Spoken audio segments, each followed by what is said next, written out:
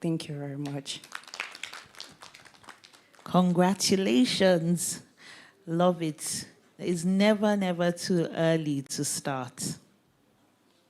All right. Yeah. Good morning, everyone. So my name is Emmanuel. I am a digital community manager. I am also into media and comms industry. So I manage portfolios for politicians. And I think this is my first time of attending an industry event like this because I saw a friend told me about this. Then I decided to join the community, and since then I've been on the lookout on the Telegram channel to like network with people who do the same thing that I do. And I'm actually expecting to learn and most importantly meet other community members and build a relationship from there. Thank you. I love it. Any community members here? Members of the if you're a community member, put up your hand now. Okay, who is not a community member? The Comms Avenue. Not yet. Is there any reason why that you haven't joined the community? Tell us. We're here. Why? Anybody wants to volunteer? Okay, you are not a community member. Have you heard of the Comms Avenue? Okay, any reason why you haven't joined? Like, I don't really know how I'm supposed to be like a member. So maybe that's why. But I've heard of it because I've attended a lot of like PRO events. So the good thing is that there are lots of community members here. So all you have to do is just ask a community member how to join. It's free of charge. And there's an opportunity to network, to learn, and it's even further broken down into chapters. So yes, there's the huge community where you have communications professionals across Africa, but then you also have the localized chapter groups. So please do join. How they say it. I hope with these few points of mine, I've been able to convince you to join the Cobbs Avenue. I'll move to this side. Anyone want to share what they do, their expectations?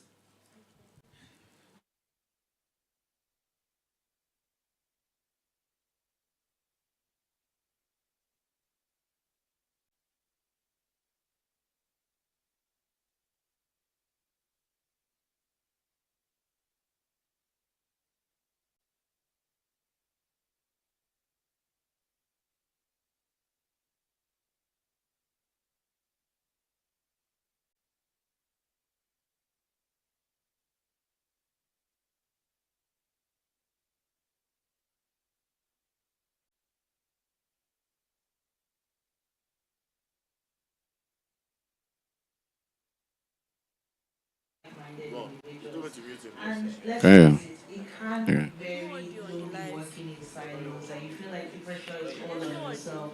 But being part of Can you the hear this community, audio? Can you hear this one? Can you hear? are you part of the Commons Avenue? Yeah, no consist. Okay, but you're part of it, so you can get her to join, right?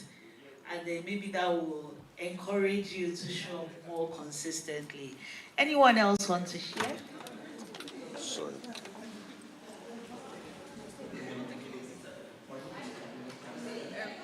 Oh, thank you so much. Okay, so thank you.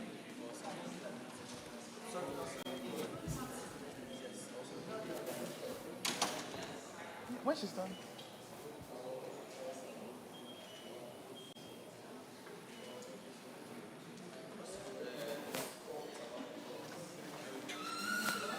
Hi, good morning. Good morning. So when you're done, I'd like to ask some questions. Okay. Yeah, thank you so much.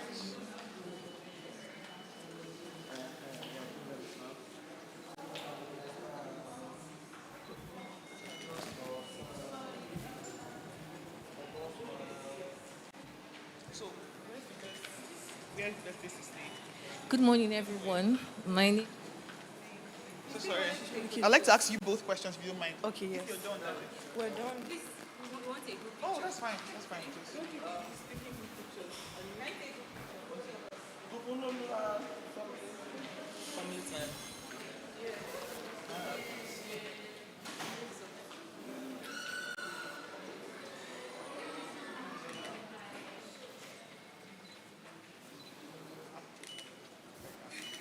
Good? All right, all right, all right. Please don't go. Not so fast, not so fast.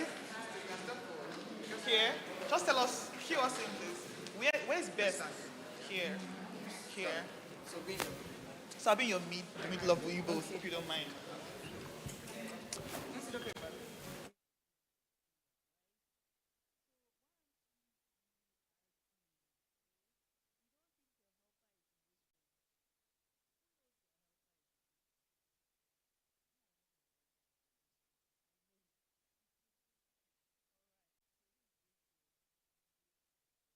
Good morning. Hello. Can you hear me?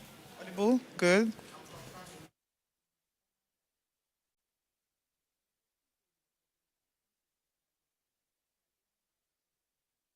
How you doing? Hi, I'm doing Good great. morning. You both look Thank lovely. you. Super Welcome. excited to be here. Yay! I'm happy you're excited. I'm excited as well. So this is the Comms Mentorship Yep. Conference. It's an official welcome Thank to the you. Comms Mentorship Conference. Thank you. Lovely to have you here Thank you. so early. Thank you. So I'll be asking you a questions, but you have to pick from either of this pack of cards. No, nothing serious. I promise. You're good. Hope it's not that deep. No, it's not. I promise you. You will love it. Okay. Just pick, pick, pick, pick, pick. Thank you. Pick. But before we go to the questions, Okay. could you briefly tell me what you do Okay. and what you look forward to? All right. My name is Tomi Bello, and I'm a communications professional. I work at a foundation, so that's development communications. And yeah, what I look forward to at this year to have some questions answered, some of the challenges I face as a young professional.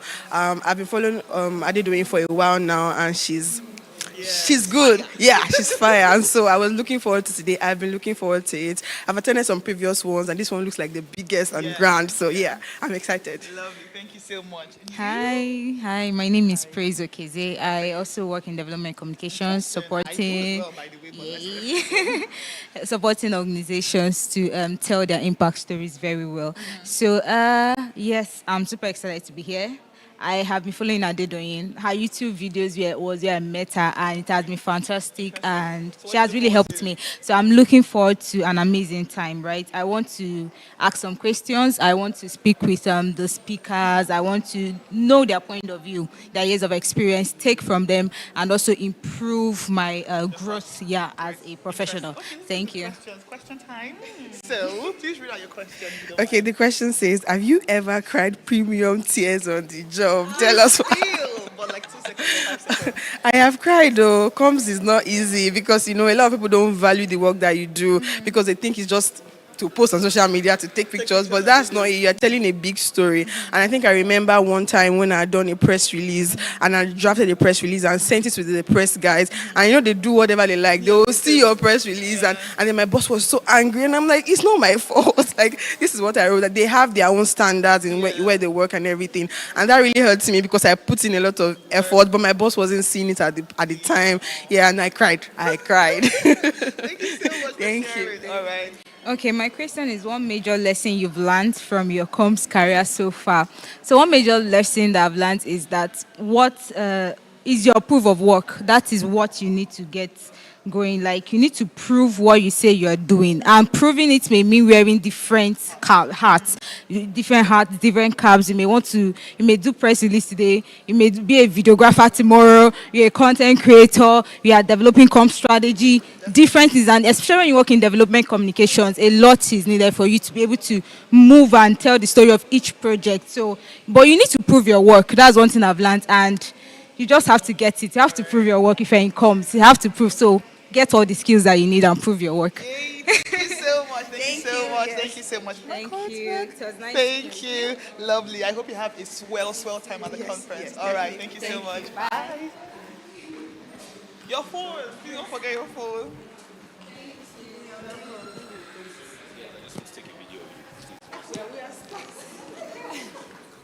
Please enjoy the spotlight. Enjoy the spotlight. Enjoy the spotlight. Enjoy the spotlight.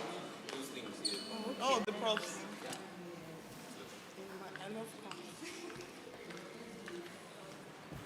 You've been paying. How you feeling? I'm still looking for the spots.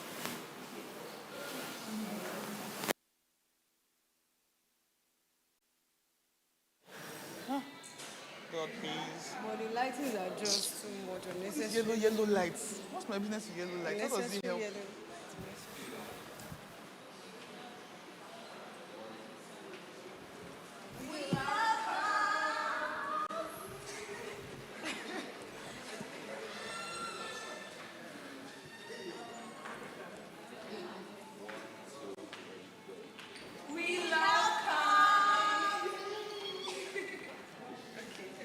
Thank you so much.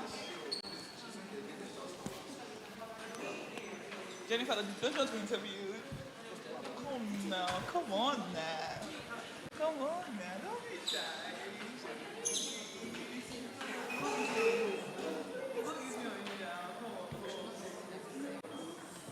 Sometimes it could be just a tweet. I don't know if you've seen something that happened, this Coldplay issue.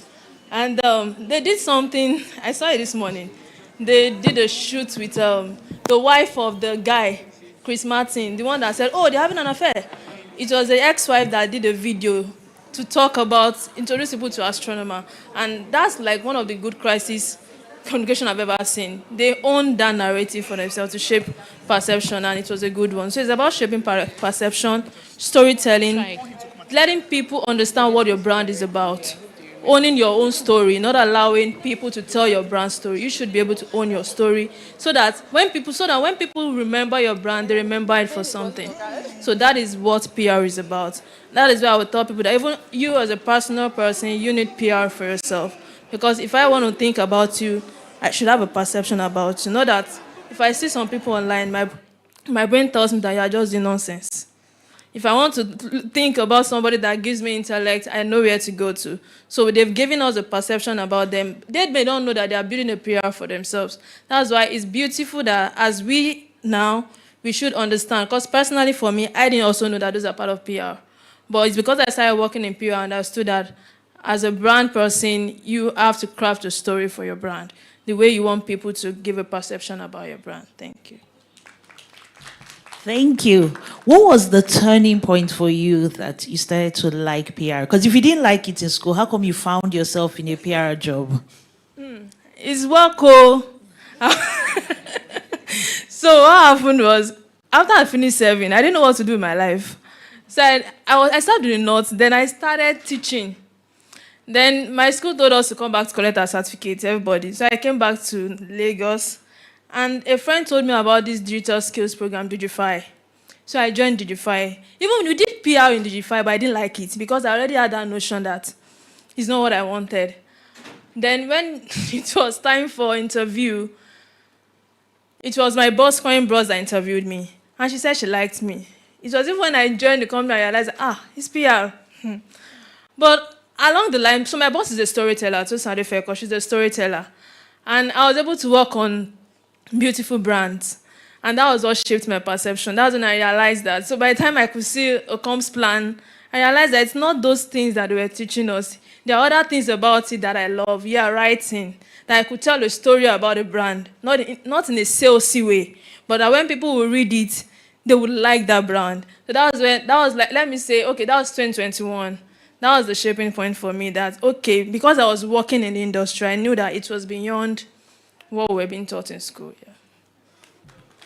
I love that. And I'm hoping that some people who might still be on the fence when it comes to comms, PR, after today, they'll probably have a change of mind and be like, okay, maybe I should explore this. Now, who's someone that didn't want to go into comms, didn't want to go into PR, and now loves it so much? Is that you? Let's go. Sharp shoot. Anybody else? Okay. Who has always known that they're going to do PR, they're going to do comms? Okay. I'd love to hear your story. Good morning, everyone. My name is Elizabeth, and I am a comms associate, like my colleague here. And I've always wanted to join PR, but the primary reason why I decided to go into public relations was the fact that I never liked being on camera. if you know, as a mass communication student, everyone assumes, oh, you're going to cast news, your end result, you're going to end up on camera. I never liked it from the start. But as I got into mass comm and I saw the different branches, because mass communication is very diverse. There's diverse fields, but it's not like, the random or normal notion that people have that they think, oh, you're just going to read news for the rest of your life. And I never liked it. And when, during the course of my study, I think 300 level, that was when we went fully into public relations. I was like, okay, there's a way I can work in silence. I like this. I just want to see my work out there. I don't mind being, just there or being. I just wanted to work at the background. I just see my work and be like, oh yeah, I did that. Oh yes, I did this. So from the start, I always liked PR from the start. And as soon as I finished my bachelor's degree, I went for my master's as well. And since then, it's not been a smooth ride. I'm not going to butter you up. It's not hard as well, but you enjoy it as long as you're devoted, you have the passion for it, you'll enjoy it. And now I think I'm almost a year into public relations, and so far it's been really, really insightful. I've learned a lot, and I hope to, still go. So actually, I came here to gain clarity because believe it or not, even people you see and then you feel like, oh, this person already has it all. This person already knows what they want. Sometimes it's not like that. So now I'm just here I'm here to gain clarity, in just basically gain clarity, and then meet like-minded professionals like myself. Thank you. And we hope you do gain that clarity. And I think it's for everyone. With the rapidly evolving media landscape, things are changing, technology, AI. You just sometimes need to pause and catch your breath. You can find yourself asking those questions like, am I in the right place? Do I need to change? And it's okay if you do, and it's okay if you still maintain. But it's good that you're here, because when you listen to other people's stories, especially those who are much more experienced, you can pick out things. But then there's also a part that we can learn from people who are just coming in, because they bring that fresh perspective. I think we just have time for one more contribution. Okay, I love it. Okay, thank you. I didn't want to stand up before, but I think the reason why I love PR, aside from the fact that, I write, I tell stories a lot, it's because there is money in PR. So I told myself that if there is money in this industry, then I'm going to stick there. I love it so much that I had to go back to school last year to start a second degree at MIVA Open University, just because I want to tap that industry. And also, I think one of the things that also inspired me was the fact that I think 2 years or 3 years ago, I worked with a politician who was running for the office of the House of Representatives in Ikeja local government. So because I was good with content and all of that, he just called me, Emmanuel, come, I need you to do this. I didn't know it was PR or media or something. If this guy had to engage an agency, he's probably going to spend a lot. But because I'm connected to my friends who does graphics, I'm good normally. So I just set up the team and everything. To cut the long story short, the first meeting he had with me, he said he's volunteering. He did not promise us anything. So he was always giving us data money. We managed his campaign. I was coming up with content. I know who you are, but for the sake of our online audience, do you mind? I think that's one of the hardest things to do, to introduce myself. My name is Chuka Obi. I think that's the best. I'm a creative, and I have been opportune to hold creative director positions in various agencies, GDB, Publicis, Riot, Connecting Bridge, and currently the Director of Creativity and Innovation at Globacom. Interesting. Thank you so much for doing us the honors. So, very quick question. What is one skill that you think every communicator must learn or hone in 2025? Moving forward. The skill of telling the truth. Oh, interesting. So, a lot of people think that communication is about how snazzy it is, about how funny it is. No, it's about how much you know a product and can tell its truth in the most creative way and communicate it. So when you communicate it, it's not necessary. Sometimes communication means you need to strip it down. Sometimes it means that you need to embellish it. Sometimes it means that you need to not use words at all. So it's just about being able to tell the truth the right way. Oh, I see what you're creative director, so I love you to have you here, and I look forward to your panel session. Thank you very Enjoy much. the rest of your You stay. too. Thank you so much. Thank you, Mr. Chuka. Community manager. So I manage communities, build communities, and all. So I'm used to, a lot of virtual sessions and all of that. So it was easy for me because I work with a couple of brands. And it's not easy for me to say I want to go back to a four wall of the school right now. So that's why it's easy for me to just study online because most of my work is digital. So yeah. Are you learning a lot? Of course. I'm having my exam next month. Yeah, thank you. I asked that question because sometimes you finish your first degree and you're like, thank God, let me just rest. I haven't yet done my master's. I've been thinking, should I not? But it's good to hear, like, is there really value for it? And can you apply it? And I think that's the beauty of a course like mass communications. They're constantly adapting it to suit the requirements of the market. So well done on you to doing your second degree and being very intentional. Like, they bagged me the first time. It's not going to happen again. But you see, that's why it's important to be in a community. Are you part of the Comms Avenue? Okay, so you see, you're in a community, you're coming to an industry event, you're going to learn, you have an opportunity to ask questions, and next time around the politician comes, you know what to do now. Yes. Yes. Who else wants to make money? I want to see someone that wants to make money from PR. That wants to make money. You're very clear. It's not just, I want to follow my passion, I want to change the world.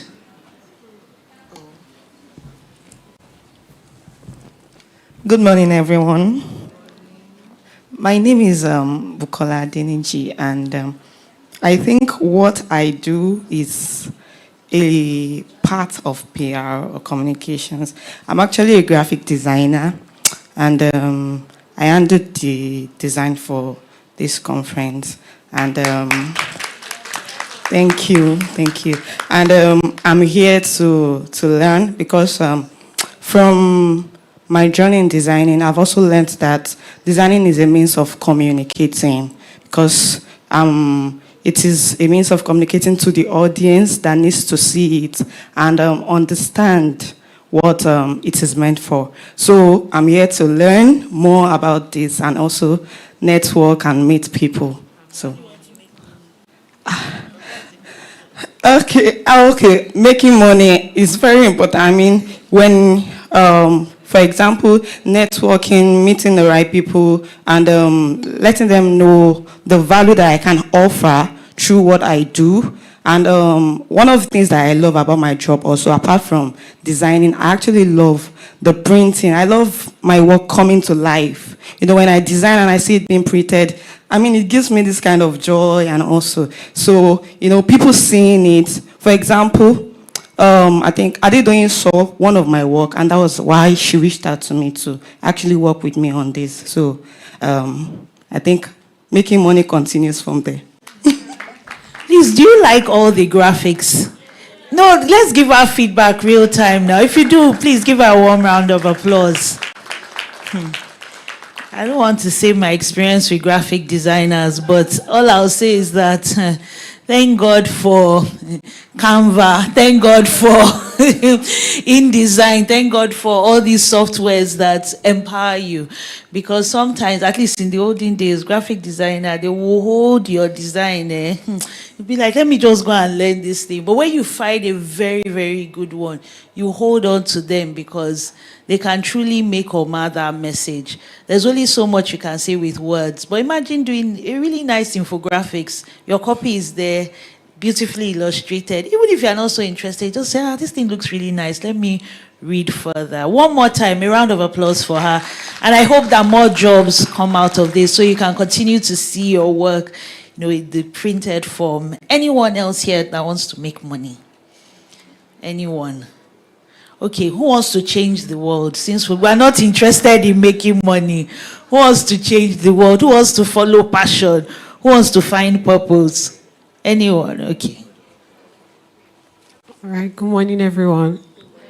My name is Uche Eziani. Okay, I want to follow passion, but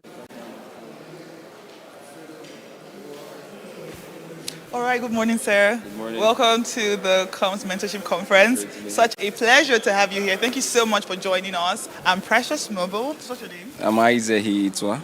Say again. Aizehi Itwa. I'm sure you always get that. Yeah, I'm used to it. So what do you do? Okay, I'm the founder of AIM1 company. Okay. Yeah, and the vice president of marketing and communications at Awari as well. Interesting. So very quick question for you. What do you rate communication should be? As brief. Easy to understand. Okay, that's it. That's communication. I think that's fundamentally the essence of communication. That Easy to understand. one can. Because when there's noise, regardless of the noise, you've not communicated, right? You get negative feedback. So if it's easy to understand, you've communicated, regardless of the jargons. All right, thank you so much. What do you look forward to with this Mentorship Conference? Yeah, stop being humble. It's fine. We could deal with it. I'm trying to I'm trying to pour as much as I can within the short time I have, into the minds and also learn from other speakers as well. I'm very passionate about imparting, to young professionals, and I think Ade Doing is also big on that as well. And this platform is a wonderful one. So yeah, I look forward to doing that too. All right, thank you so much, Mr. Aizehi. Aizehi. Yeah, good. Aizehi. Thank you so much. Thank you so much for your time. All right, thank you. We're good. When you are holding the mic, hold it. maybe oil and gas, maybe fintech, all those kinds. So yes, that's it. Thank you. Thank you very much. Please give her a round of applause. I noticed that someone very special walked into the room while we're doing our little Q&A and engagement. I'd like us to give her a resounding round of applause. She's looking very beautiful. Don't let the fine face deceive you. She hasn't had much sleep this past few weeks, making sure that this became a reality. It's something when someone decides that, I want to give back, I want to pour into the lives of others, I want to share, I want to be a river and not just keep everything as a reservoir.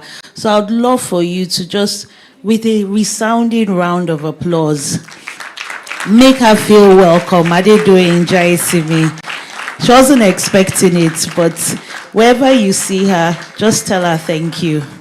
Tell her thank you. If you want to squeeze something, that's up to you, but tell her thank you because you're not paying a dime, a kobo, and you're here.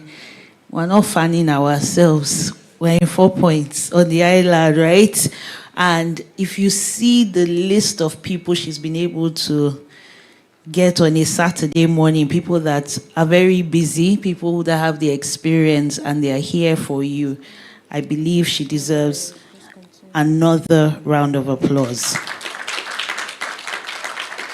Yes, and to all our speakers, I'll still be introducing them. Some have come exceptionally early just to ensure that they can even hear from you so that they know how to tailor their answers to meet you at your point of need. So all our speakers, we want to just appreciate them. A round of applause.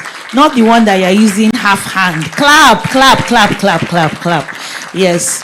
And when you see them, you can tell them thank you. And another way you can do this is to post online. These days we want to see things trend, we want to see things go viral. But I think it's more important that we're putting the right content out there. If we're going to rely on AI and rely on ChatGPT and the likes, they work on what is there. So if the right thing is not there, that's what they're going to be pulling from. So it's our duty to ensure the AI is smart and intelligent and is giving us the right information. So we definitely want you to post. We want you to engage. We want you to flood the timelines, WhatsApp stories, your IG stories, X, Threads. There are so many now. Snapchat, Facebook, LinkedIn. There are so many of them. We want you to post. Use the hashtag, that is hashtag the CMC 2025, to ensure that the word goes out there. And for those who haven't joined today, either physically or virtually, they will know that the next time around, they cannot afford to miss it at all, at all. So I'm hoping, that I can see how many people now that I'll see multiples of everyone here, because we're all on social media, are we not? Yes, so you can take down the notes, some on your phone, later on go post videos, recordings, everything. Let's get the word out there. And it's also a way to let those who have sponsored and supported know that this has been worthwhile. So I'm trusting that you will all do that. I'd like to warmly welcome everyone. I know we've had a bit of interaction before we started this officially, but I would like to say good morning to all our distinguished... It's such an honor to have you join us this morning. Joy to be here. All right, so please, what's your name and what do you do? My name is Lesi Jolu Eite Eric Wabuzo, and I work with the Combs Avenue. Okay, I serve as the executive director at the Combs Avenue. All right, thank you so much. All right, so could you briefly tell us what you look forward to happening or receiving at this conference? Okay, so the focus of the conference is connecting younger people with seniors and having real questions answered. Sometimes you're wondering what the future will hold for you and you don't have any frame of reference. All of the speakers here today are coming to let you know how things are, no holds barred. And that's the whole point of it. It's mentorship, it's one day, but ask those questions and hear from people who have navigated the turf already and conquered. Oh, interesting. Thank you so much. My pleasure. Okay, so we have cards for you to pick. Just pick one card. Oh my. And whatever you pick, you answer the question. Hey, don't set me up. Don't set me up. Set up, promise. Okay, can I tilt this? Yeah, you can. Okay, yes. Good. Have Very I ever briefly, cried? we know we have episodes, but just okay. tell us one. I think it was like. So I had a campaign. It was a walk, an advocacy walk, and my T-shirt vendor kept pushing the delivery date. And because it was such a huge part of our brand identity, I wanted to be able to see the shirts. Beforehand. They came the day before. Like literally the day before. So our plans for distribution, sending them to the people ahead. And it was not due to lack of planning. It was really... Just the vendor being... Yes. The vendor. So did I cry premium tears? Yes, I did, because I had a nightmare just imagining that there were no shirts. Imagining that the shirts came and they looked ratchet. But thankfully, it all worked out. But it taught me something. You can never be too prepared. And you can never do things too early. So now I try to make sure that things are done way ahead of time. Yeah. Thank you so much. My pleasure. Hope you have a swell time at the conference. I intend. All right. Thank you so much. Bye. Bye-bye. Your response. Oh, thank you. Because I know Saturday evening we still have a lot that we can do. So yes, please continue to engage with us, and we'll be going straight to our welcome address. But before then, it's important that I give honor to whom honor is due. And as I said, it takes a lot to put this together. We're not paying any fees. We're here and already we're learning so much in a very conducive environment. So I just want us to put our phones away, put the water away, because the kind of clapping I want, it does not need any obstacles. I want the hands. If you need to stretch the hands, because we want to acknowledge our sponsors and partners.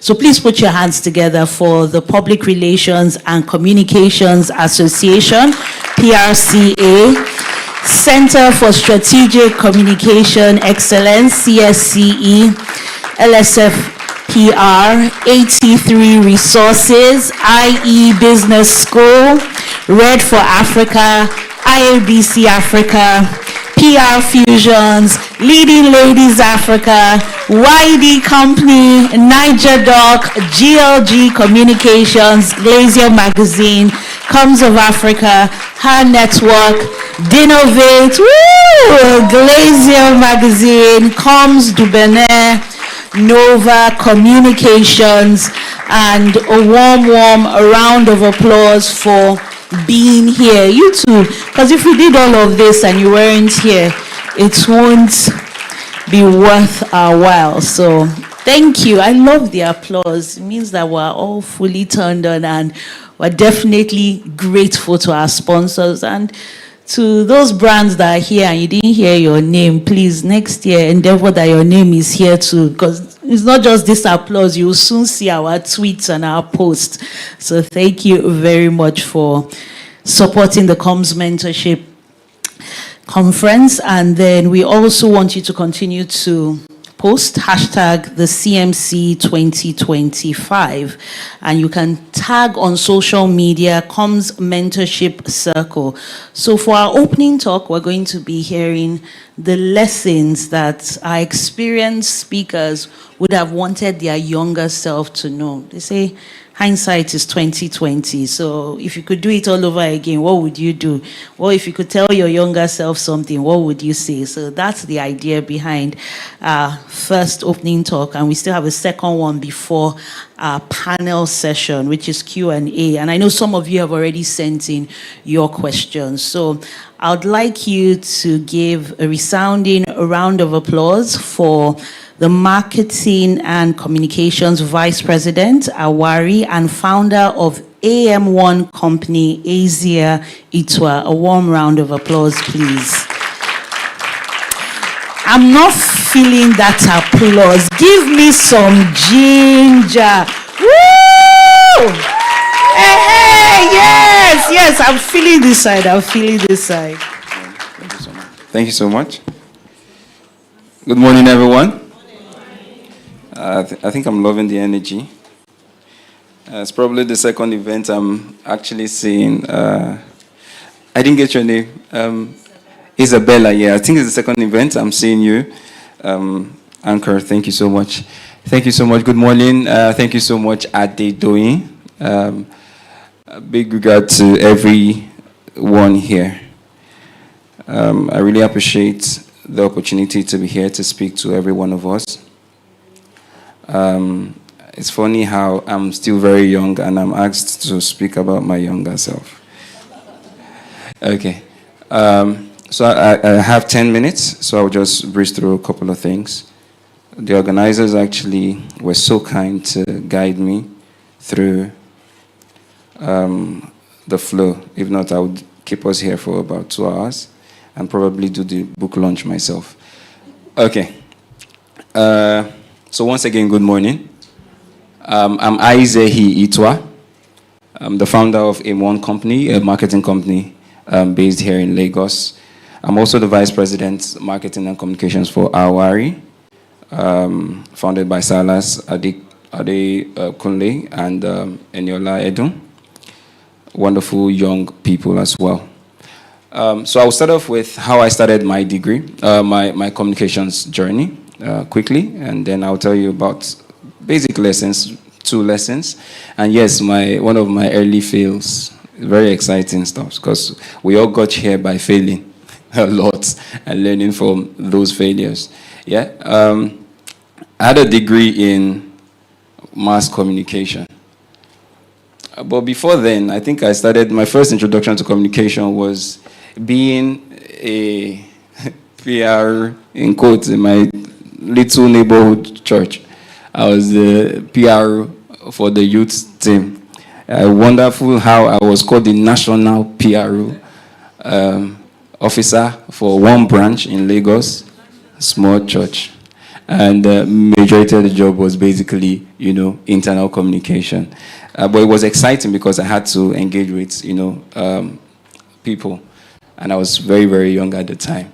But coming out with a degree in communications also had me go work with the media. So I had to do a bit of journalism for a minute. And what that did was exposed me to the back end of that channel of PR, which is media, understanding how the journalist would think, how the editor would think, and then seeing how brands try to tailor this narrative, right, and leverage these channels for reputation management, obviously to trigger, mutual understanding. But it's very essential that we have that understanding. Think from their lens so that it's easier for you to then pass your message across. We tend to have certain negative feedback when we do not manage that end better. You see publications going out and not carrying what we want, the bit of controlled and, uncontrolled information as the case may be. So if you understand how they work, you know how to pitch better, you know what gets, published as much as possible. So that really helped me.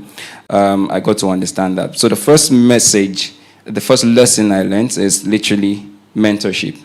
So if I was to talk to my younger self, I would have gotten, a lot of mentors earlier in my career. I got to know that later on because I learned a lot, on the job. So mentorship is literally your shortcut with legs. I got to ride on the shoulders of certain experts within the marketing communication space, and that gave me a leap, in my career, because I was not too scared to ask them for guidance. I was not too scared to come into the room with and ask for what I wanted. And that was the basic thing I learned, from my mentors, is don't be scared to walk into a room. I remember one of my bosses, who ended up being a very wonderful mentor, told me, if you're not invited to a meeting, walk into the meeting and tell them a seat is missing. And I was like, the list of directors, how can I do that? He said, because you would bring value to that room, basically. And if you're not then invited, create a table for yourself. So in two ways is that if you do not then have access, what we see here is that Adedoyin doesn't have to be invited here. She has created the table for all of us to sit, right? So if you have the capacity to make that happen, it's very essential that you do that. Be audacious enough to ask for what you want. The worst thing you can get is no as a response, okay? Also, my mentees that I've actually worked with at the CMP, I think a round of applause, please, for Adedoyin and the team at the Comms Avenue for that, please. Because it inspired the AIM1's marketing communications mentorship program that we had as well. And basically, is that your career is not just a ladder or a pyramid. It's like an hourglass. And that's what I tell my mentees most times. Is that when you're just starting off, you are gathering. If you notice the shape of the hourglass, you are gathering. It's broad. It's essential that you allow yourself to be used because you are gathering. You're curating ideas, you're creating experiences. Let them use you. Don't say, I don't want them to use me. No, let them use you. Say yes to being used. It's understandable because at that point you are gathering enough. It will get to a point where your technical expertise will not be relevant. I bet you. And that's because you have grown, you have gathered enough at the base, networking from people, getting experiences, learning the basics.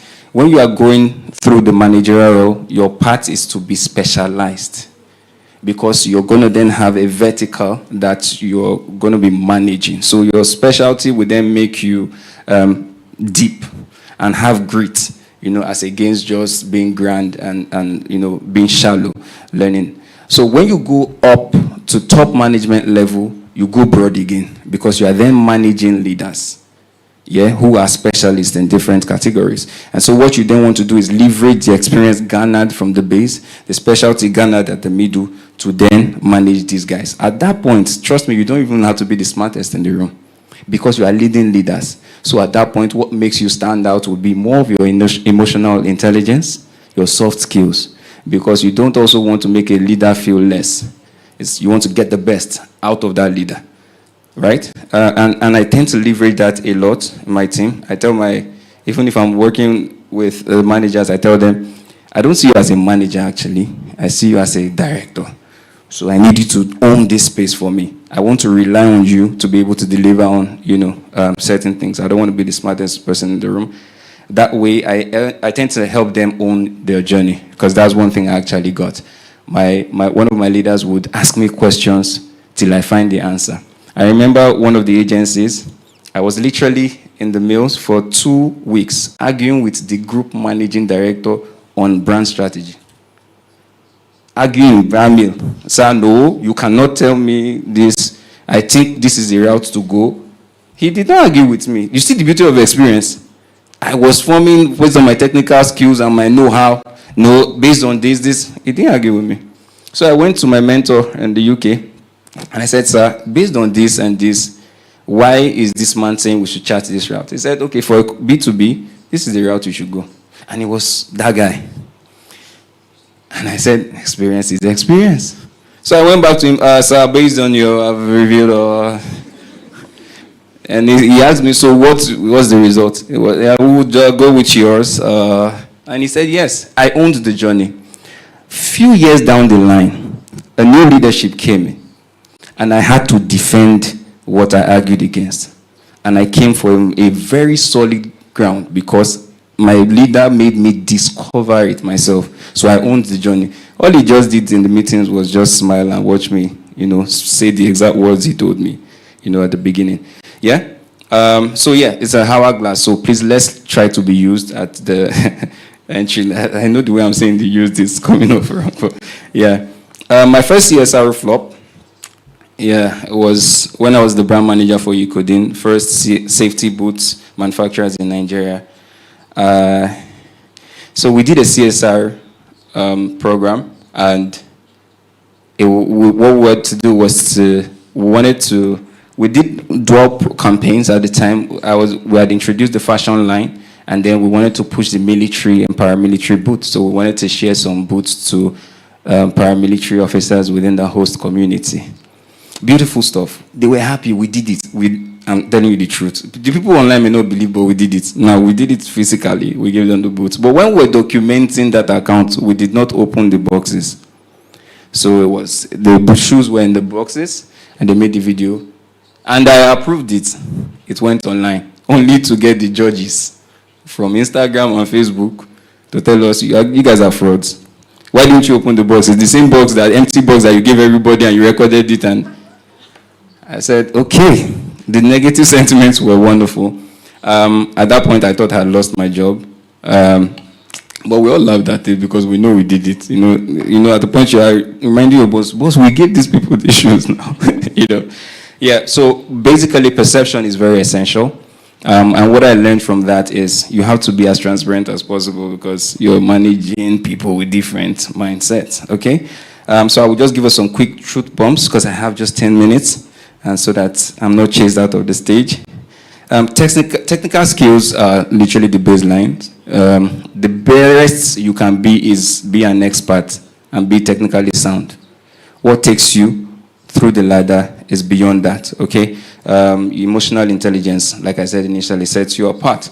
I remember in my early years, I asked one of my bosses, and I said, sir, what would make me get to the director level at a multinational? And he said there are three things. One, is either you are liked, by certain people, not because you are good, just because they like you. Another reason could be that it's either you are too good, they cannot deny, but they don't like you, so they have to give you the role. But where you want to be is in between, that they like you and you are good at it. So there's a level of, he said, it's why you're a no-nonsense guy. But there's a level of nonsense you have to take. And that's where emotional intelligence comes to play.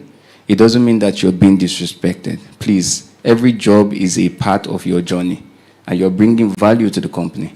Yeah? So what you then have to do is people management, vertically and horizontally.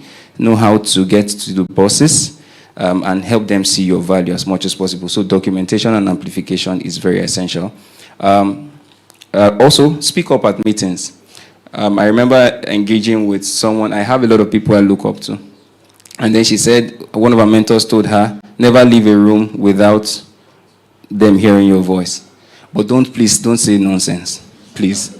If you don't have the wise words to say, just keep quiet and absorb. Know you're learning, but ask questions. Let it be known that you came there, right? Even if you live there in 6 months, let it be known that you came there. And that was one thing that actually helped me when I worked with the alternative bank.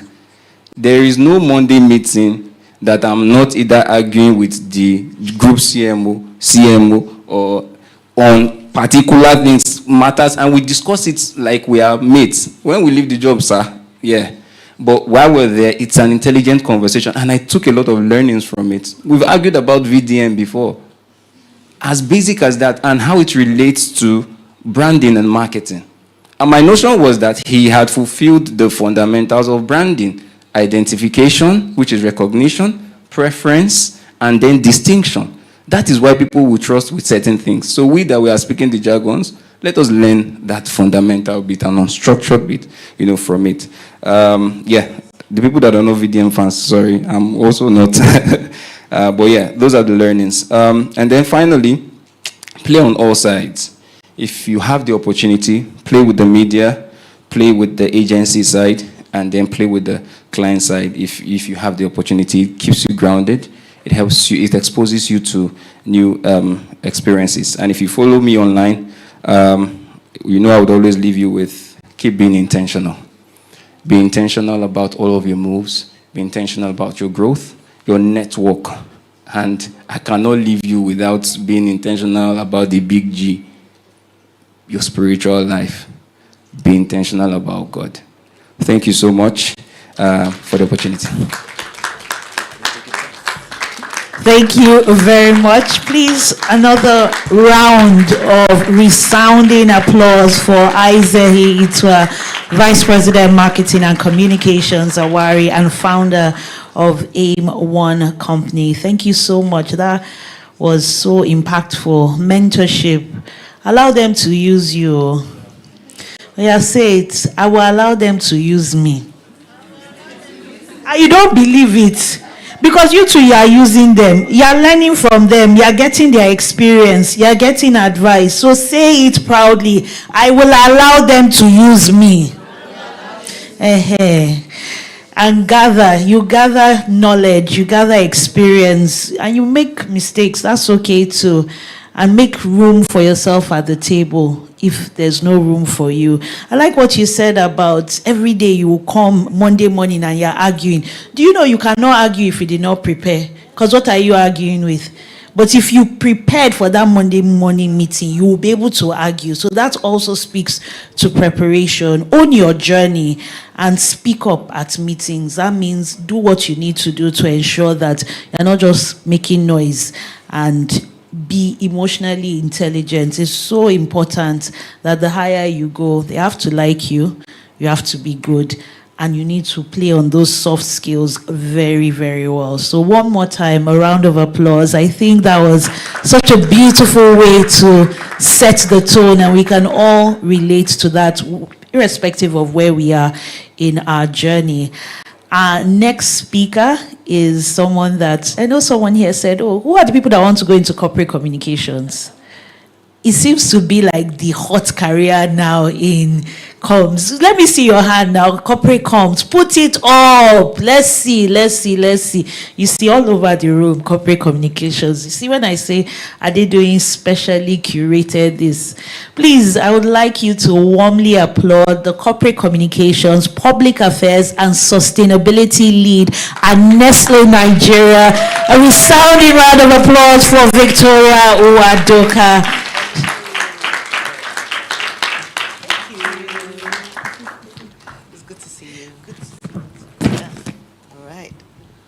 Okay, and the secret that you don't know is that she was in corporate comms. She was in Nestle before I got there. So everyone will say, do you know Isabel? I said, I don't know who Isabel is. She left the nest. Maybe she'll come back to the nest. Who knows? Good morning, everyone. My name is Victoria, and it's really delightful to be with you. I am a communicator, and I am proudly public relations. This is my life. And I'm grateful for every opportunity that public relations has brought to me. That is how I got where I am today.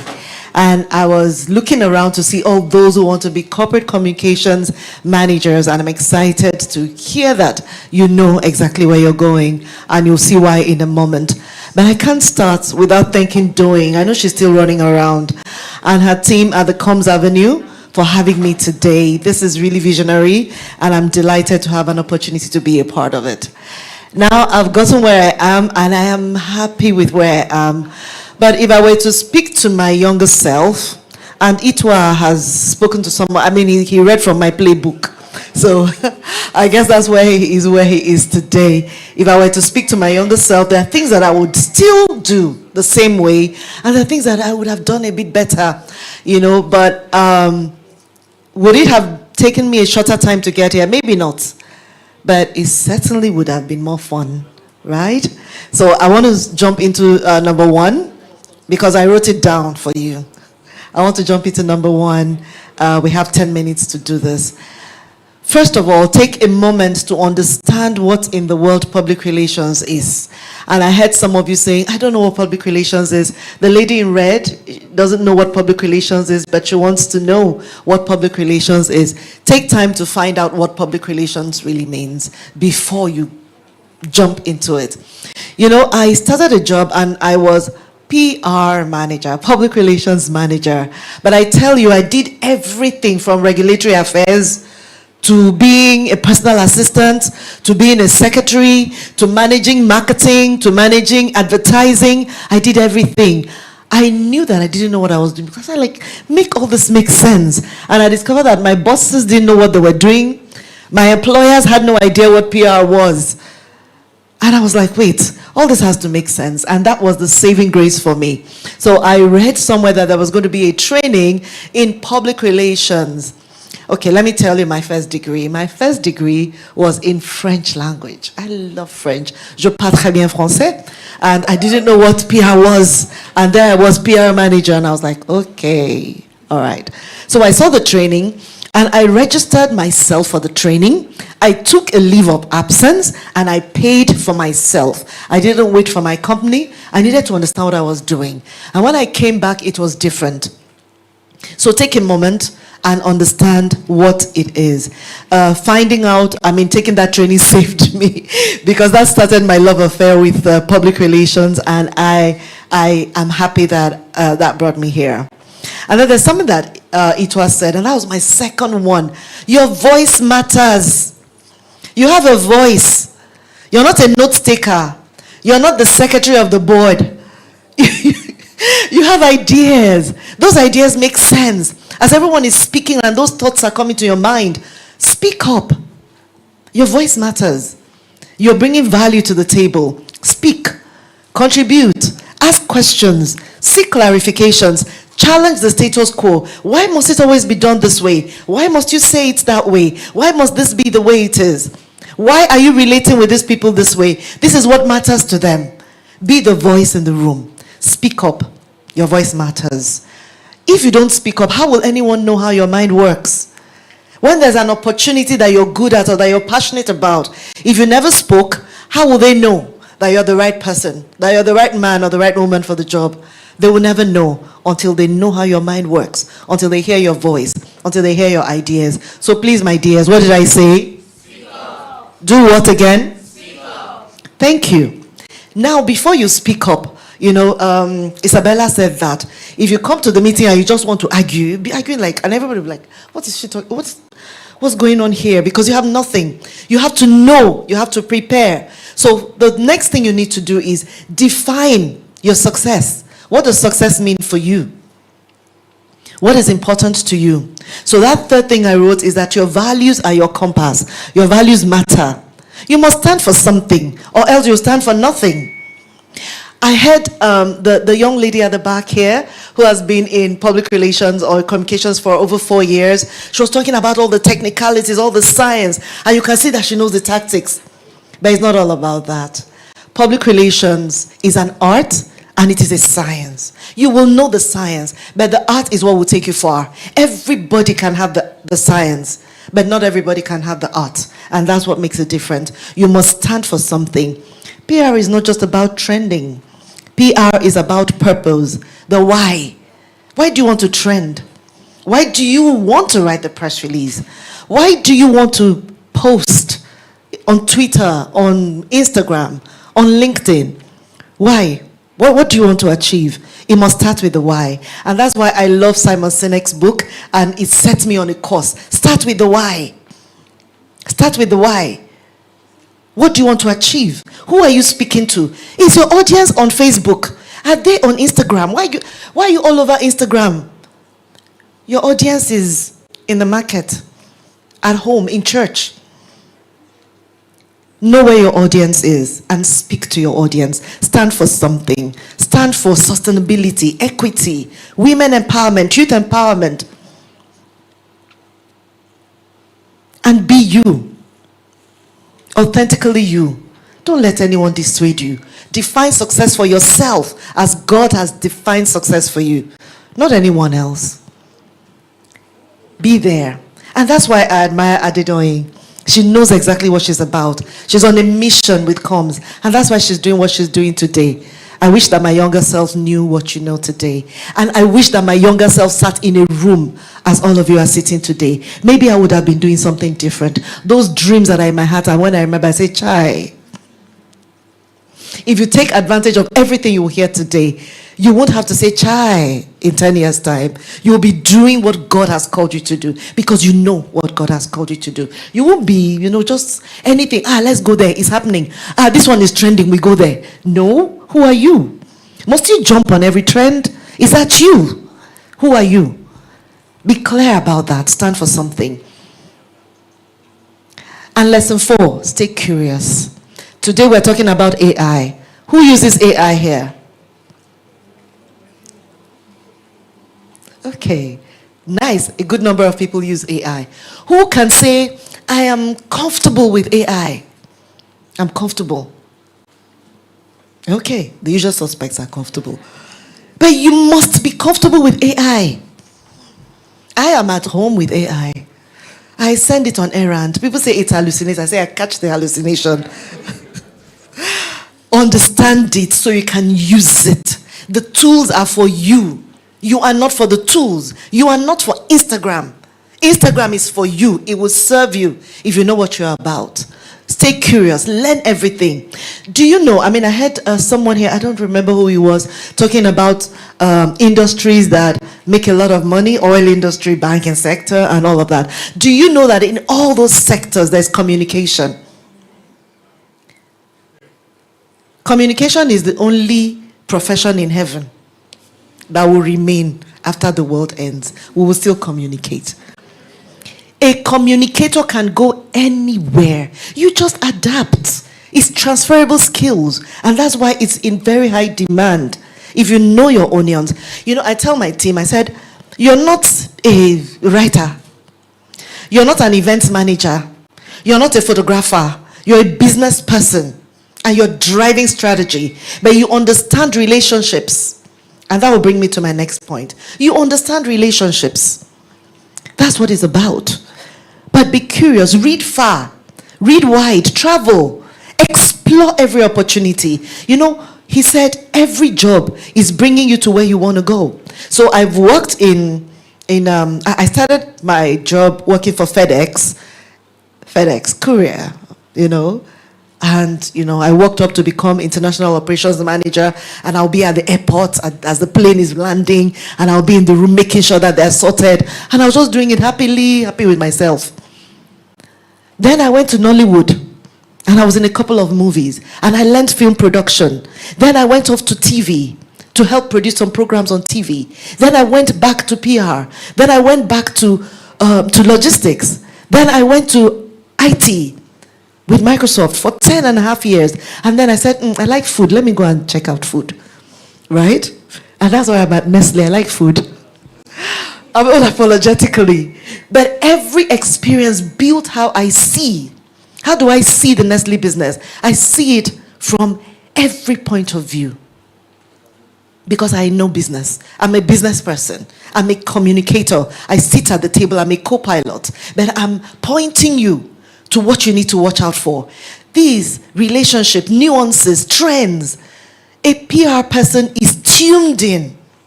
You're the connector. You're the glue that brings this all together. And you must understand that. That means you must understand all the business. Don't sit in your corner and say, when you finish, bring me the right thing. No.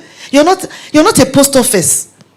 You are helping them drive strategy. Why do you want to say this? Why do you want to do this at this time? What is the impact on the environment, on the people that you're dealing with?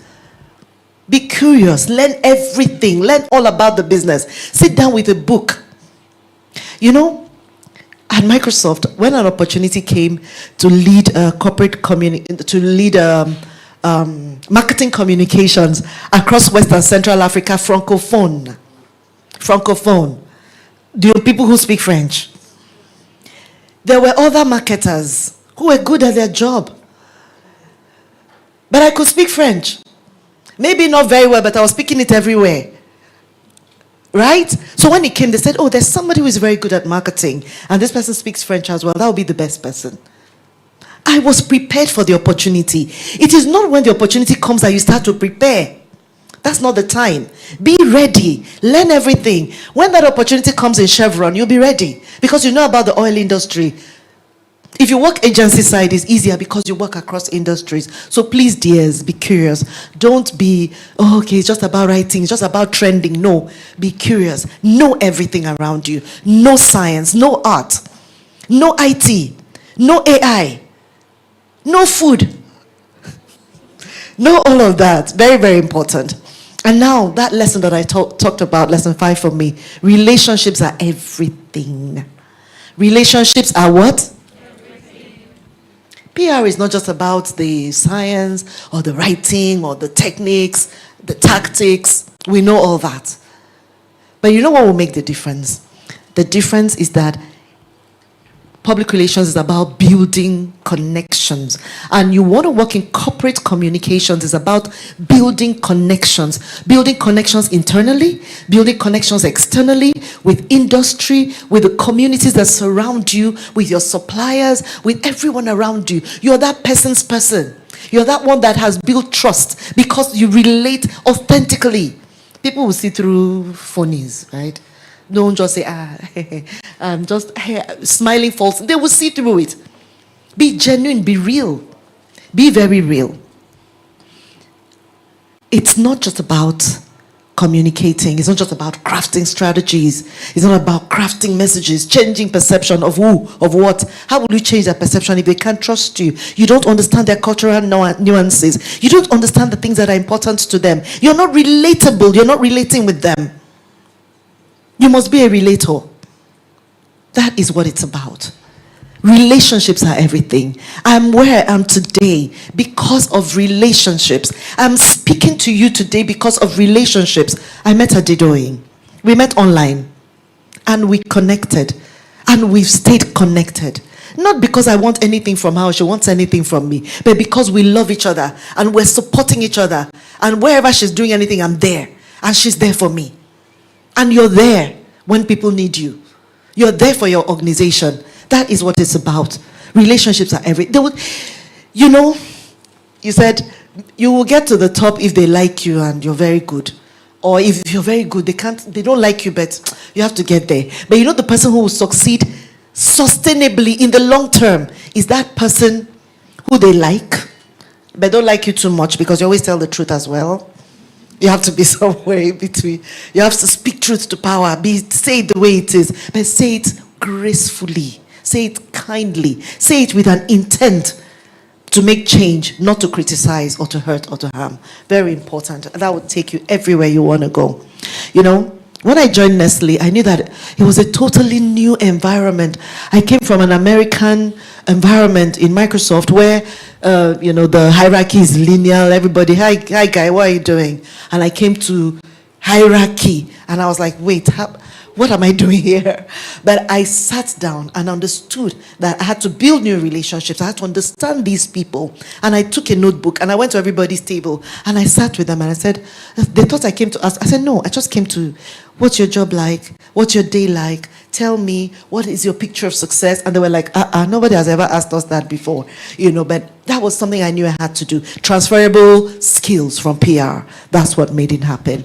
And these relationships have helped me to build the team that I've built and build the relationship that I have and build the community around Nestle today. That is what has helped me. So this is the way to go. PR is a people business. So be intentional about nurturing those connections. And then finally, my charge to you in a few words.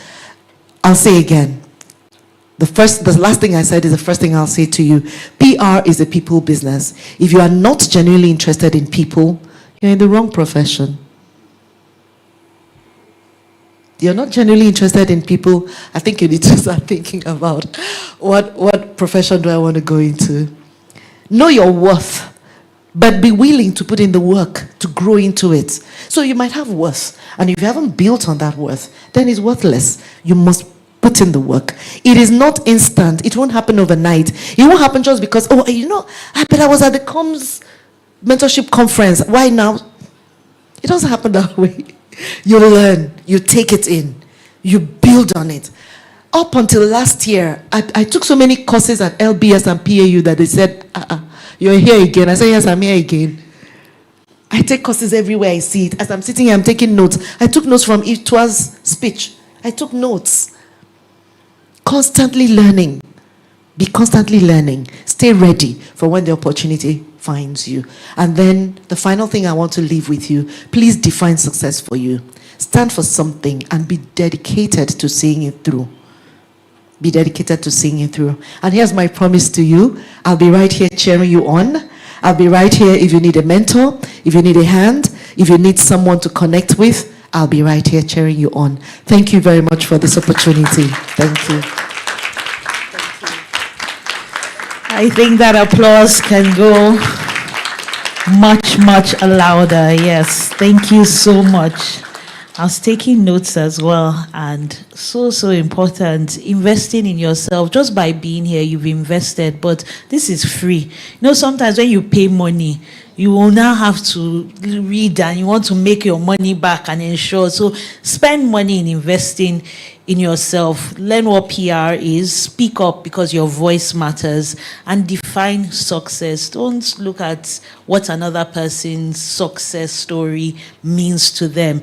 For some people, it's I want to go viral. I want to have 1 million followers. Other people is totally different. It's down to you and your values. And I love how both speakers, without planning it, have spoken about the intentionality about your spiritual lives. You cannot remove God from everything because He will still speak to your purpose. And if you're really supposed to be in PR, then you have to be a people's person. I think we should repeat that. PR is a people business. No, it's loud. Are we sure that it's really a people business? If you know that it is, one more time. Yes, it is a people business. So you invest in people, relationships. She mentioned about my time in Nestle. I did corporate communications. I left 10 years ago. But you know that I still work with some of the media professionals. So sometimes people come and say, oh, I would like you to handle this campaign. Imagine if I haven't invested in those relationships. 10 years later, I can still call on people. And sometimes it means showing up for people. Going to Okoko Maiko or going to one far place to attend somebody's wedding, or someone gives birth, showing up, someone loses a spouse or loses a parent. So important. You really need to invest in relationships, and then you need to know your why, because that will drive you. Your why will be different from the next person's why. And your values, let's hold on to that. In a world where everybody's doing anything these days for cheap publicity and virality, what will keep you grounded is your own values. Please, one more time, a round of applause for Victoria Uadoka, Corporate Communications, Public Affairs, and Sustainability Lead at Nestle Nigeria. And what I love is that she says she'll be right here cheering you on. If you do want to connect with her, mentorship, advice, she has already said, yes, you can. So all the people that their hands were up, corporate communications, this is another reason why you should be here. The opportunity to get mentorship just like that. So I'm going to move to our first panel session. And I know that the opening talks, you didn't have a chance to ask questions. But who here has sent in a question earlier on? Anyone sent in a question? Okay, but you can see the QR codes. I think there's a QR code. I'll also call it out where you can drop your questions. bit.ly/the, that's THE in sentence case. So capital T, lowercase h and e, then all capitals CMC 2025. So bit.ly/the CMC 2025. And the QR codes, I can see one there. Maybe we'll bring it out so that you're able to scan the code where you can drop your questions. But we want you to ask career-related questions. We want you to make the most of this panel session. So I'll start by inviting our moderator, a development communications professional. A warm round of applause for Kenneth Oyeni. If I was the moderator, I would not come out to give me ginger, give me energy. Yes. Thank you. Next, we have our panelist, International Development Leader and Director of Sustainability at IHS Nigeria, Mrs. Titilope Oguntuga. A warm round of applause, please. I beg your pardon, sorry. Sheyi Amao, Head of Brand and Communications, Core. A warm round of applause, please. Applaud, applaud. The energy has to be maintained all through. Yes. And our final panelist will be Head Corporate Relations for West and Central Africa, Daejo, Godfrey Adejumo. Please put your hands together. Let the applause keep going. Let the whole of 4 Points know that something is happening here. All right, we have 15 minutes, but if you can do it in 45 minutes, I'll appreciate that. So I'm appealing to our moderator. Thank you. All right, thank you so much. Yes. Good morning, everyone. All right. I will start with the fact that I'm excited about this opportunity. I'm excited for this opportunity. I'm excited to be sitting amongst industry giants, and I'm excited to have experienced secondhand their own experience. So we'll start with that. But as the host mentioned, I'm not here alone. In fact, my presence here is, I wouldn't say insignificant, right? Because there are two people, one by my right, one by my left. Did I get that right? Right, yes. One by my right, one by my left. Sorry, I'm sometimes directionally challenged. One by my right and one by my left. And they're here basically to answer questions that you have, questions that have been plaguing you. They've been introduced, but allow me to reintroduce them to you in a way that I believe fully captures their essence. Because during the introduction, it was about, just come on board, come on stage rather. But I would like to give you a brief history or a brief background to the people that you're seeing seated in front of you to understand that, allow me to say, you're seated in the presence of greatness. So I will be going through their bios just shortly to give you an idea into their history, their work history.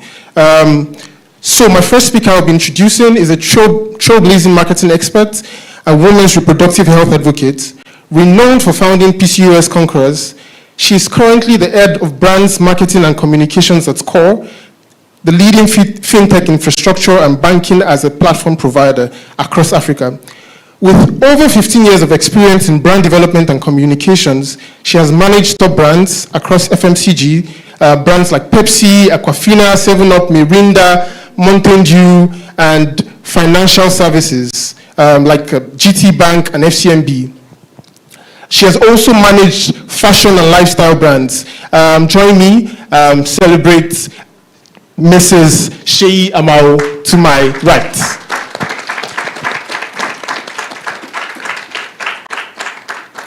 All right, to my left is a seasoned top performing corporate relations business leader with extensive experience in policy advocacy, campaign planning, implementation, sustainable business, corporate social responsibility, and strategic corporate communications. With over 15 years of experience, he has contributed to the reputation management of different multinationals across sectors, Diageo, Unilever, MTN, and more. As the head of corporate communications and Diageo West and Central Africa, it supports the business with policy issues, management, and advocacy to enhance and drive its purpose to make positive socio-economic impact through its brands and operations by celebrating life every day and everywhere. Make welcome Mr. Geoffrey Adejumo.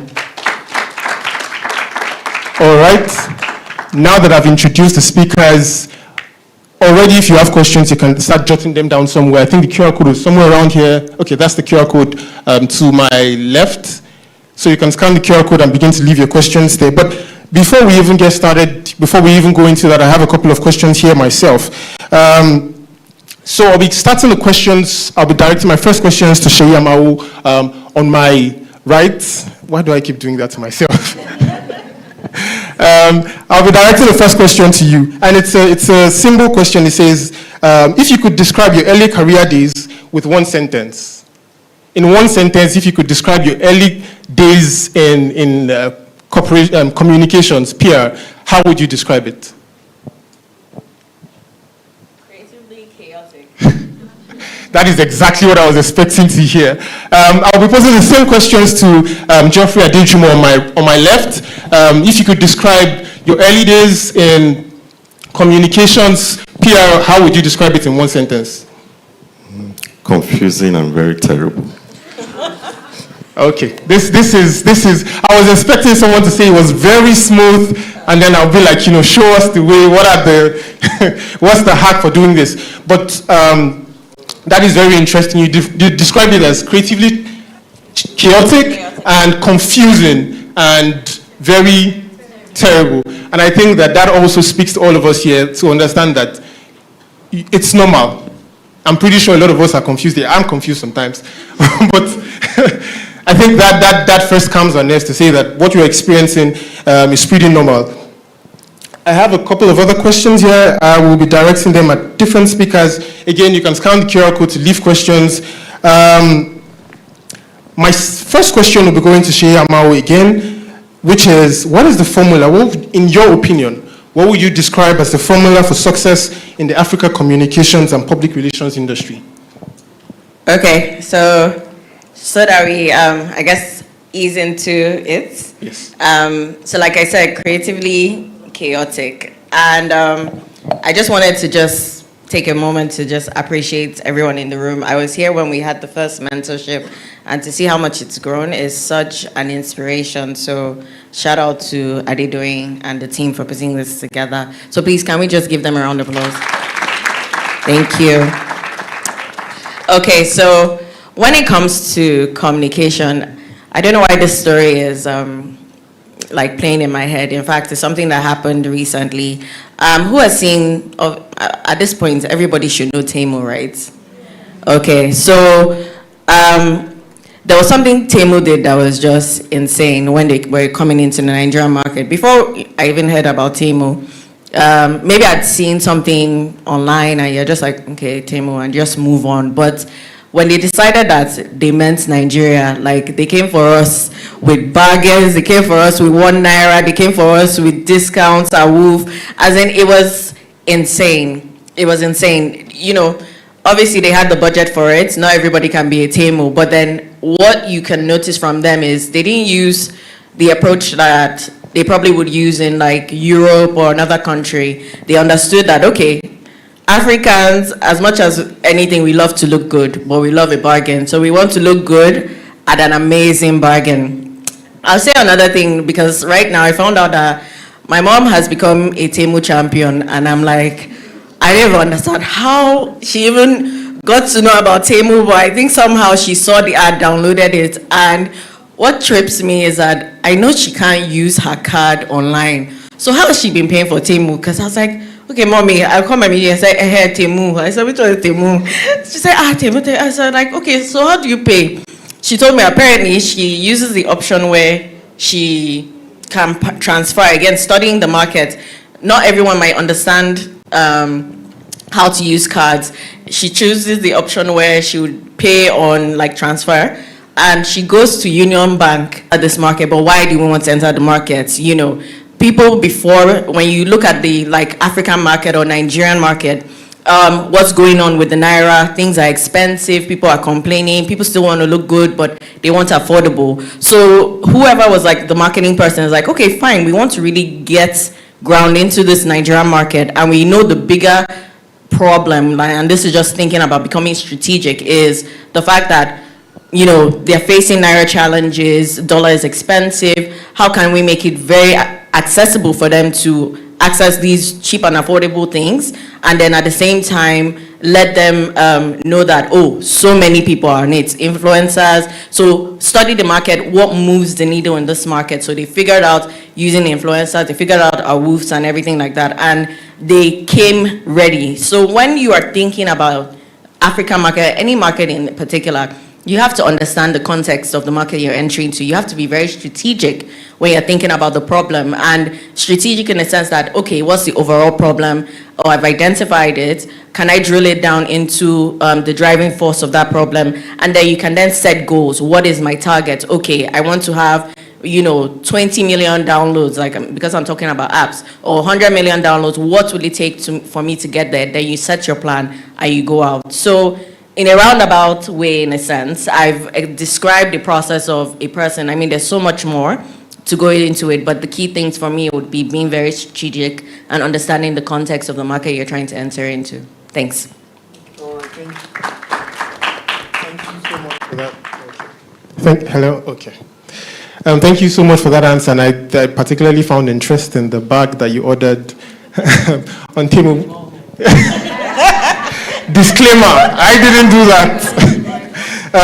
But your mom is not here to defend herself, so we will never be so sure. But thank you again for that answer, and thank you for giving us a personal experience to back it up. My next question is going to be going to Godfrey, which is, what skills do you think are essential for advancing a communications career? Thank you. Before I answer the question, I want to say thank you to Adedoyin. And I feel very unworthy to be in front of Madam Victoria, because we're in very many industry groups. She's Madam Chair, so I'm not supposed to be here. She's listening to me, if you understand what I mean. And lastly is, if we're here and there's nobody in the room, is useless. So you are more important, and thank you for coming, and grateful for that. Not sure I can remember the question again, but don't worry, I have an answer. It's just the same. While I was thinking of this session, and maybe this response will even answer even other questions that may be asked, but I thought to share this, to say the skill set you need, what is the strategy to enter the African market. I built it on 4 P's. The first P is purpose. And purpose simply means ask yourself, why am I here? And you could have been anywhere else. Today is Saturday, why are you not in your house? You have been stressed Monday to Friday, waking up 4 a.m., 5 a.m., and all of that depends on your location versus your destination. Your first P is purpose. Why am I here? So, and that captures a lot. When I heard Madam Chair spoke, no need to dive into details. She answered that perfectly. So go and ask yourself, what's my purpose? Which is simply, why am I here? The second skill set you need to probably build is on the second P. Second P is passion. When you answer that question, why am I in this, and you are trying to build a skill set to read, what will fuel you, like the fuel literally you put in your car, so that that car can move from point A to B, is passion. You must never run out of passion. Now, the third P, at the same time that you have a lot of passion, you have a lot of energy, please pace yourself. Pace yourself. That means it is not everything that your passion can make you to do that you will do. You can do some things and you will not be alive to see the result. The idea is be alive to enjoy the fruit of your labor. Madam Chair said, you can't go into every room and be opinionated and be questioning, whereas you don't even understand what are they saying. So pacing is calm down, because we're too much in a hurry. None of us is here today in 1 year. You are hearing 15 years. And I was honest to say when we started, it was terrible and unattractive. You get it? So pace yourself. You will arrive at your destination, but pace yourself. The last part is, please, the last P, be patient with yourself. Like you are solid, you are good, there's nothing wrong with you. You make terrible mistake. In a new place that I'm less 2 months. Guess what? I've done something that it's embarrassing.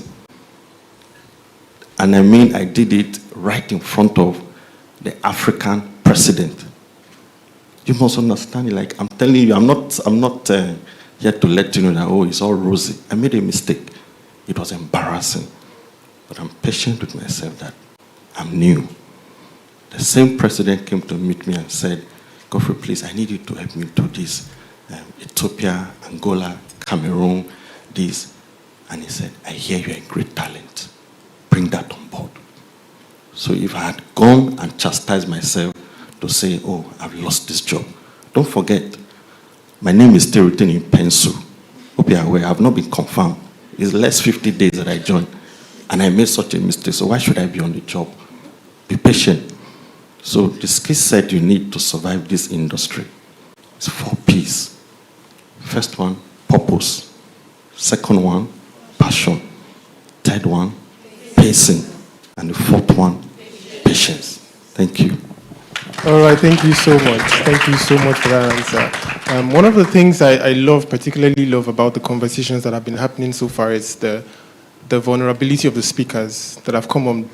Every speaker that has come, even before the current speakers that we have on stage, they've given us a personal story that has shown us that it's okay to get it wrong. Maybe sometimes not. It's not okay. It's okay to get it wrong. But like you said, sometimes you just need to extend grace to yourself. Be patient with yourself. You're still learning. If at this stage in the career, they are still also understanding and putting in work, I think it's fair to say that sometimes it's fair to understand, or to expect rather, that we ourselves we will be making mistakes. But there's something that you said that I found particularly interesting, which is the passion, and it reminds me of a conversation that has been buzzing on Twitter and now X. I doubt I'll ever get used to calling it X. By the way, that is the question that I should pose to the hall. This is not a hall, which is that from a branding perspective, how good is the idea to pivot from calling it Twitter to calling it X? We don't have the time to answer that question, but maybe we'll find the time somewhere in the course of this conversation. But yeah, there's a conversation that has been trending online, which is about Nepo babies and Lapo babies. I'm sure a lot of us have and he said something about passion, and immediately he said passion. My head went like, yeah. This is an argument people say, no, that's for Nepo babies, please. I'm trying to make as much money as possible. But I think it's fair to understand that these rules, these principles apply to all of us generally. I have a couple of questions here, and also to mention that questions are beginning to come in. Again, the QR code is there. You can ask your questions. Just scan the QR code, just point your camera at it. It should do the rest. Or you use the link below. The other questions I have here, I have another question I'm going to be posing to Sheyi on my right. In your experience, how can young professionals in PR stand out in a competitive industry? Okay. Awesome. So, how can we stand out? Because we're all young professionals. I refuse to say I'm aging. So, one of the things I spoke about earlier, which I explained, was about being strategic in, thinking. A curious mind is also something that is very appealing, regardless of wherever you are in your career or how you present yourself. And in fact, let me even I can name the number ones: be strategic, be innovative. But I would say the ones that we need to go back to in terms of first principle is communication, which in itself, it's in our career name. So communication, you have to be fantastic at your basic. A lot of people talk about, when you think about communication, you're thinking, okay, you're writing and you're speaking. Yes, I mean, you need to invest a lot of money, time into developing your speaking skills, developing your writing skill. There's something very endearing when you get into a conversation with someone, and I mean, yes, you hear them, they can speak well. You don't necessarily have to have or speak like Fonet or whatever, like Americans or anybody else. You can have your clear Nigerian accent, but then it's always very noticeable when you know people that are very deliberate with how they enunciate their words, how they speak, grammar, and the things that they use. Like sometimes you can just say, oh, I woke up with a start in a conversation. And someone that, I mean, some people are proud, they might behave like they don't know. Some other people are like, oh, what does that mean? You know, and it's just finding different ways to express yourself. If you're widely read, when you pick up on words, it's always fun when you're engaging with people, not to show off, but just in a sense of, you know, you're also trying to practice, you know, being well spoken and being someone that has a big repertoire of like vocabulary that you apply. So those are the basic things: speak well, write well, your grammar. I mean, that's our bread and butter. You can come across a piece of article and think, wow, this was so written well that, I mean, can convince you enough to do something. Or just watching people. I think that's also the allure of podcasting these days, when you find someone that is able to connect with their audience, that is able to speak well, that if it's depending on the type of podcast, if it's like health related podcast, someone that knows much about, you know, health situations, and it's someone that, you know, once you reach out to, they're very polite, they have all these different points of contacts with them, and people are able to just relate and even appreciate. That goes a whole long way. So those are first principles. But I would say the one that maybe sometimes when we think about communication, we don't necessarily big up enough is the non-verbal part of communication. And that covers the way you look. It covers your attitude. When I walked into, I think, the chairman, she said something around relationship building and how you're able to present yourself in like a group of, like, we're here, we're meant to network. If I'm coming to meet you, are you going to be like, you know, would I be, you know, are you approachable, that kind of thing? How do you look? Are you well presented? Are you presentable in a sense? So the non-verbal actually aids your verbal communication. So imagine if now I've come here, they've said, okay, I'm going to share about my experience. I enjoy dressing. You see the packaging, you're like, oh, you've already made assumptions about me. Okay, this lady looks like she's into fashion and everything like that. And then I open my mouth and say, oh, how is you? You know, I'm not Jennifer. So if I'm saying, how, you be like, okay. But then I then start talking. I'm asked about current affairs. I don't know anything. Immediately, it just makes people know, okay, this person is just, you know, there's nothing there. That kind of thing. So how you present yourself is important. Being very well read. Sorry, I have a bit of a cold, so let me just get this.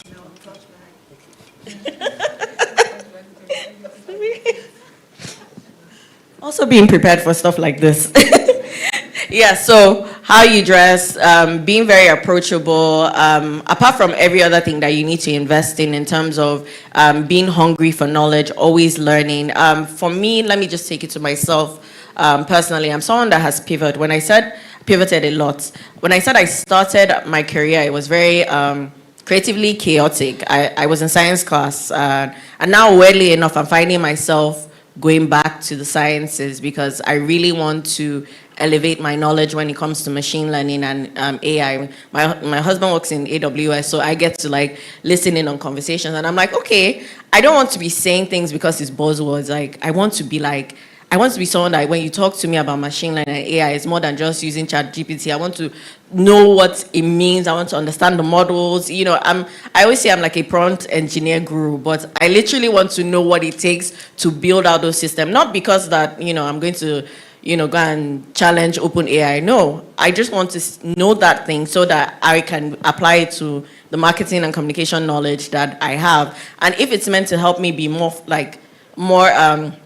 productive as a marketing professional, then fantastic. That kind of thing. More knowledge is never bad in the sense. So I found myself in this area where I'm going back to sciences, where initially I was like, ugh, I think it's boring. And the reason why I thought it was boring was I hated physics. I didn't really enjoy it. And then all of a sudden, it's like I woke up one morning and I decided, oh, what do I want to be in the future? This was in secondary school. And I was like, okay, chemical engineer. I like chemistry. And when I was getting to the end, I was like, oh, I don't like physics. Where am I going to go next? I remember graduating, and then funny story. This is 20 years since I graduated from secondary school this year, or actually this month. Ndidi Nwenli spoke at our graduation ceremony, and she shared about her story and how she was able to pivot from accounting to what's that word? She was able to pivot from accounting to what she does with Leap Africa. That's if you know her, sustainability. Now she's into food. And I was so inspired by her that it just made me know that, you know what, if I don't want to do this anymore, I can actually redirect myself. And the next thing I went was to economics. Once I was done with economics, graduated, I was like, yes, I'm set, I'm ready to go change the Nigerian economy. And then you get into the workforce and you're like, wait, things are not really happening. I'm not necessarily getting a policy job. I'm having to figure out, okay, where can I work? Then I get into management consultancy, and my mind, I'm like, okay, the path laid out for me as an economist is to go into finance, which, funny enough, I'm still in finance, but as a marketing professional in finance. But along the way, I said, okay, I want to be creative. I want to explore what that looks like. And that's how I kind of stumbled into brand marketing and communications. And I kept honing. I kept looking for opportunities. I looked for unpaid work. I got experience before I went for my master's, which I did in international business. And the thing is, the more I was chasing after, like, okay, this is the path I'm going, I kept trying different things. I feel like your 20s, especially in your early 20s, are really for trying a lot of things.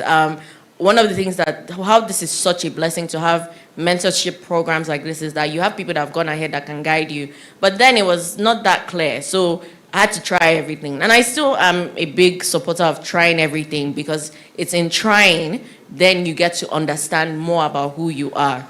And I think so I don't take up too much time, to round it up, there's also a thing where people try to separate, okay, this is work, this is life, this is how I'm going to direct myself, this is how I'm going to behave, because I'm a corporate communication person, and then in my other aspect of life, I separate it. I've come to see that everything is very integrated. So one of the things I defined very early for myself, in fact, I still keep redefining, is who I am, and let that be the extension. Earlier on, I remember defining myself as, oh, I'm the theory of light. And that was when I was getting into marketing, and I'm like, theory of light, to shine God's radiance wherever I go. And right now, where I am is I'm a voice that amplifies, and that has become something that speaks to every facet. Before I'm in marketing and communication, he mentioned PCOS conquerors. Not everything sometimes is birthed out of passion. Some things are birthed out of pain. I took a pain in my life, and I said, no, I wasn't going to be silent about it. I was going to speak up about it, and that created an avenue. So I've noticed that everything that I've explored, even outside of work, has also given me opportunities within the workspace to grow.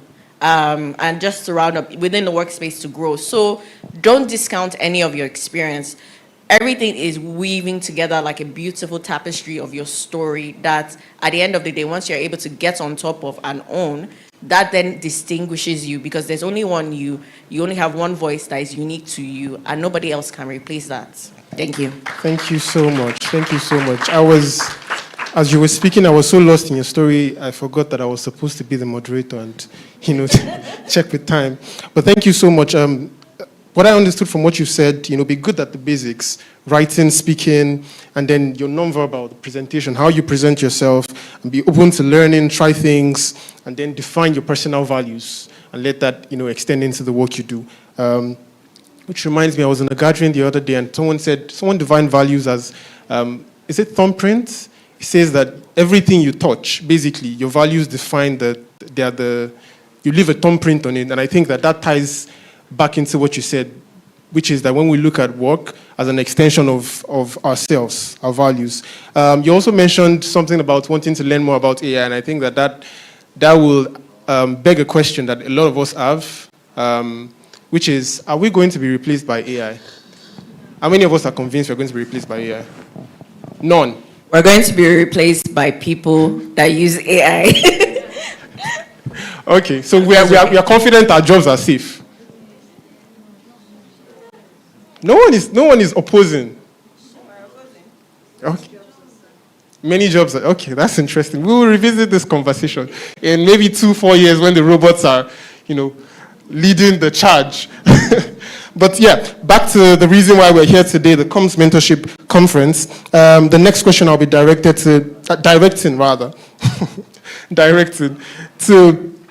Mr. Godfrey, which says, how can I strategically position myself for leadership roles in communications as a young professional? To repeat the question again, how can I strategically position myself for leadership roles in communications as a young professional? Also, because of our time, I'm trying to see if we can answer the questions in like 2 minutes, so that I see we have like 1, 2, 3, 4, 5, 6 questions. So we still have 6 questions to go through. So yes, over to you, sir. Okay. I've talked about the 4 Ps now. Strategically positioning yourself for leadership roles. I'm going to zero it down to one thing, and that thing is visioning. Not vision, visioning. That simply means from where you are now, ask yourself, where do you want to be? Like, how far do you want to go? And I encourage everyone here, please, if how far you want to go is not making you lose sleep, it means you are not ready to go far. Ending your career as head of something corporate affairs should not be how far you want to go. Ending your career as the MD of the company you presently work or you hope to work should not be how far you want to go. Stretch it to the farthest in that space that you are, like to the farthest of the farthest of the farthest. You work in a multinational, there's only one global CEO, that should be your target. I'm saying this and I repeat it, there's only one global CEO, that should be your target. Because if that is your target, how you will behave, the steps you will take will be determined by that visioning.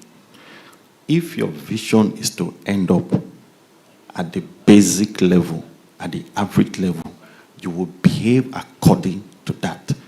And let me tell you, those who go far and make meaningful impact in life, the way they behave is different from those who don't go far. So how to strategically position yourself for leadership position anywhere you are is a power of your visioning. And let me also tell you as I close this, that everything you can think about is possible. How many years experience do I have now? I think about 18. I wrote it somewhere that I would work in MTN. I wrote it somewhere that I will work in Diageo. I wrote it. And I didn't just write it. I said, I want to be the head of corporate affairs of these organizations. 15, 18 years down the line, has it come to pass? It's vision. It's every step I took in the process leading here was me strategically positioning myself for where I am today. And guess what? I now realize that if only I had vision that I should be the global CEO, maybe by now at least I'll be African CEO. Visioning is what you should use to strategically position yourself for where you want to be. Thank you. All right, thank you so much for that. So I like how you put it. You said visioning. That's what you said, and not just vision. I mean, you said vision at the end, but visioning. So it's an action word. You're not just picturing it and putting it on the board somewhere. You're actively picturing it and also constantly working towards it. Thank you so much for that answer. So I have a question from someone in the audience here, which says that, looking at the landscape of communications today, what specializations do you believe will be most in demand in the next 3 to 5 years? I thought we said we weren't scared of AI. Someone needs to confess now. Someone is scared of AI. But again, the question is, looking at the landscape of communications today, what specializations do you believe will be most in demand in the next 3 to 5 years? And I'll be directing the question to Shayi. Yes.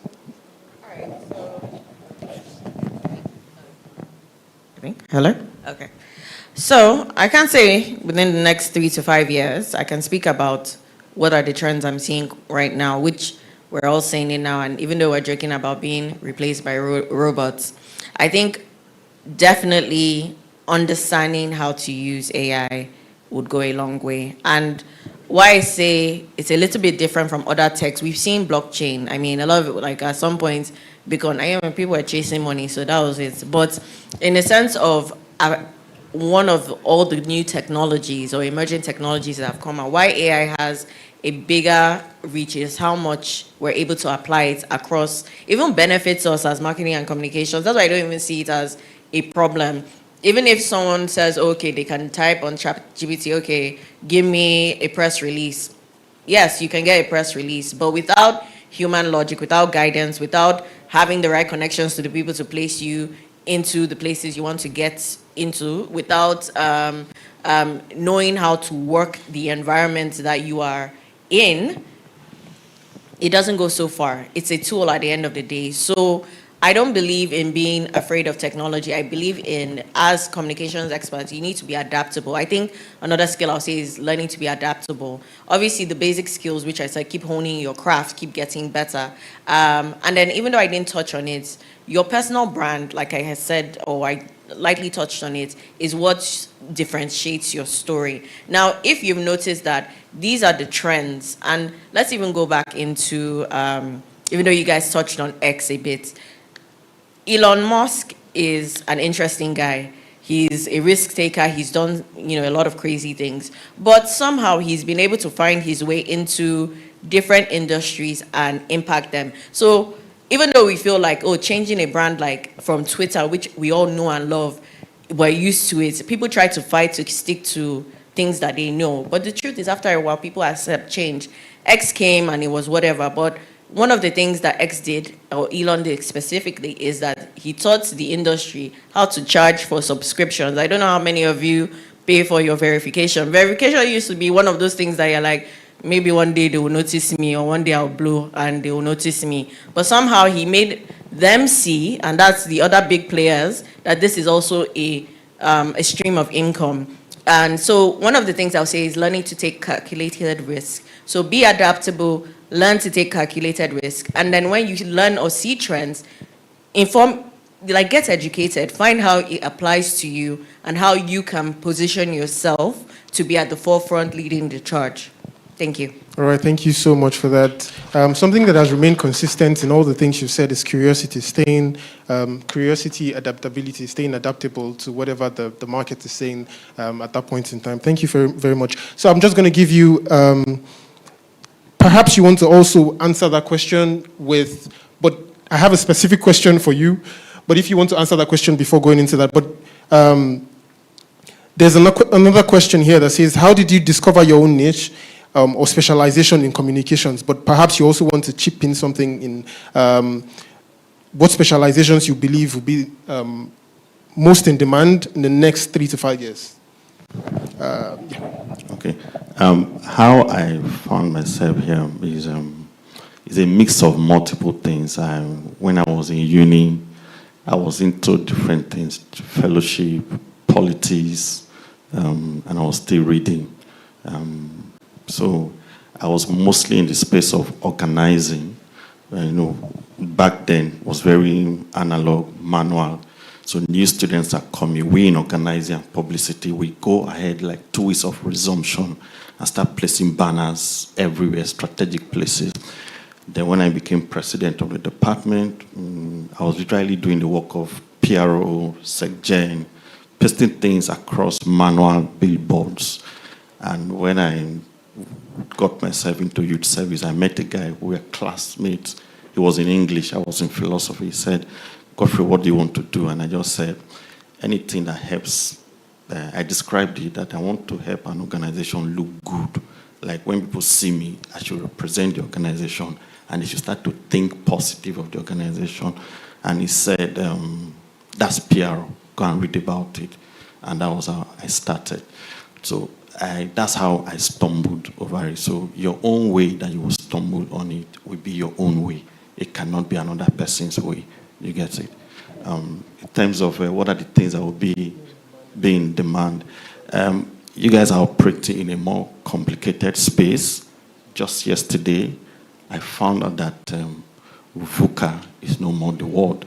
It's now BANI, brittle, anxious, non-linear, and incomprehensible. So what that simply means, brittle is it to look like it's very strong, like an institution like Europe, US, they have very strong institutions, and so nothing can happen. But what we have seen is one little thing can happen, and the whole institution of centuries will crumble. Anxious is that there's too many information, too many. So rather than the information educating you, is now making you anxious. And non-linear is unpredictable.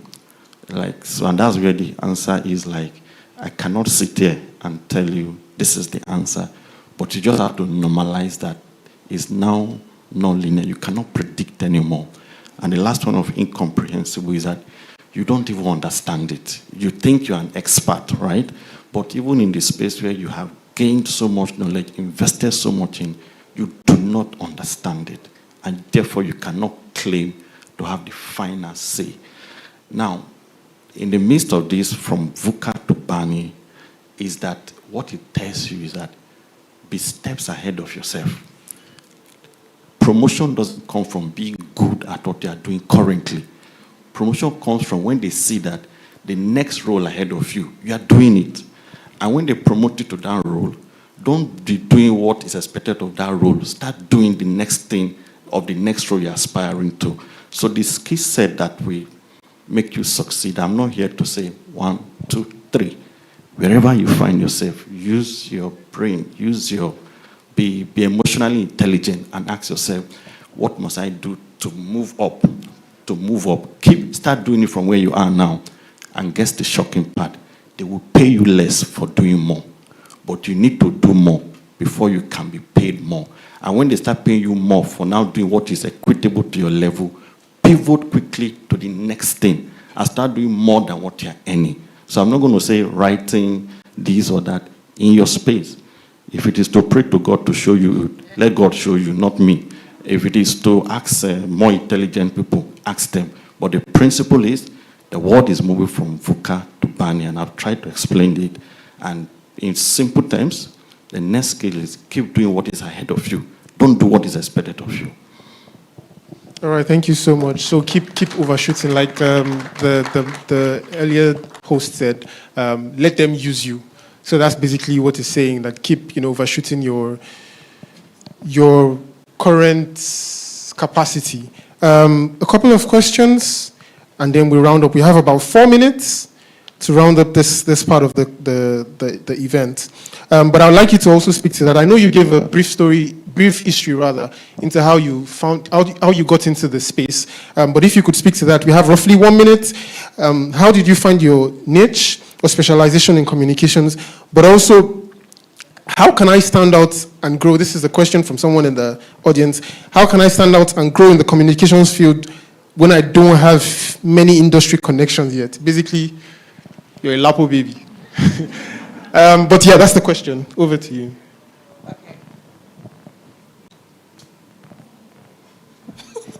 No, it works. I think out of habit, I put it off so I don't disrupt. Anyway, so, okay, 4 minutes. Or 1 minute. Oh, okay. Again, I tried everything. In my 20s I was everywhere. One thing that kept coming back to me was the fact that I loved telling stories. I had a deep passion for African stories specifically, whether I was with fashion, like for example, the top I'm wearing, there's Ashoke at the back. So whether I was with fashion or with Nigerian businesses, my desire was always to see us thrive on the global scale. And the more I kept getting into different industries, in the sense that I would apply, and wherever I landed, and if it worked out, I would learn everything about the environment. And why I said I worked in different places, there was a time I pointed that, okay, I thought I was going the direction of doing my master's in finance, but I got to work in a microfinance, a discount house as a Naira market dealer. And along the way, I was like, okay, this is boring. I'm trying to summarize this. This is a bit boring. How can I express my creativity? And I discovered marketing and communications, and my mind was like, okay, I need to get into this place. I applied. I said, even if I didn't get paid, and I got to work with Older Consulting, Mr. Older, Leke Older. And from there, I worked at Inside Communication. I went back to school, but I still kept tabs on everybody I'd worked with, still found ways to like, hey, do you have any projects I can help out with? So in a sense, I kept my ears in all the places that I was interested in, and I just kept reapplying myself into it. But marketing and communication for me was something that stuck. In fact, I was first met more of a brands person. I'm still a brands person because I enjoy building brands, like I said, storytelling. But becoming a leader has now also made me have to learn how to also take on PR. I also worked in PR and communications, but my first love is branding. But now as a leader, I've come to see the impact we can have in driving the strategic direction of any company. So it doesn't matter whatever industry, as long as you understand that you are the identity of the industry, you are the custodian of how we tell our narrative and how we can get opportunities. And it's having that deep sense of understanding and passion, in a sense, or mission, that is driving me and has driven me to keep striving to get into as many industries as possible, in a sense, and let that be what has guided my narrative. I'm still that same person that wants to amplify God's message or impact or Africa's message to the world. So that's that in general.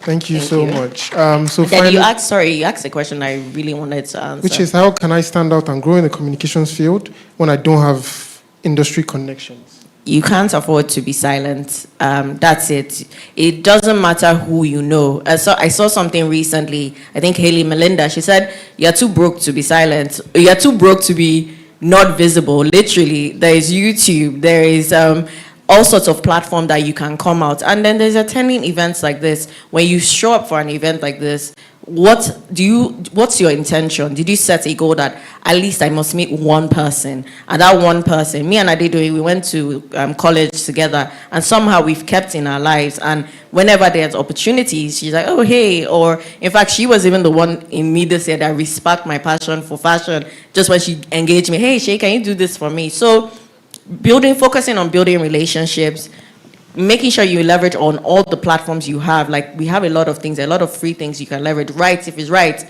put out, show up. Somebody is noticing, and when they notice, that's it. It's all over. But you're doing it not to be noticed. You're doing it from a place of, you know what, I have something to say, and I'm going to keep saying it until the people I need to hear it hear it. So thank you. Thank you so much. So basically, do what we have with do what you can with what you have. Also encouraging us as we're here, feel free to, we're going to have breaks, right? Yes. So feel free to network with people, talk to at least 2-3 people. That is my personal, I'm not fit, or I don't have the power to give you an assignment. But if I could, it would be to network with 2-3 people before you leave this place today. That's how you build your network. So finally, I'm supposed to ask a different question, but we're out of time. So my final question to the panelists would be, what materials, if you could recommend any one material or any one person to learn from, any one material to learn from, what would it be? If you could give that advice to everyone sitting here today, what would that material be? If there's any one material that you could say changed your perspective on the industry that you could direct everyone to, what would that be? No one in particular. Just read everything and anything. The mindset with which you read it is what matters. So, for instance, books that defined my life were African Writers Series, Chinua Achebe, The Gods Are Dead, Arrow of God. I read them with a different mindset. Ben Carson, Gifted Hands, Rich Dad, Poor Dad. Then I'm reading business leaders' books. I can't even remember the names. I read everything and anything, and be in places like this, you will find yourself in doing everything and anything. The mindset is what matters. Thank you. All right, thank you. Same question to you. What material would you recommend as a must go to? Bible. No, but yes, he says read everything. But I think ultimately one of the things I've come back to again is just there's the person that speaks to you the most is yourself. So you need to make sure that your internal monologues are from a place of a renewed mind. You're speaking positively, you're affirming. There are a lot of people that speak on these things, but I've come to understand that it's important. I can't remember if it was, yes, you shared the story about just writing it down and saying, oh, one day I'll be here. And it's funny how, I mean, the world would call it the law of attraction, but the Bible says, write a vision and make it plain that everyone else will run. And even you, the more you behold, the more you become. So, and that speaks to the company you keep, audit your friends, audit the people you are listening to, ensure that you're seeking out good mentors and teachers. And it's like, the more you immerse yourself in these kind of environments and the things that would help you grow, at the end of the day, you're growing, and before you know it, you're also then lifting other people to grow as well. Thank you. All right, thank you so much. It's been a pleasure to moderate this session. Thank you so much for bringing your many years of experience to this. And yes, I'll be handing over to the host to continue the conversation. Thank you so much again.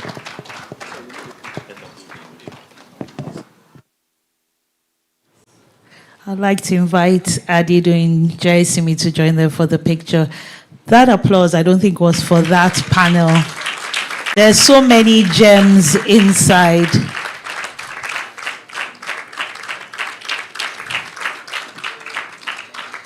I just want to say thank you to our moderator, Kenneth Oyeni, and to our panelists, Sheyi Amao and Godfrey Adejumo. Thank you for sharing from your wealth of experience, for being very honest and vulnerable, and not doing aspire to perspire to respire and then expire, but telling us as it is so we can learn and we can take away practical things that we can actually do in our different spheres. One more time, a round of applause for our panelists and moderator. I'd like to implore the next moderator, but she's the madam at the top, so we can only plead. But yes, we have about 45 minutes for the next panel, but I can give you 15 minutes because the next one is audience reflections and lessons learned, so I can give you out of my time. It's your day, so yes.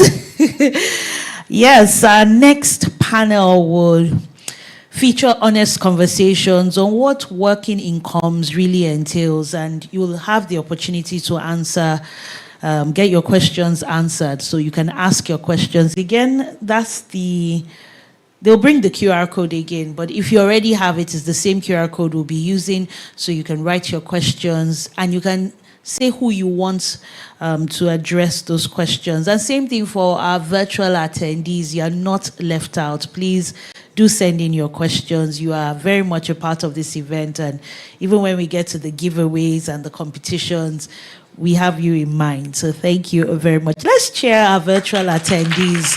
Yes, let's make them feel very special and welcome.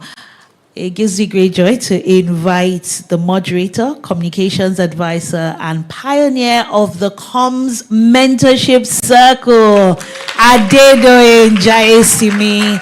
Woo! And looking fabulous. I think all our panelists, they did not come to play. Like, they've been giving us the fashion. They ate and left no crumbs. Next, we have on our panel, an international development leader and director sustainability at IHS Nigeria, Mrs. Titilope Oguntoga. A warm round of applause, please. And our final panelist is the Director of Creativity and Innovation at Globalcom. Please put your hands together for Chuka Obi. A resounding round of applause till he gets to his seat. Let the applause keep going. Let's not get tired. You can put some ginger. You can cheer him on. Where's the ginger? Those are my ginger people. Woo! Yes, that's the ginger we want.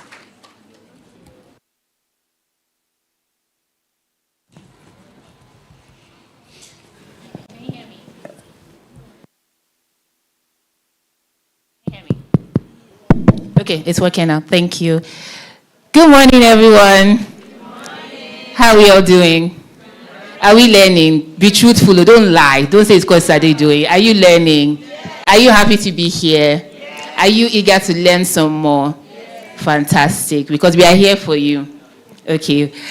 This panel is called Real Talk Comms, and we want to take you through the behind the scenes, the reality of working in communications. How many of you follow me on my YouTube, LinkedIn? You're not always telling people the truth. It's not always fancy. Like all this, you're simply looking at me beautiful, but legit, I've been very stressed by the behind the scenes. But the reality is that comms is a very, very beautiful profession to work in, but it is a lot of work. It is a lot of thinking. And if you must work in this profession, you must be ready to work hard, you must be ready to think, and you must be ready to deliver results. And we're going to have this conversation with Mrs. Oguntoga and with Chuka as well. I want to start off by asking Mrs. Oguntoga, and something I would like to say about Mrs. Oguntoga is that she's been one of our super mentors in our comms mentorship program, and all of our mentees, they're always like, she doesn't just focus on the career, she talks about they go into other things as well, because you are more than just your career. So, I want to ask you, what do you wish someone had told you before you started this journey in this industry? I know you're now in sustainability, but you also forayed into communication. What do you wish you had known? It's an interesting question, and I believe that times have also evolved. But one of the things that I thought that I had known early and early enough was the importance of being able to articulate the value that I bring to the organization. When I was a very young professional, I just thought my job was, do what they ask you to do what's in your job description, and, just get it going. Of course, when you have it in you, you would stand out. But along the line, I realized that that was not enough. If you needed to grow in that career, if you need to grow, to become that person that, is now the go-to person for many things, then you need to be able to articulate your value. And I'll share very few practical examples with you. I learned that it's not just saying, do this and then you do it. It's being able to do several things more and even think miles ahead, even of what your boss is asking you to do. But irrespective of what you're doing, have your brag sheet, your brag note, your brag journal that helps you to, put many of the things into perspective. You have your KPIs at the beginning of the year, depending on where you work. And, back in the days, you just think, just do the work and get it done and, ensure that your boss is satisfied. But it goes beyond that, because when the appraisal conversations now begin to happen, sometimes you are even lost. You can't even remember many of the things you did.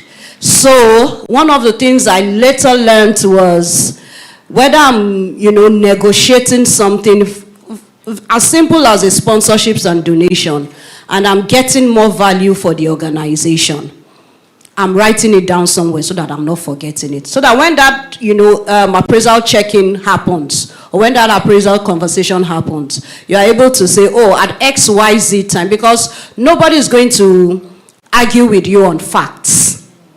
People would, agree with the facts that you're able to lay on the table. But if you don't even have those facts to lay on the table, how do you put yourself in a position of advantage to help you, get to the next level? So being able to articulate your value is really important.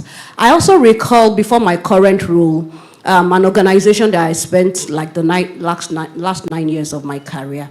And even though I was already a senior professional then, I started to think, okay, so, because at that time my role was brand management and sustainable development. And I began to think, because everywhere I go, people are asking me, so what's the relationship between brand management and sustainable development? And I had to be able to coin what it means to me, which was eventually what the organization adopted. So what I did used to tell people at that time was that brand sustainable development was the way that the organization was gaining competitive advantage in the market. And that, speaks to the brand element of it. So when people ask me, okay, sustainable development, brand management, what's the relation? I'm saying, sustainable development for us is a source of competitive advantage. So you must be able to articulate your value. And because of that, I was able to build a culture within the organization. At the time, I know the number of people I had to have conversations with to say, when you get it wrong from onboarding, then you can't get people to be brand ambassadors and to embrace sustainability. You can't. So one of the things that I did at that time was have the conversations with the right people and get the organization to now adopt sustainability or sustainable development as a separate module when you are onboarding new employees. But importantly, know the value that you're bringing to your organization. Your job is not just a tick-the-box kind of job. You need to say that, and because of the mindset a lot of people have about us, they think, the comms people are the paparazzi people. They are the ones who do the reels. You need to bring that element of seriousness, of consciousness, and the value of when you don't do certain things right, and when the comms people are not at the table at the right level, these are the exposures that the organization, would experience. And many times, especially in this era where, governance is a lot stricter, people are asking more questions about how organizations are doing business. You need to ensure that you have your voice at the table, but you need to begin with being able to articulate the value that you bring to that organization. Wow, a round of applause for her. And this conversation about value that we keep talking about, you really have to invest in yourself. That professional self-development, you're not going to be able to articulate value if you don't even know what strategic communications is all about. You don't realize that it's more than just social media. There's something strategic and there's a bigger picture, and you have to work on that to be able to deliver the value. And I love what she said, documenting. It's not anybody's responsibility to say, comms is doing this, and you have to show it. They will not just automatically know that you are delivering results. Sometimes I'm in trainings, and then comms teams are saying, but we're doing all of these things. We're like, who are you telling? How are they seeing it? Are you writing it in a way that they understand and they are connecting it to either brand value, profitability, because communications actually contributes to this outcome. So, ladies and gentlemen, the power is in your hands. But let me go to Chuka. Same question. What do you wish someone had told you before you started your career? I think, full disclosure, I had no plans of being in this career at all. Full disclosure. There are many in that boat. If you told me that I would be in anything that had to do with marketing and advertising, that I was going to be in it, I'll tell you hated me. And the reason was simple.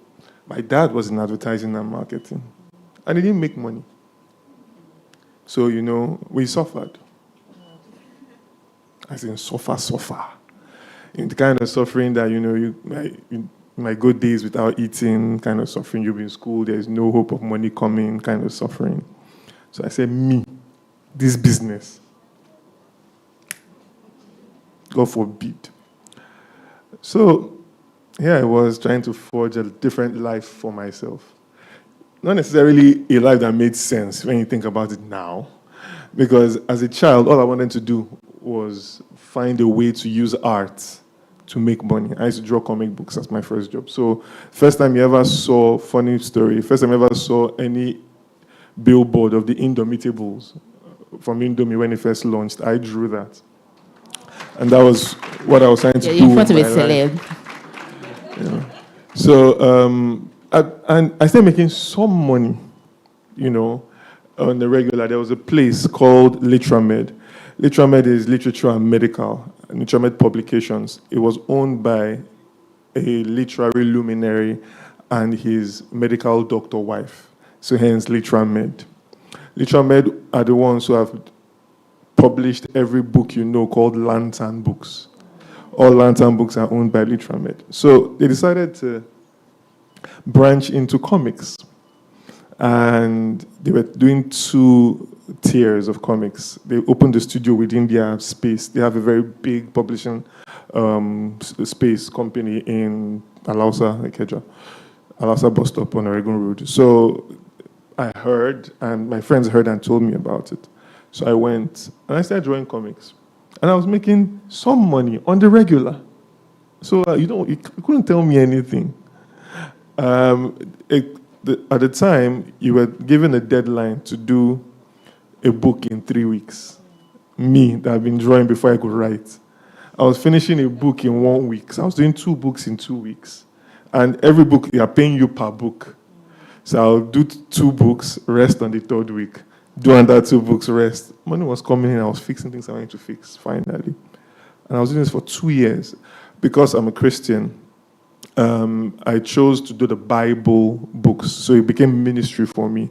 I was turning Bible stories into comic books so kids could assimilate the Bible earlier. And then after drawing for 2 years, I heard the voice of the Spirit, the same way I can hear everybody's voice in this room, say, "This is the last book you will do here." I had no other prospects, no other job offers, nothing. But I knew it was God I heard. So I said, okay, it's the last book I will do here. When it's time to be hungry, we'll be hungry now. We'll go back to the hunger we used to know. This is what it is. And God orchestrated a chain of events. Once he said it and I said it and I agreed, he orchestrated a chain of events that on the day I was handing that last book over, on my way to handing the book over, I branched somewhere and he gave me a job on the spot. And I went and dropped the book. So that's how I entered this business you're seeing me inside. I had no plans. I don't want it. I'm not still sure I want it, to be honest. After how many years? After that happened in November 2007, I started working at that place on January 8th, 2008. December 2009, I was staff of the year. 2010, another company came for me and they chased for 4 months before I agreed to go. Because I was not sure. I mean, God brought me here. Before you not carry me where I don't know. So, so went there, stayed there for 7.5 years, moved to Insight, became creative director there, wrote the Sakai Don't Port advert there, moved to Insight as creative director, moved to Globalcom, did a lot of things, opened my own company called Riot, wrote all the, just a lot of stuff happened, let me just put it that way. And I'm still not sure. But maybe it's a good thing I'm still not sure, because here's what it does, it keeps you on your toes. You don't want to ever get to a place where you consider yourself to have arrived. So there's a line that I wrote that was used for Johnny Walker a while ago. And the line was, even when they say we've arrived, we keep walking. Because it is a big problem once you become static. Because once you become static, you become stagnant. And that's what you're trying to avoid. So, but here's the thing. If there's anything you have told me about coming into this space, it will be understanding where your source comes from. So there's a source or sources and there are resources. Both are important. They're not the same level of importance, but both are very important. So your source, you decide who your source is. I decided a long time ago my source was God. What it does for me is that I'm never under pressure. I decided a long time ago that, oh, no, he's a creative. There's a creator who created everything, so he's the creative. Now, he chooses what is going to flow his creativity through. So I choose to be like a wire or a funnel. You can never blame the wire or the funnel when fuel is not passing through it or when power is not passing through it. It's not his fault. You didn't on the gen or you didn't put the power on. The bulb is not blamed when it's not putting out light if you don't switch it on. So allow him do that. I just let the power pass through me. Now the problem is when the wires of the wire is frayed or the funnel is leaking, has broken or something, then that's your own job.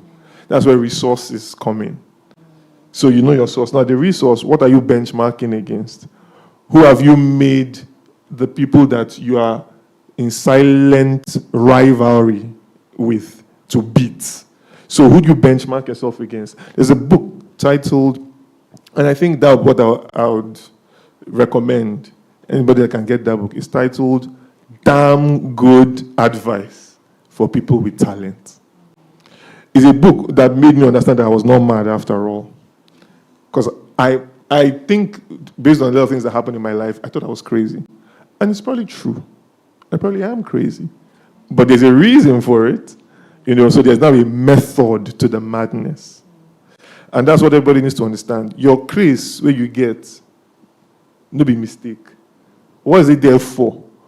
So know what it is for, know who put it there, know why it's there, know exactly what it will help you with, and why it makes you unique. And that's what I'd say. Know where your source is, get as many resources as you can, and benchmark yourself against them. Thank you. I love that. Thank you so much. Your source and then resources. Okay, so I'm seeing your questions. Just know that we cannot answer all these questions, but I love them. Keep them coming. Mrs. Ogutega, I'm going to pass this question to you. What are common mistakes that young comms professionals make, and how can I avoid them? The most profound one for me, and I'm sharing this also from a very personal space, is thinking that, we are not good with numbers. We don't need numbers. We don't want to see numbers. The only numbers we want to see is our own money. How much is coming into our pockets, how much we earn through side gigs and all. As a comms professional, you can't run away from numbers. You would do budgeting, you would have to plan, and planning means you need, to put in your financials. Very importantly, if you want to rise in the comms profession, I strongly recommend that you take a finance for non-finance managers course. You cannot rise and you can't speak the language of management if you cannot interpret a financial account or a financial report. And that is the truth. It is a cheat code that I have found that helps you to make your presentations better, helps you to win the heart of management. Because many times they see us as cost centers. These people have come with big budgets. They've come with all of that. If you don't begin to plug in your plans, your value, your output into the financials of the organization where you work with, you are likely to remain on the same role for so many years. You need to be thinking like a CFO as a comms person. You need to be thinking like an auditor as a comms person. You need to be thinking like a supply chain person as a comms person.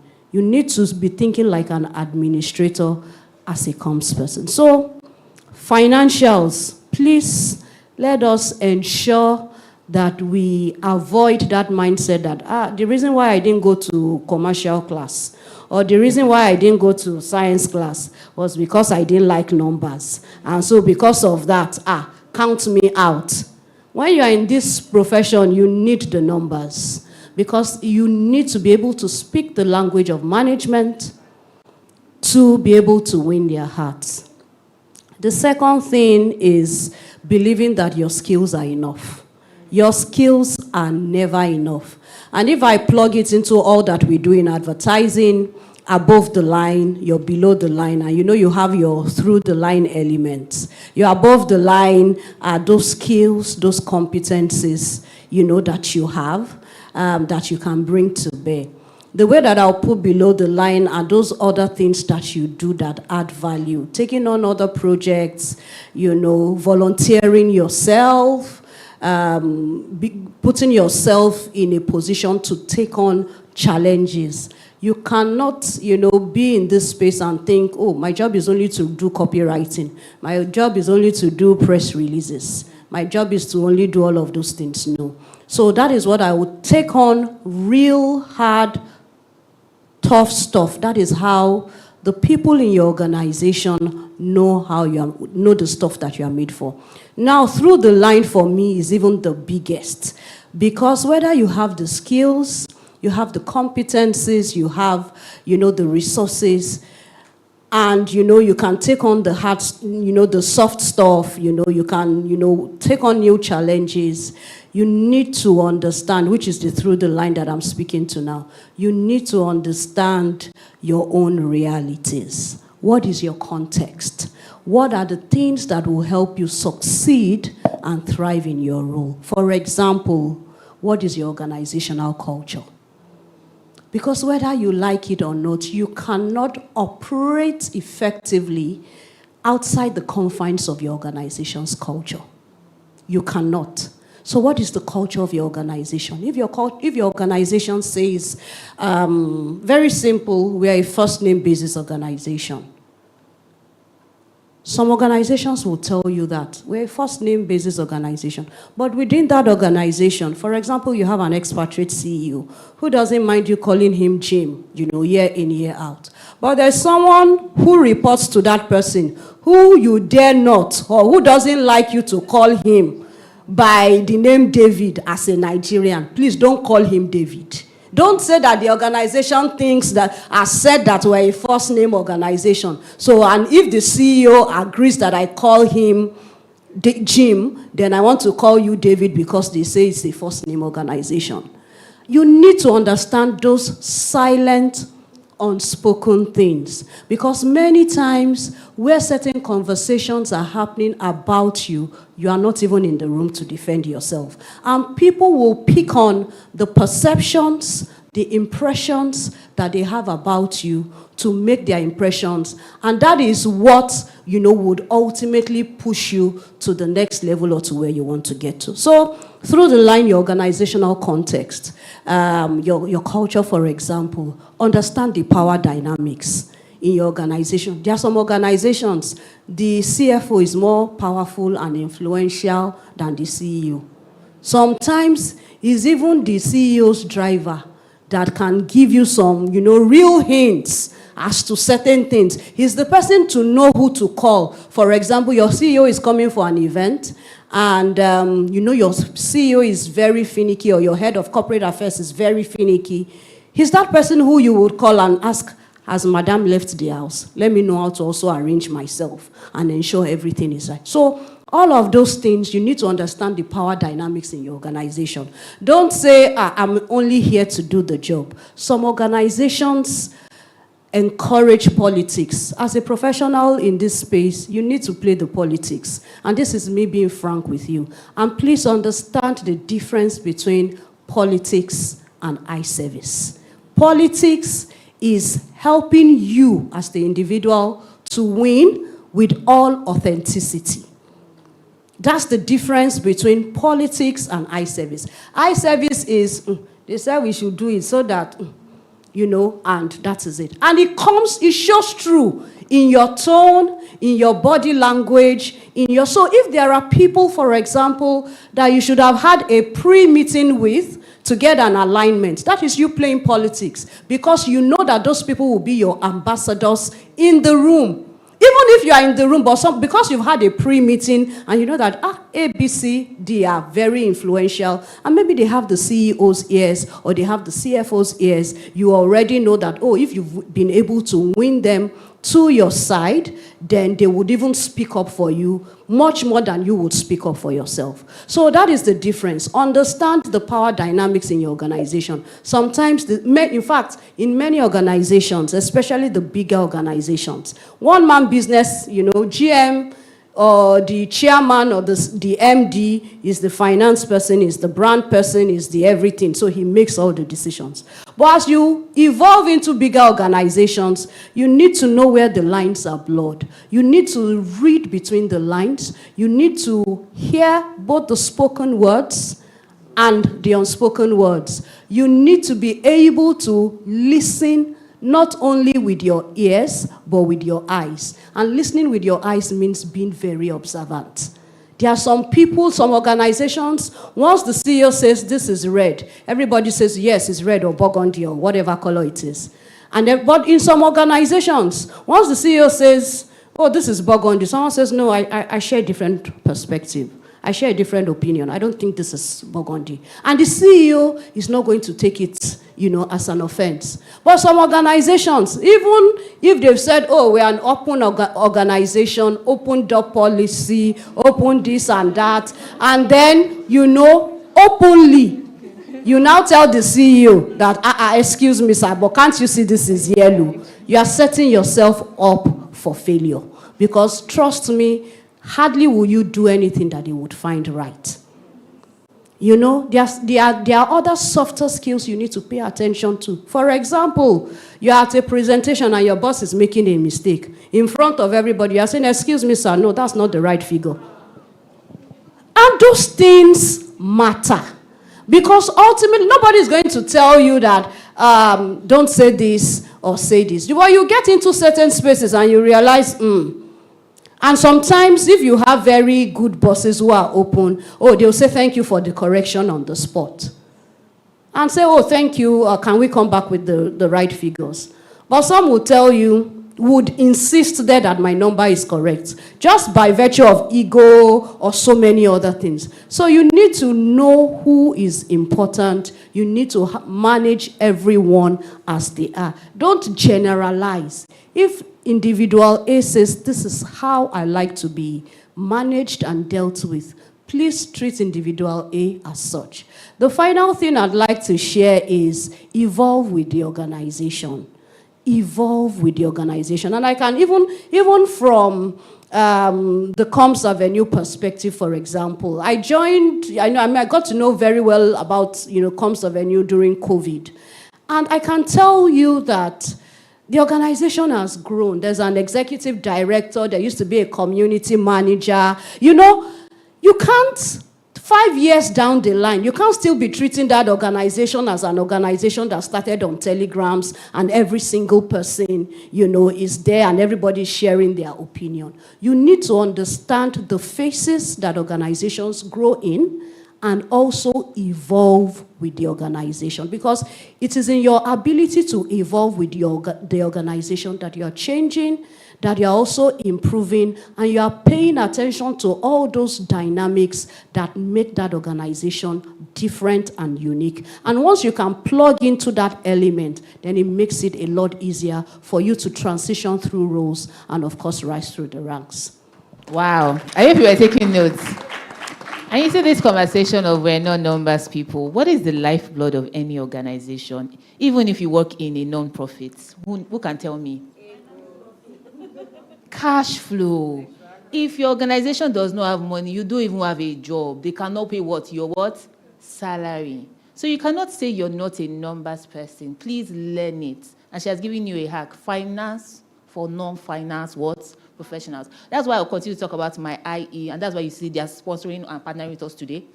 My master's in IE, we learned accounting. In fact, I had to pray to God over my head that, God, please, this course will not make me fail my entire master's degree. But it was really good. We learned entrepreneurship. We learned to think as business leaders. Even if you're working in a development sector, the development sector now, there's buzzwords going on. Funding. What is going to bring this stream of funding? What ideas can I bring as a communicator that helps this organization sustain its lifeblood? It's not just words, ladies and gentlemen. It's serious work. So I pray that, you have been imparted with that knowledge. Okay, Chuka, I'm going to pass this question to you. How do you decide when it's time to move on from an organization? How do I know I've stayed long enough to grow, contribute, and prepare for what's next? When people breathe like that, it's like this question. It's a heavy one. I think that you don't necessarily outgrow an organization. Because the mindset of you've outgrown an organization means that your growth didn't really have impact on the organization. Because if I was growing for myself alone, then why did the organization have me? Essence of my growth is that the organization should grow. So when I've outgrown the organization, me, whoever I was, when I came in, that firm was not too big for me. But in 5 years, or 2 years, I've grown and become too big for this organization. So that means that place did not grow while I was there in order to still be able to contain me. So my growth was selfish. I was focused on my growth, not what I came here to do, which was to grow the organization. So it's a thing I need people to first change in terms of mindset. You don't outgrow. You can move on for many reasons. But if you outgrew a place, two things happened. You didn't care about the place enough, or you were in a place that did not even allow you grow in the first place, which is why you had to leave, not that you outgrew it. So that's the first mindset change. When I joined my first organization that was a full-time, which I just talked about, they had lost 3 of their biggest clients the year prior. And I asked them, okay, so how much did you used to bill before this happened? They were billing about ₦1 billion a year when they were at their peak, and that had fallen badly. And they had lost MTN, they had lost Peak, they had lost GT Bank. Imagine losing those 3 kind of clients in the space of a year. It can kill an organization. So I made a mental note that I will not leave this place until they are billing $1 billion again. And in 2 years, they're billing $1 billion again. So now, I didn't outgrow the place. I had goals that needed to be met while I was at the place. And the goals can't just be my personal goals. They have to be goals for the greater good, right? And I want people I need to have this vision for yourself. The best way to grow is to focus on something bigger than yourself. To focus on something that is not yourself, right? So it's the same way if you go to the gym. You could spend a lot of time saying, I'm here to remove my 6-packs, to add my 6-packs or remove my big belly. As long as I'm looking at that big belly, it's not going anywhere. It will frustrate you, die. But once your focus shifts to something bigger, maybe my general well-being, for example, because when you go to the gym, it's not about anybody else but you. So once it becomes your general well-being and you're taking all the things into consideration and working on yourself, doing the other things apart from inside the gym that help aid this. Because if you are in the gym 5 days a week and then you are at the buffet table 7 days a week, you're hustling backwards. So when you've tuned your life, to a bigger focus, then one day you'll be looking and then you'll walk past the mirror and come back and be like, hold on, what's going on here? That's not the belly I left the last time I checked. So put the right image in front of you. And one of the things that made it possible for me to grow that fast was because my aim was, this is what we need to do. So I wasn't thinking, I came as a junior writer. That's what I came in. It was the first time I was switching to being a writer. I was an artist. But I said, I'm coming here to write. So I became so engrossed in it. There was a day where we had a pitch. We were pitching for Ovaltine. And I didn't know when I went 2 days straight in the office. 2 days straight. I don't know how. I was so focused on the goal. Next thing, I get a call from the reception. And the receptionist's voice is shaking. I say, Chuka, your daddy is here. your father is here. That's when he clocked. I didn't even inform them. So I got into the reception, and my father was about to explode. And then he calmed himself, and he said, Chukwuka, advertising is about communication, and you are not communicating. And I apologized, but he got it. And that drive ensured many things happened. It ensured that I came in as a writer, but I left with a double promotion. I resigned the day I was double promoted. That's okay, I resigned. That's not what I came for.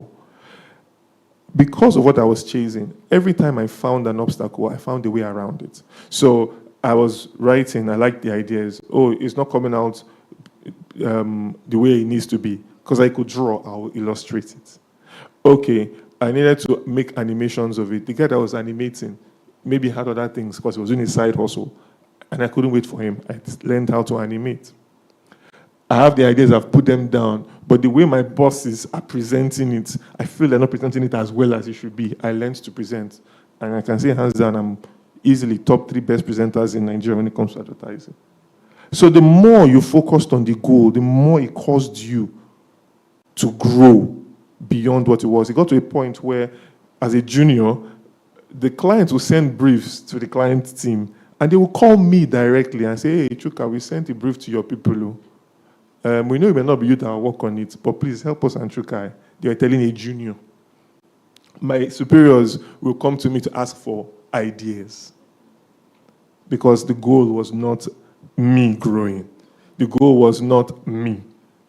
Look at the bigger picture. Focus on that bigger picture. Once you get to that point, like I said, I didn't want to leave.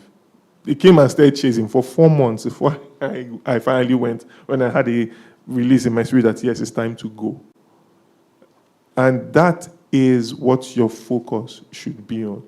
You will know when it's time to go because the opportunities that are new challenges for you are here. They are coming. They are calling. Even when you're comfortable. I was comfortable in my zone, man. I was comfortable.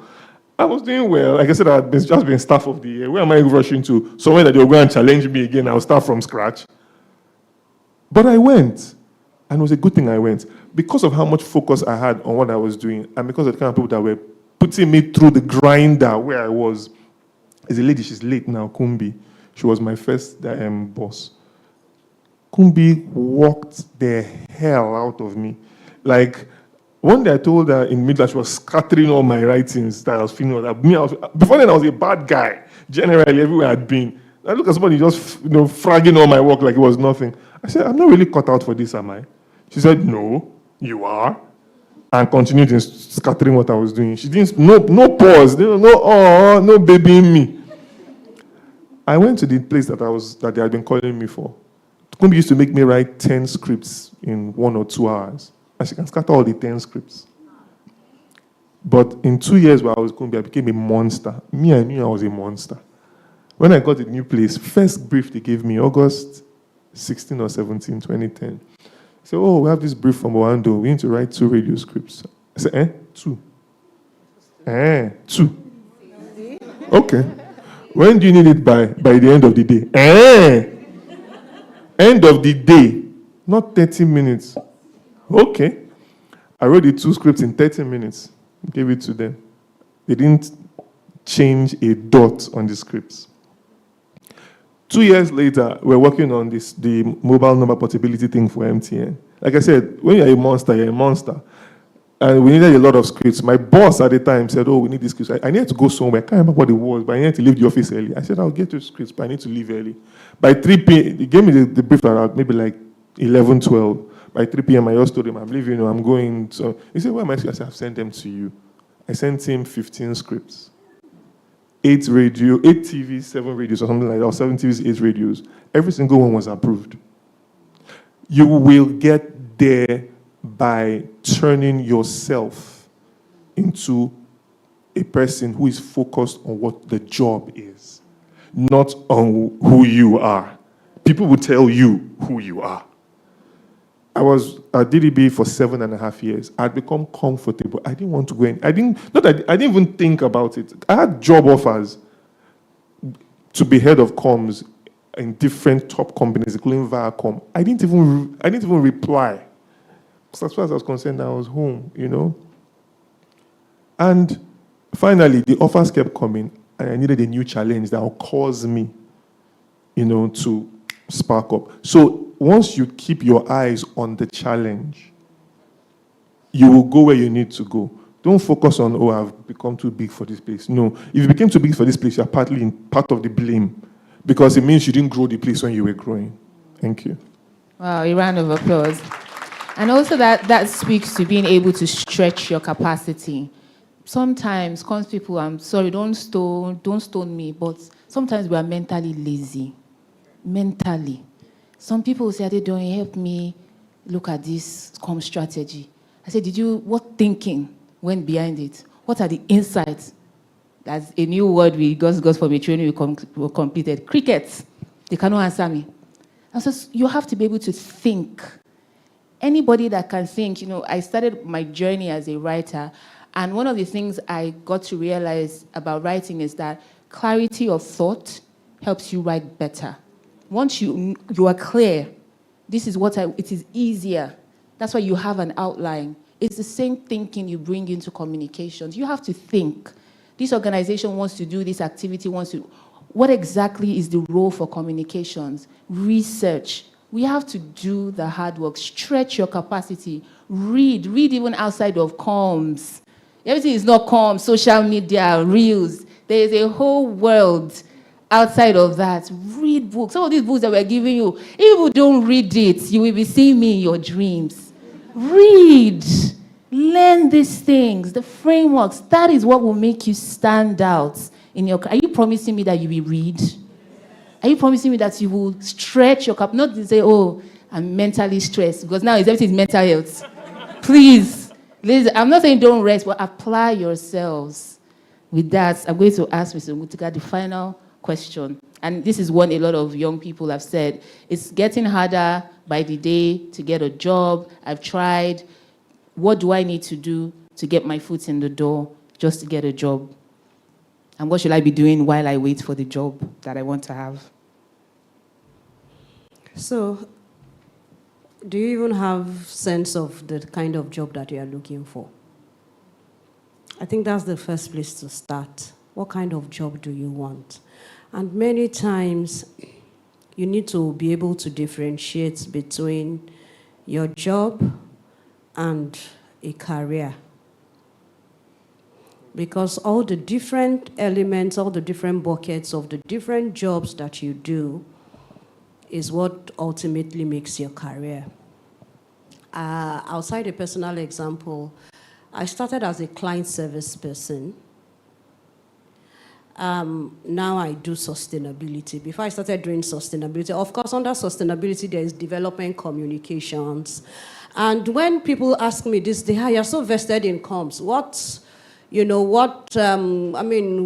connection? I always tell them that, you see, all the work that I do in sustainability is what gives my organization content to share on different platforms. We can't tell our story as an organization without talking about all the impact initiatives that you have. So you need to be able to see the connection. Now, speaking to the kind of job that you want, you need to know what you are cut out for. And it is okay for it to change from time to time, especially in a country like Nigeria, where the nomenclature is different, where what you studied in school does not even really matter. As a matter of fact, you find mass comms people, doing different things. You find engineers now doing comms. You find engineers now doing ICANN and all of that. So it's a really peculiar system that we run here. But I believe that if you see it differently, it puts you at an advantage. So how do you position yourself for the kind of job you want? Know where you want to play in. It's even more fun compared to our own days when I started in 2002, where you were just a journalist or you were just an editor. Now you have bloggers, you have vloggers, you have influencers, you have, one of my favorite ones is you have someone who calls himself a food critic. You know, he calls himself a food critic, and you find different people owning different things and doing excellently well at them. So know what you want to do.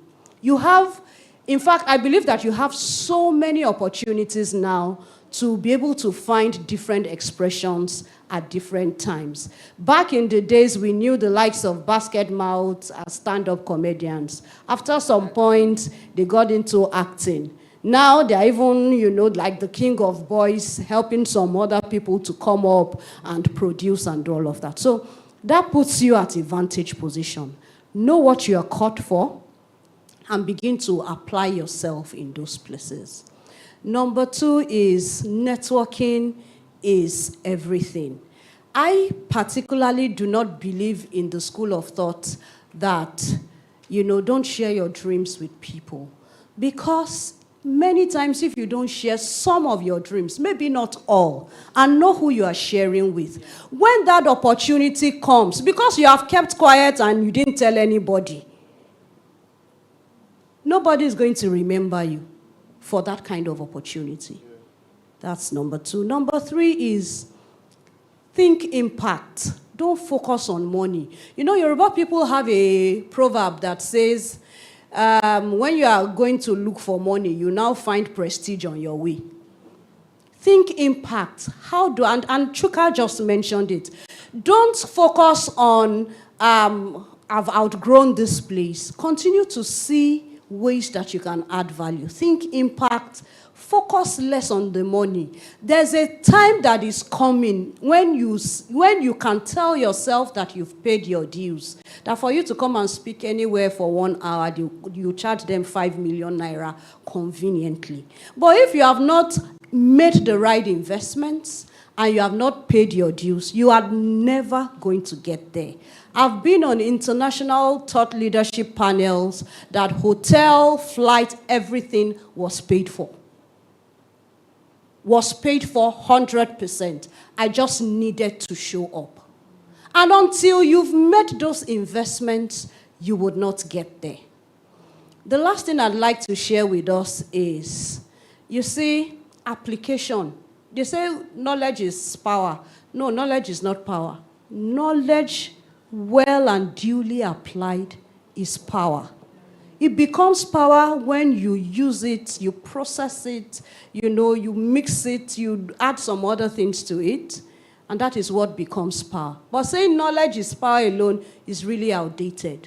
What do you know here, that you can mix together that helps you to create a unique niche for yourself? As a comms person, you can't be indoor all day. You cannot have, how many of us, for example, and I just want to throw this open. If you were to meet Dangote or Femi Otedola or Elon Musk in the elevator, you're on the ground floor and he is alighting on the second floor. He needs just 2, maybe 10 seconds to alight on the second floor. How do you sell yourself to that person such that you are memorable and he's asking for your number? How many of us have an elevator pitch? Because it's not only for salespeople. How many of us have an elevator? You need it. And you see, I tell people, even we that work in corporate organizations, until you can introduce yourself without adding your role or the organization that you work in, you have not gotten anywhere. And that's the truth. That they ask you, what do you do? And in 10 seconds, you can share 2 to 3 sentences about what you do without mentioning that I'm director of something somewhere and this is the organization that I work in. You haven't even gotten started. And so what that means is you need to begin to see yourself beyond where you currently are. That is why sometimes when people lose their jobs, it looks like they've lost everything. Because they are nothing without that role, that title, and that organization. So networking is key. Speak to your own tribe about the opportunities that you're looking for, such that when those opportunities arise, you become their first point of call. I saw something here. Oh, I think something is happening here. Have you checked it out? You know, knowledge is key. And you have 1,000,001 opportunities now. I used to read a lot, but what do I do these days? Because I don't even have the time. 30 minutes back from work, is my me time. I just plug in my AirPods and I'm listening to a podcast. I'm watching something on YouTube. Sometimes it's just as simple as listening to Daddy Freeze is now on Honest Bunch podcast. And just listen to people's perspectives about it. It doesn't change your own perspective. It just strengthens what you know, and it helps you to see people or situations in different lights. And because you can see situations in different lights, you are able to better, apply it for your own use. And finally, when you make mistakes, I know that we've not said this enough, or sometimes it's not a mistake, it's just a learning. Ensure that you continue to build it into yourself. And I'll end it with this story. In 2012 or 2011, I can't remember the year, 2011, 2012, when the last air crash happened in Nigeria, I think it was Dana. I was working in financial services then. And so it happened on a Sunday afternoon. And, within a few hours, my boss called me at the time. That time, I was just a deputy manager. And he called me and he says, Titi, you know what? The CEO needs to appear on Sunrise on channels tomorrow morning. And I said, okay, so what do we need to do? Do we have questions? He said, not so many questions, the way you prepare. So I prepared talking points. And I thought I had done a good job. And I sent it to my boss, and my boss approved and, of course, forwarded it to the CEO. Now, on Monday morning, we were in the office, and, of course, I knew my boss was on Sunrise. So I turned on the TV to just listen to our interview. And guess what? My boss at the time, a female, was in this, glamorous purple skirt suit. Yes, I remember very vividly. Her hair was much longer than this. The glam, the makeup on her face was out of this world. And I put both my hands on my head. And my boss was like, what's the matter? I said, can't you see? He said he couldn't see. I said, you can't see. I was so, for want of a better word, distraught. Why was I distraught? The entire nation is mourning. And this is my CEO going on live TV to go and, grant an interview, and she was, all glammed up. Who should be wearing all black, without makeup and all of that? But you know what? I pointed it back to myself to say, I didn't put the way she should have dressed in that talking point. And so when she came back, I spoke to her and I told her, you could have done things a little differently. But what did that experience teach me? It taught me that irrespective of who I'm talking to, anytime I'm preparing talking points for anybody, I put the dress code, how the person should show up, how the person should appear at the end of that talking. So that, because I took it for granted, or maybe I didn't even think about it that she should know. But the entire nation was mourning, 100 and something people dead, and you are going on live TV to go and answer questions on insurance. And I thought, you should know, maybe even have your entire head wrapped, no makeup, and wear a very drooly face. And then she was there with all the, the wigs and the glam, popping red lipstick and everything. I was like, oh my goodness.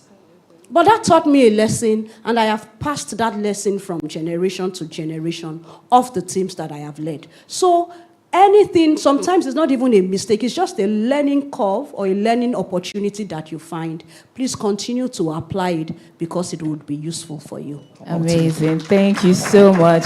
We've run out of time for this panel, but just to really summarize what we've said so far, please invest in your professional development and your capacity. That is your responsibility. Even if your organization, you're beefing them, they don't give you training budgets, but start with yourself. And when you get the results, start advocating for some of these things because it has to come on the backdrop of results.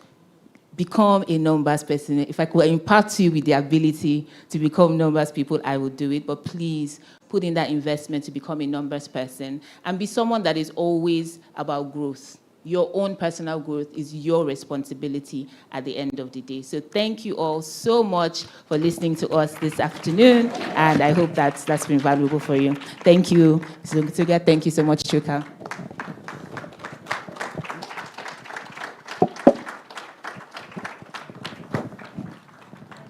The applause going, even as they stand to take a group picture. So many valuable tips and life-changing pieces of advice. And it's always so nice to hear people's backstory, because so many times we see the curated reel online where everything is perfect, but we don't see the workings, we don't see the struggles, the pain, the challenges. And it's so good that we're able to learn from them. So hopefully won't have to struggle as much. Wow. We're going to move to games, networking, and right after that, we'll move to the book intro of this event. We're also launching a book. So yes, it's part conference, part book launch, part networking, part engaging, part collaborating, because this time around, we are no longer limited by where we are physically. You can be collaborating with somebody online, someone that you've met virtually. And sometimes a lot of you have met yourselves on the Comms Avenue and you're just seeing yourselves for the first time. Is there anyone here like that?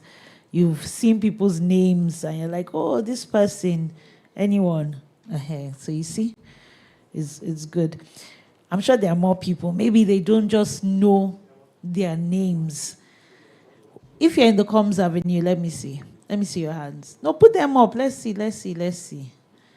So all the people that have put up their hands, do you know all of them? Yes or no? No, but you're all in the same community. So maybe that should be a challenge, that at least 2 or 3 people you put a name to a face. Since we're all community members, I'm hoping that the conversations will continue beyond this place.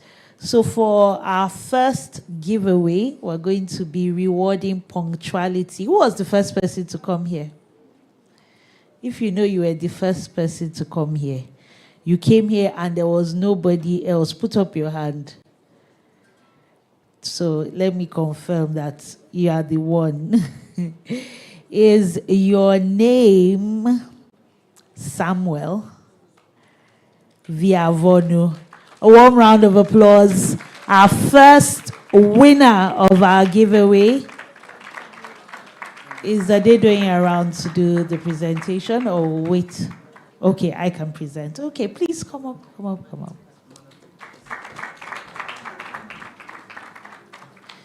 I knew I was going to be wearing many hats today, but I didn't know award presenter or giveaway presenter was one of them. You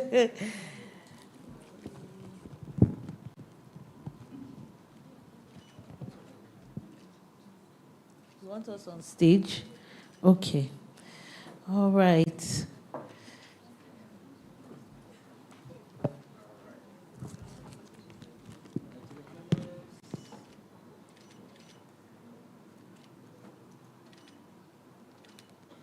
Give him a round of applause. He does not subscribe to that phenomenon called African time. And because of that, he's won himself a gift. We're grateful that you came on time, and I hope that you stay with us till the very end, and this will become a culture for all of us. And he has won a book by Philip Odiakose. I hope we're all going to read, because we promised Adedoyin that we're going to read, right? That's the way we invest in our capacity. We invest in ourselves. So the next game will be, I like this one, Scrabble. Who likes to play Scrabble? You know, when you get all those tiles, you have like 2 Zs, 1 Q, G, and no vowel, or maybe you or something, and you can't even make a word. How about when you have to unscramble words, when you see some words? So we're going to go around now sharing some sheets, and if you're interested in playing, okay. Nobody here wants to play. Okay, it's okay. We have some people interested here. So come Scrabble. And there are books up for grabs.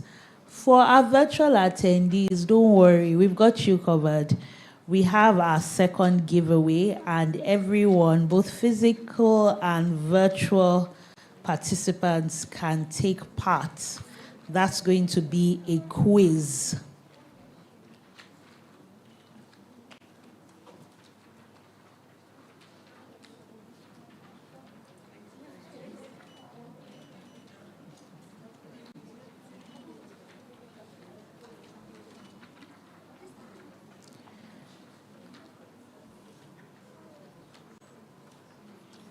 One more to go.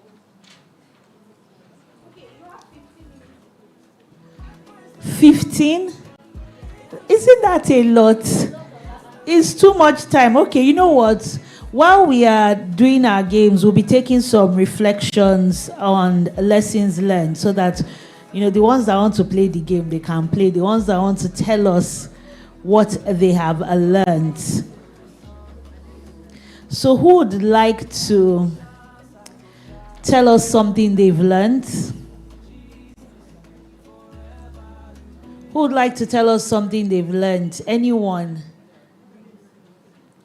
Nobody has learned anything. Do you want me to start picking? Anyone that wants to share their reflections so far, what they've learned?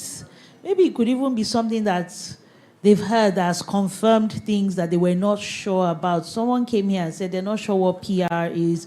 Someone said they want to learn more about corporate communications.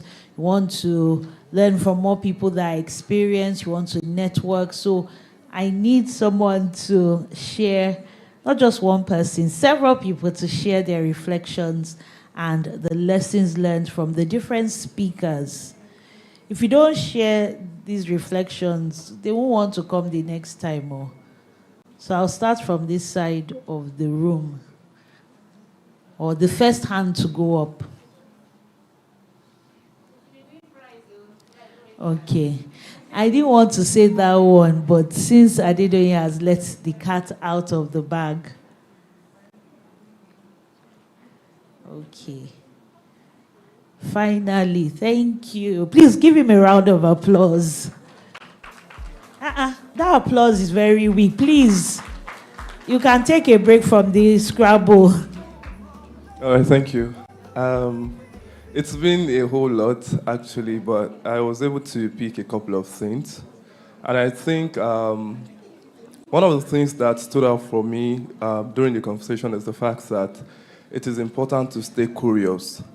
So I'm this kind of person that I do think that I'm crazy, but I think I have other crazy people in this room today. Because as creatives, sometimes I overthink a lot, even to create content. And I'm just there and I'm like, how do I manage this? So I think I've also been able to understand that it is important to pay attention to details and not assume.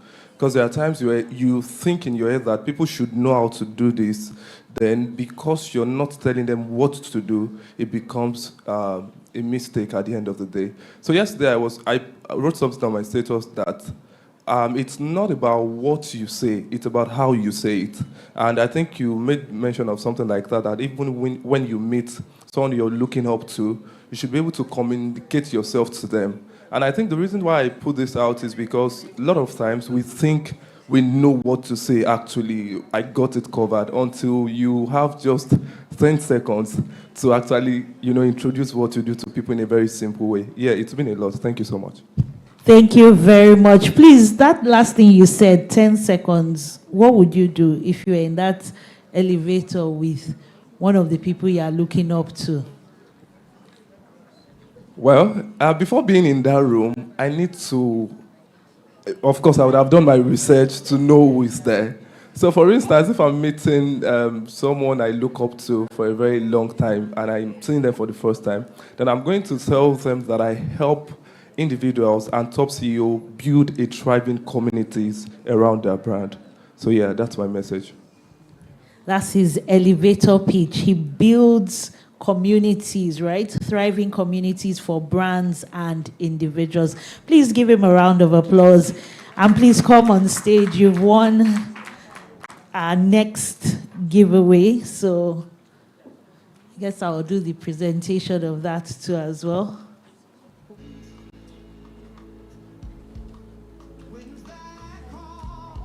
Let's see.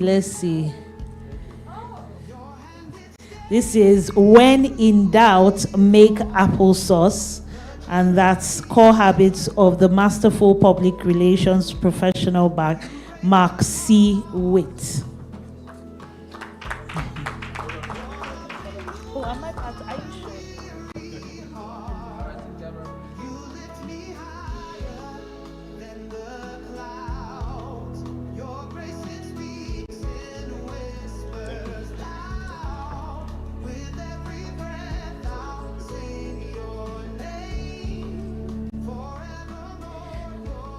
I'm sure now we're going to be gingered to share our reflections, right?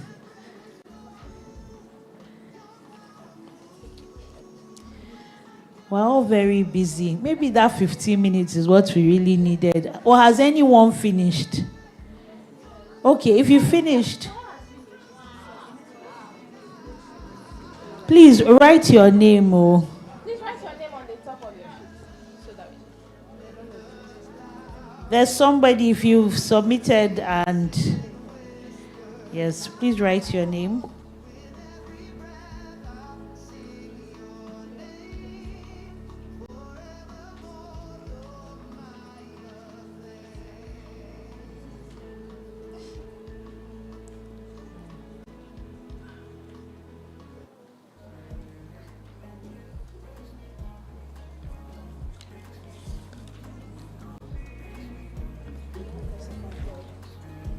Okay. Have they been marked?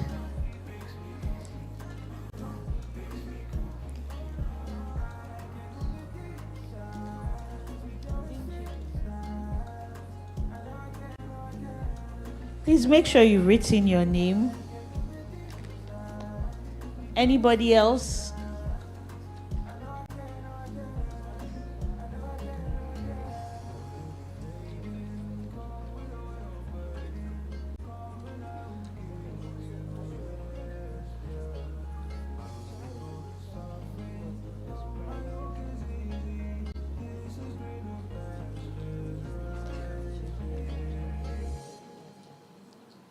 So once you've finished filling in the Scrabble, just put up your hand and we'll get it off you.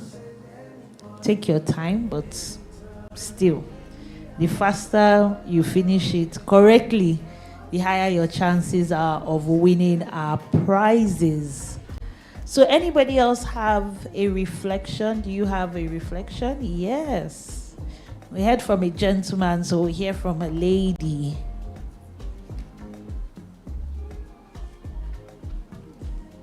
Good afternoon, everyone. So I did take notes, so I'm just going to go through the ones that spoke to me. The first one is be audacious enough to ask for what you want. This is from a personal experience. So when I started, will I say my career? When I started working, I was always I don't know what they will say if I demand for this and stuff like that. And then I got this manager that taught me that nobody's going to slap you, nobody's going to beat you. So whatever it is that you want, however it is that you want it, even if you don't have the right word to properly state it or explain it, it's important to put it out. Someone is going to complete the sentence for you. Someone is going to tell you, okay, do you mean this? Do you mean that? So it's important to know that whatever you want, it is not new under the sun. It's not impossible. You can get it. You can do it. So it's good to put it out at any point that you feel the need to bring it out.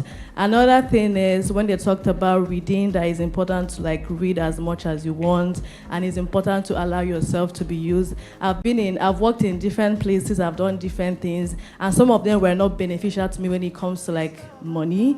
Some of them were like free. I just did it. Like I started working when I was in uni. I worked throughout my university days, and I was just paid 10K. And if I was thinking about the money, I wouldn't have gotten the job.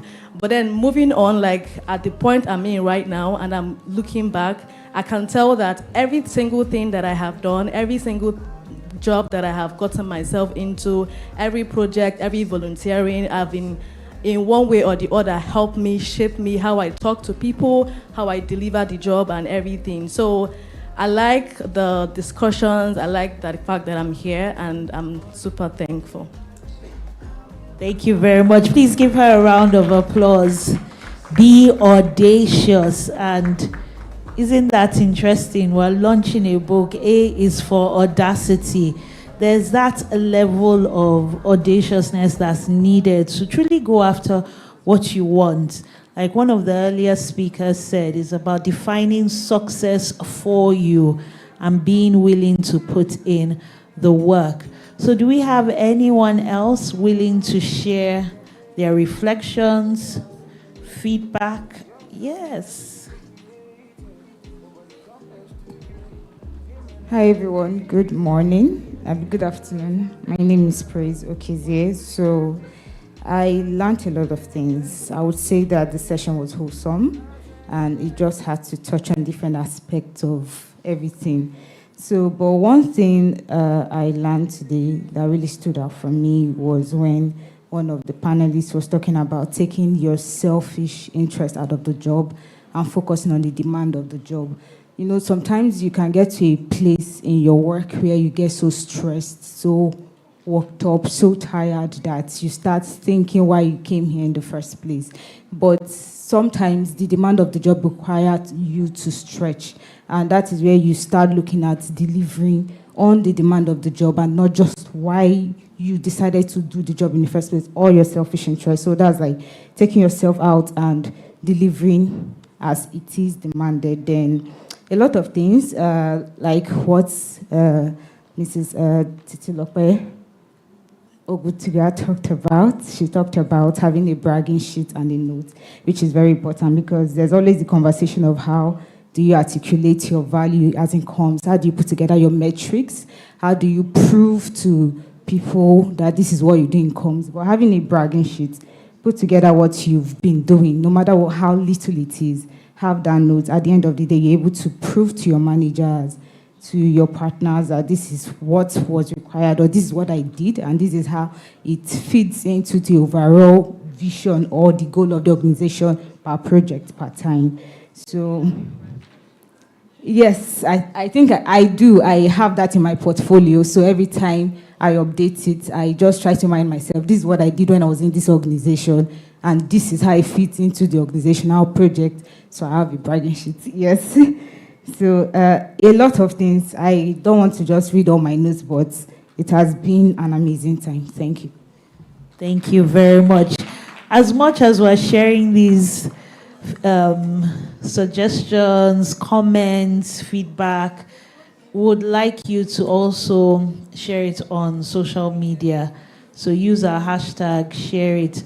We'd also like to have virtual comments. So if you're watching and there's something that it entered, the message, maybe the panelist or the moderator or one of our speakers said something and you know that it just entered, that was just a word for you that was spoken to you, please share it and we'll be reading out your comments here. You're very much a part of this event. If you have filled this, we're getting to the marking point. Red biro. Doesn't this remind you of a period? You know, the point about being willing to do work for free or not prioritizing money is that in the end, you will make that money back. A lot of us here have studied mass communication. I didn't. Who studied mass communication here?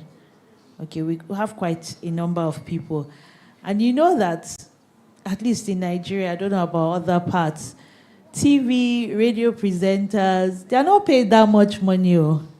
They are not. I've interviewed some of them on TV, and they will tell you, we don't get that much money.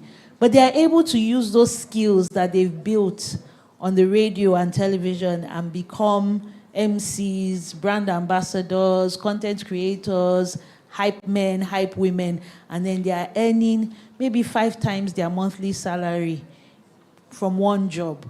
But if they were not persistent in that job, they were not showing up, they were not delivering, they were not improving themselves, they won't be in that position to charge a premium for that same skill. So just know, within this calm space, that sometimes you might feel like, they're asking me to write 10 scripts, 15 scripts. Why? But at the end of the day, you write those 10, 15 scripts and you become a monster, and then you call your prize. You call your prize a monstrous prize. So let's remember that it's truly important to show up for events like this and to put in the work to build capacity and to ask for more demanding and challenging things. And something that has come through with everyone who has spoken is that place for God, spirituality, knowing your purpose, listening to God about the next step for your life. And you know when it's time to move, not just, I've outgrown this organization. So I'm going to go through, you can bring out, if you've not finished, we have our top 4. Do we still have more? So we can quickly do the prize. Let's find out the first word. Who knows the first word? Press release, correct. The second word? Analytics. The third word? The fourth word? Stakeholder. The fifth word? Segmentation. So people are like, hey, because even me, I was wondering. The sixth word? Mapping. And the seventh word? The eighth word? 9, 10, 11, 12. Rules! I like it. 13, 14. Is it objective or objectives? And the final word, number 15. Oh yeah, give yourselves a round of applause. We have our first winner. And this goes to Adeneko Alamin A. Yay, round of applause. 15 over 15. You will tell us the secret, eh? You will tell us. The secret? Yes, want to know. Okay. I think I've actually worked around some of these words. Basically, that's the first. I think the one that actually troubled me a bit. No, not segmentation. Actually, carousels, I did not get that. But when I remember that we're in a gathering where we have people that are doing media and all of that, then it clicked. But outside that, others are basic words. Congratulations. So we'll go on stage. Yes, he has this time.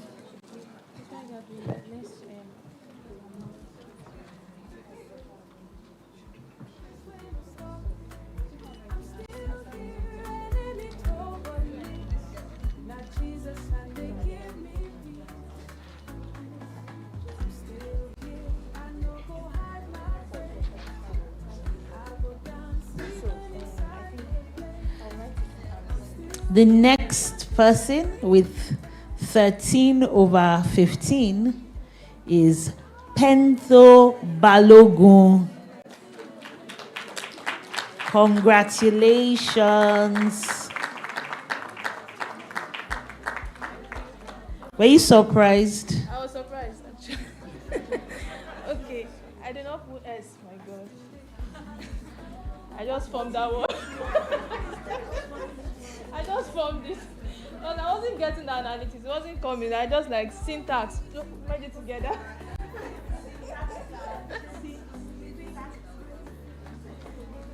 Thank you. Congratulations. We'll give you your prize. You want your script? I will confirm.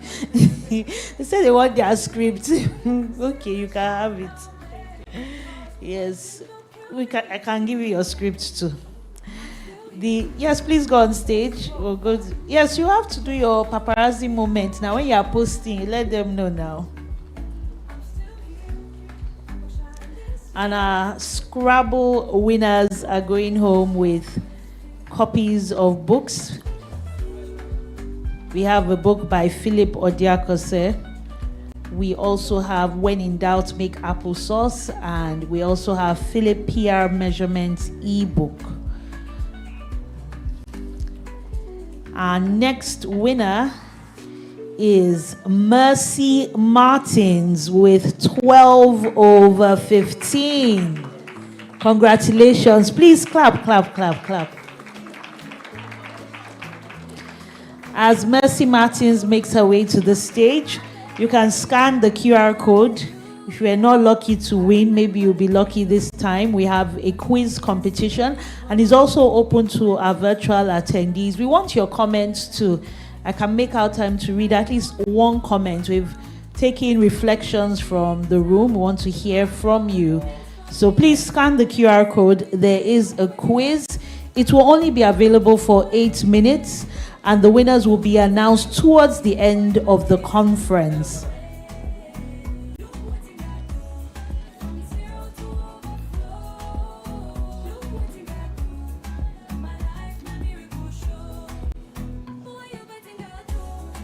I'm very mindful of our time.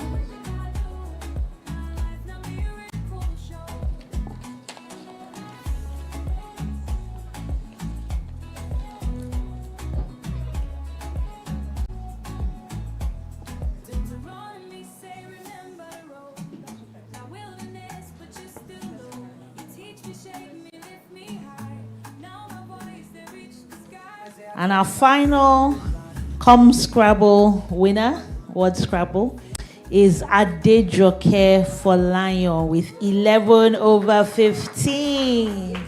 Put your hands together, applaud her.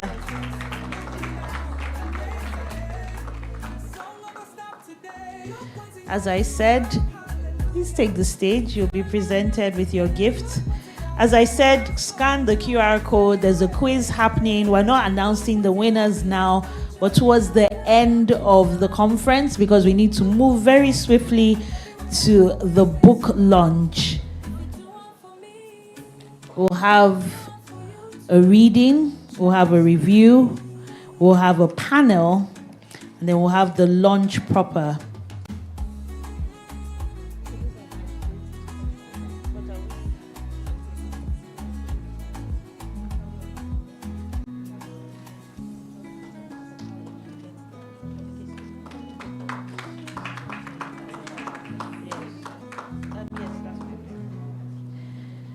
Congratulations. We also want to congratulate our very, very active, the most active virtual participants.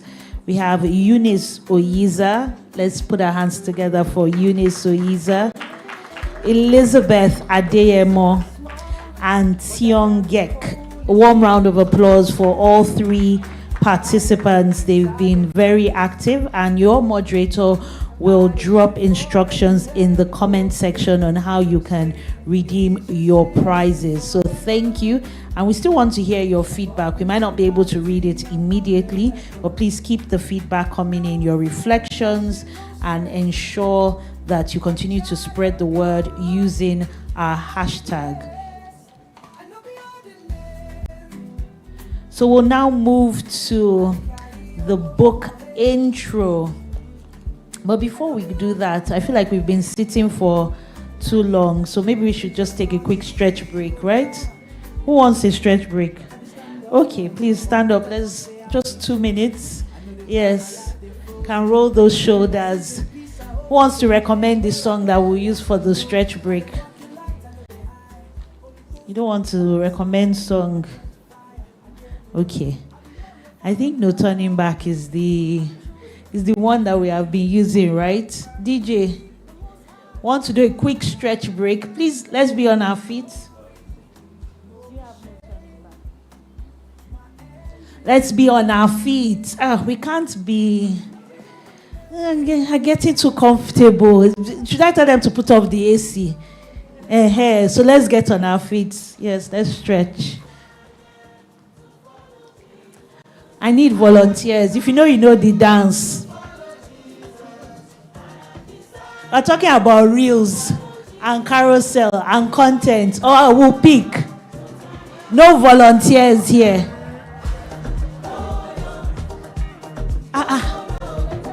So come and dance now so that we can do this stretch. So, Madam said she thought this was a gathering of young people. You are following my hand, but if you are on TikTok, okay, I like, you will. Clap for him. Woo! See, I will choose, okay, you won, you will, don't, okay. We'll freestyle it. Don't worry, we'll freestyle it. Let me have volunteers. The lady in red. Yes, come. Don't worry, we'll freestyle it. We want to move. Oh yeah, choose the next person. You can't be the only one here now.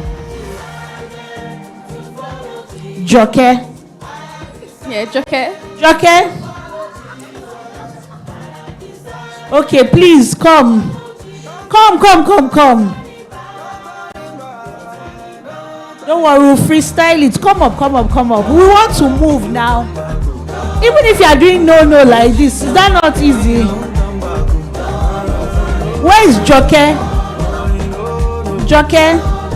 Please come. We need a gentleman.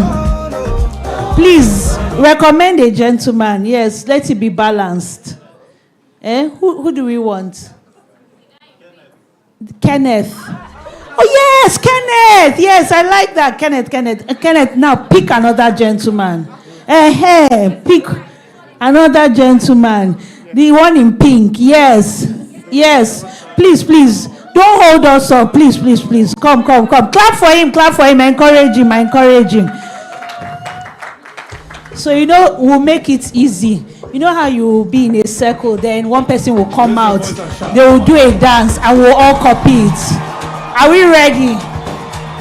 Who will be the first person?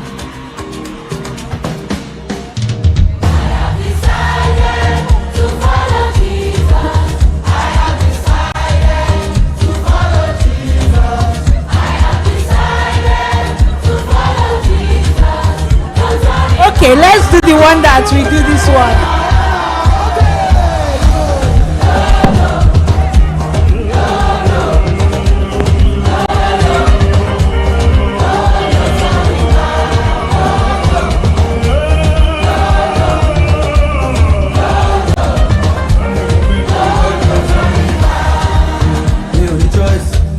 Okay, this is where we freestyle.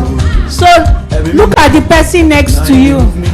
If you need to, Of course, no going back, non-stop, on 240. If you gone, hold on the road. I'm steady, revving, wanted throttle, got eyes on the prize. Oh yeah, now take the center. Don't worry, I'll come with you.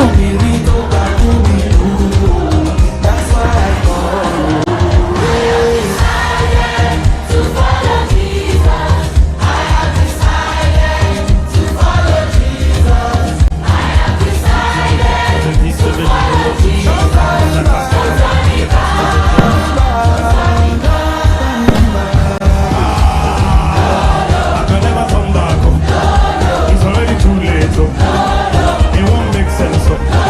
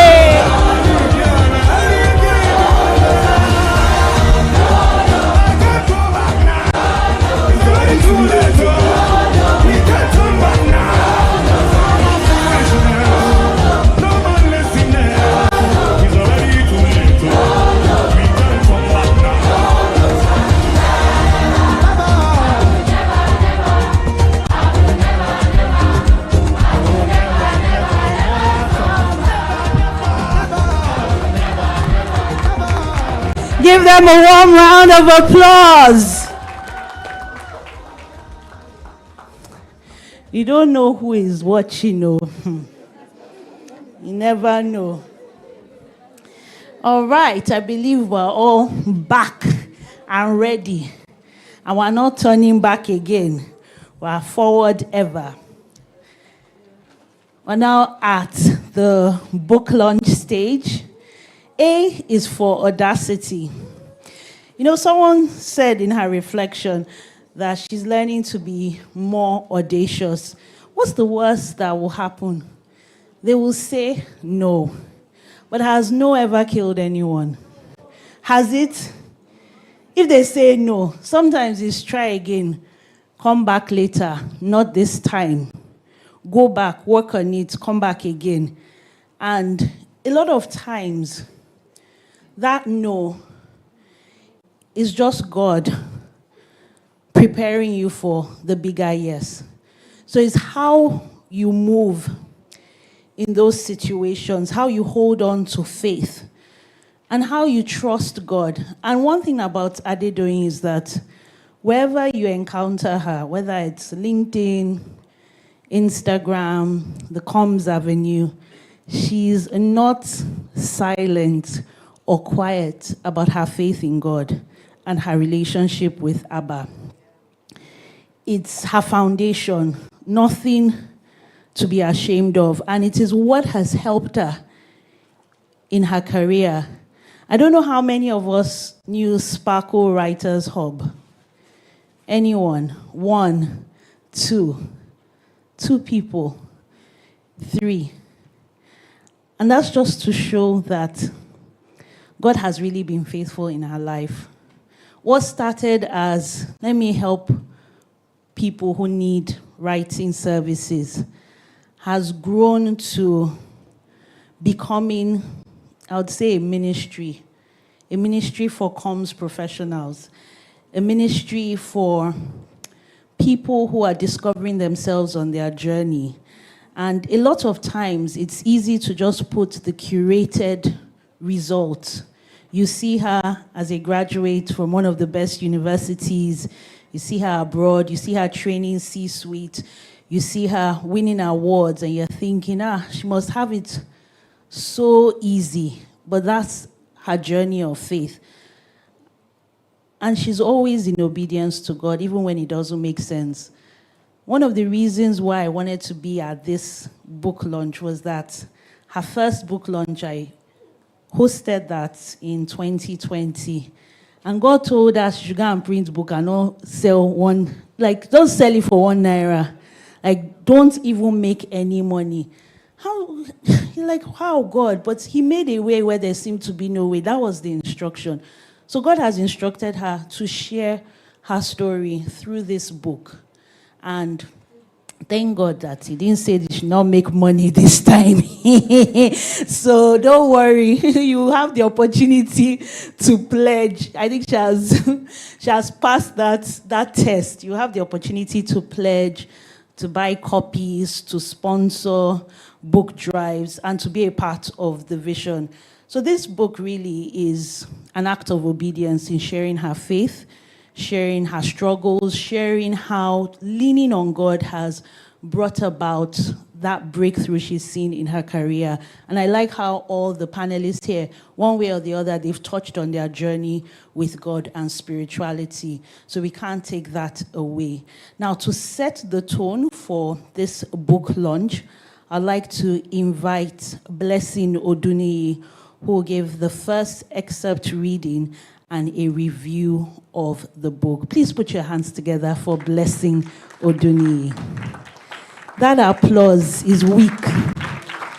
It is weak. Where is my energy? The same energy we were dancing with. Woo!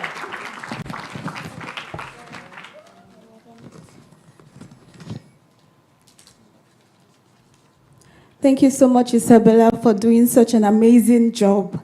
Like an amazing work doing this, and it's just been a warm time in the presence. I want to say the presence of God. church setting. But anyway, it's been an amazing time in the presence of God, really. Yes. Thank you so much, Adedoyin, for this amazing feat and for inviting me to do this. I'm really, really honored. It's an honor to be here, not just to witness the unveiling of a book. A is for Audacity. A is for Audacity is a book that speaks personally to my story. And as I read the book, you know when you're reading something and something is shifting within you and you're saying that we must move mountains for Christ. That's how that's what happened to me when I was reading the book. So Adedoyin, thank you for your years. Thank you for trusting us with your art, your faith stories, and your audacity. This moment is truly sacred, and I count it a privilege to be a part of it. I was moved to tears by some of our stories. I'm sure by the time you start reading some of the stories, you'll be like, Adedoyin went through this. Yes, she went through a lot, and then we thank God for the success we're all seeing today. But before I go on, please allow me to recognize and celebrate the presence of one of my greatest cheerleaders, my husband, His Excellency, who has graciously accompanied me to this event today. Thank you for your wavering support, your prayers, and for believing in me. Thank you. And I need, he doesn't want to stand up, but it's when we're putting on the same color as well. When we talk about men allowing their partners to fly and soar, that's who my husband is. So A is for Audacity. It's not just a collection of personal stories. It is a divine compass for anyone feeling a nod to step out of faith. If God has shown you a big picture and God has told you this is what I'm taking you to, this is a book you should read really, because by the time you start reading some of the stories, you're encouraged, you just want to go out there, you just want to start that journey of faith. And as Adedoyin writes so beautifully, my audacity really doesn't come from me. It comes from setting my eyes on the Lord as a unit and moving at His word. There are two key words for me: surrender and trust, not self-confidence. Surrender and trust. Everyone needs audacity to start. We often sit on brilliant ideas, we sit on world-changing visions and spirit-filled instructions, but without the courage to begin, there will just be dreams without impact.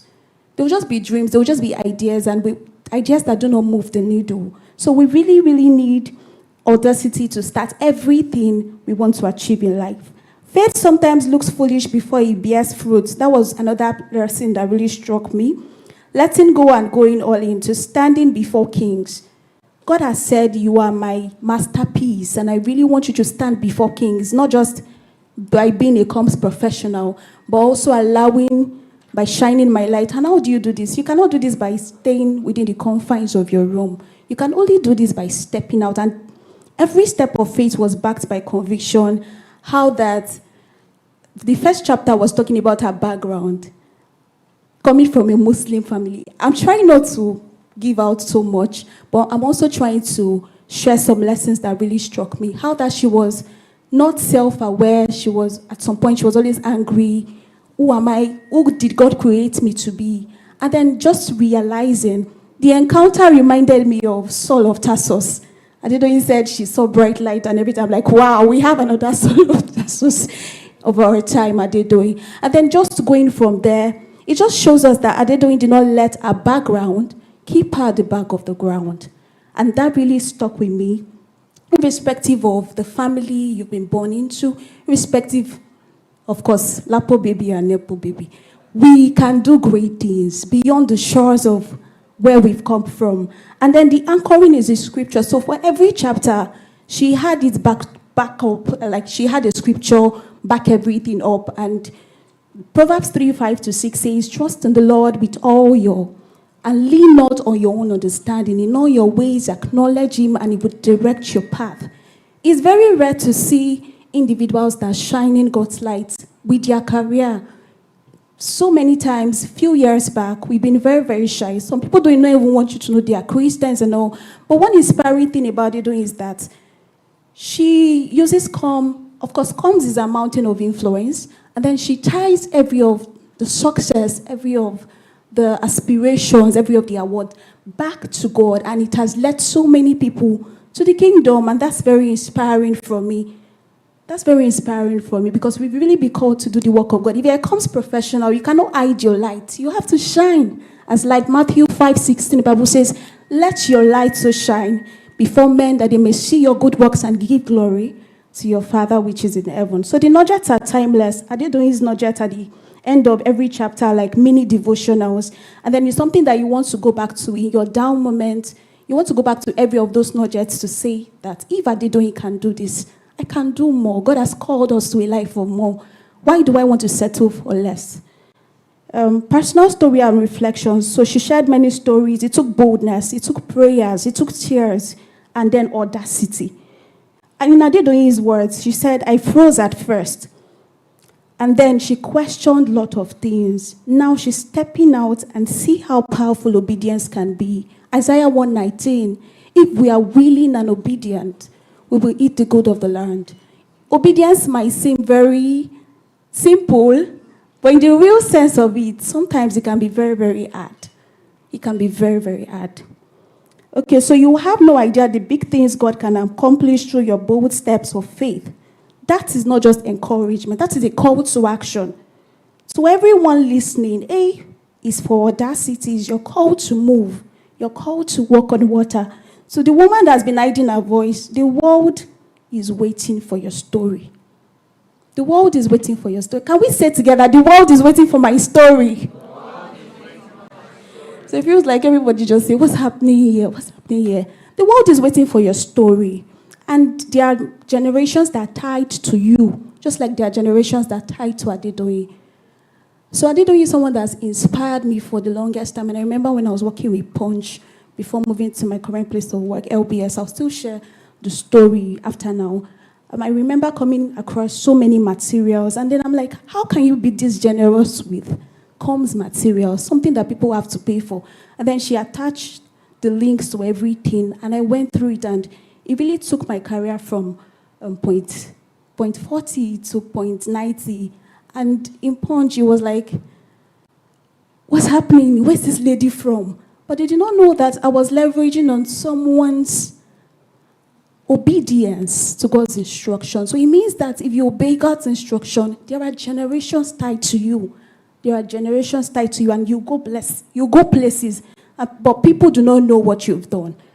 Okay, so as I begin to round off, I also wanted to say that we can say all of the things we want to say, we can share lessons, but ask yourself within you, what's that step I'm going to take? What's that first step of faith I'm taking in my career, in furthering my education, in the people I have to meet? What's that step of faith? Let this book be your sign.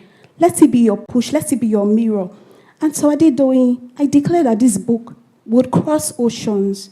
It will reach nations and unlock destinies. It will awaken dormant visions and commission sleeping giants. Just like it did for me. I wasn't able to sleep for days. I've not told her this. But you know when you're reading something, and it's like the Bible, the more you cannot read a chapter of the Bible and you get the same lessons you got from that chapter. If you're really studying or meditating, you just get, like, it looks new every morning, and that's how A4 audacity is. And even as I am now, sometimes I marvel at how that God's creation is able to sit down to document that kind of story. And generations to yet unborn, they're waiting for your story, and they're going to be inspired, they're going to do great and mighty things. The prophetic is going to be unlocked. And I know that this is a conference where I sense the prophetic being unlocked already. If you're a person of faith, if you're sensitive, you can already know that everybody, every single person in this room did not just come for a conference. You've come for things to be unlocked within you. And you can make reference to this day, today's date, 26th of July, and you can say something moved within me. Something moved within me. And as you can start documenting. If you listen clearly, beyond comms, beyond the media, beyond our career, beyond the profession, you'll see that God will start whispering instructions to you through this book and even through the panel session. Thank you so much, Adedoyin. Thank you so much, everyone. A warm round of applause for Blessing Oduni. Thank you for ushering us into what promises to be a very audacious time. So when I say A is for, what do you respond? A is for? A is for? A is for? Yes, audacity. The audacity to take God at His word. Those promises, no matter how big they are, and when He does ask you to step out of the boat in faith, you take that audacious step of faith. So before we go into church mode and a time of fellowship and the word, I'd like to invite the woman of the moment for the audacious faith panel, the pioneer of the Comms Mentorship Circle.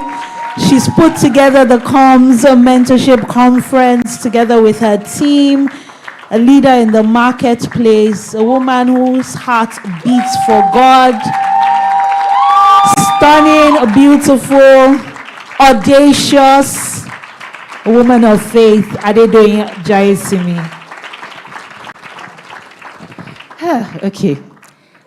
Those that know me know I don't like being the center of attention, so this is a bit much for me to process. But thank you all so much. I thought I would start this panel before I introduced my panelists by introducing, but just reading some excerpts from the introduction. Isabella said, there's a price on it. When you hear the price, my publisher was like, Adedoyin, what do you mean? We are selling it for 5,000 naira. Do you know what went into publishing?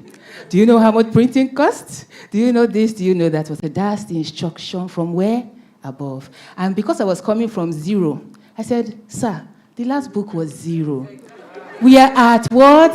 5,000. Let us embrace that figure.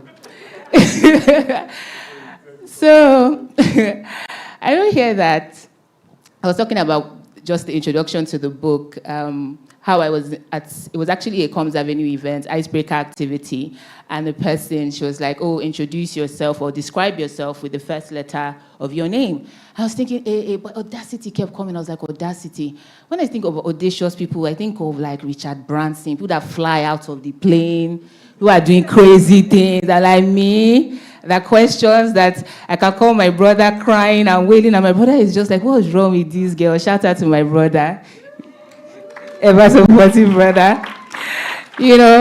And I would share that in one way, the word resonated, but in another, it felt like I wasn't the best fit for the word. I cannot count how many times people have called my journey with God bold or risky, and those of you that follow me on Instagram, my airport chronicles, my faith stories. Despite this, the truth is that I've never really considered myself to be an audacious person. Even now, I'm like, okay, audacious. But then maybe that's why I struggled to write this book when it came to my heart. Whenever I wanted to sit down, I just froze. It was as if there was a mental block. But then I began to ask myself, why does God want me to write this book? Why does audacity even matter? And the answer started coming to me. And I realized that faith, the God kind, really does require a level of audacity. And do you know what? In the moment when you take those baby steps of faith, you won't always feel audacious. Sometimes you feel like, I'm so afraid, I'm shaking. I felt like that so many times. But for every story you read in this book, know that I had absolutely no idea how it was going to play out. E.g., this conference, I didn't know how it was going to play out. But I said, okay, let's do this. And for everything that I could see with my physical eyes, the chances of success were slim. But I chose to walk on water and trust that God will rescue me and not let me drown. And so, ladies and gentlemen, that is the foundation of the audacity. Just knowing that God will sort me out. I may wail, I may cry, I may not understand it, but he will. So I'm going to invite back on stage Blessing to come and join us on the stage. And I'm going to introduce someone very special. Please, when I call her, those of you in the comms world, you know her. If you have joined our LinkedIn Live, some of you have enrolled for our course, you know. And she said something this morning that they can leave us on the stage for the next 2 hours. We'll be talking. Don't worry, we are not talking for 2 hours.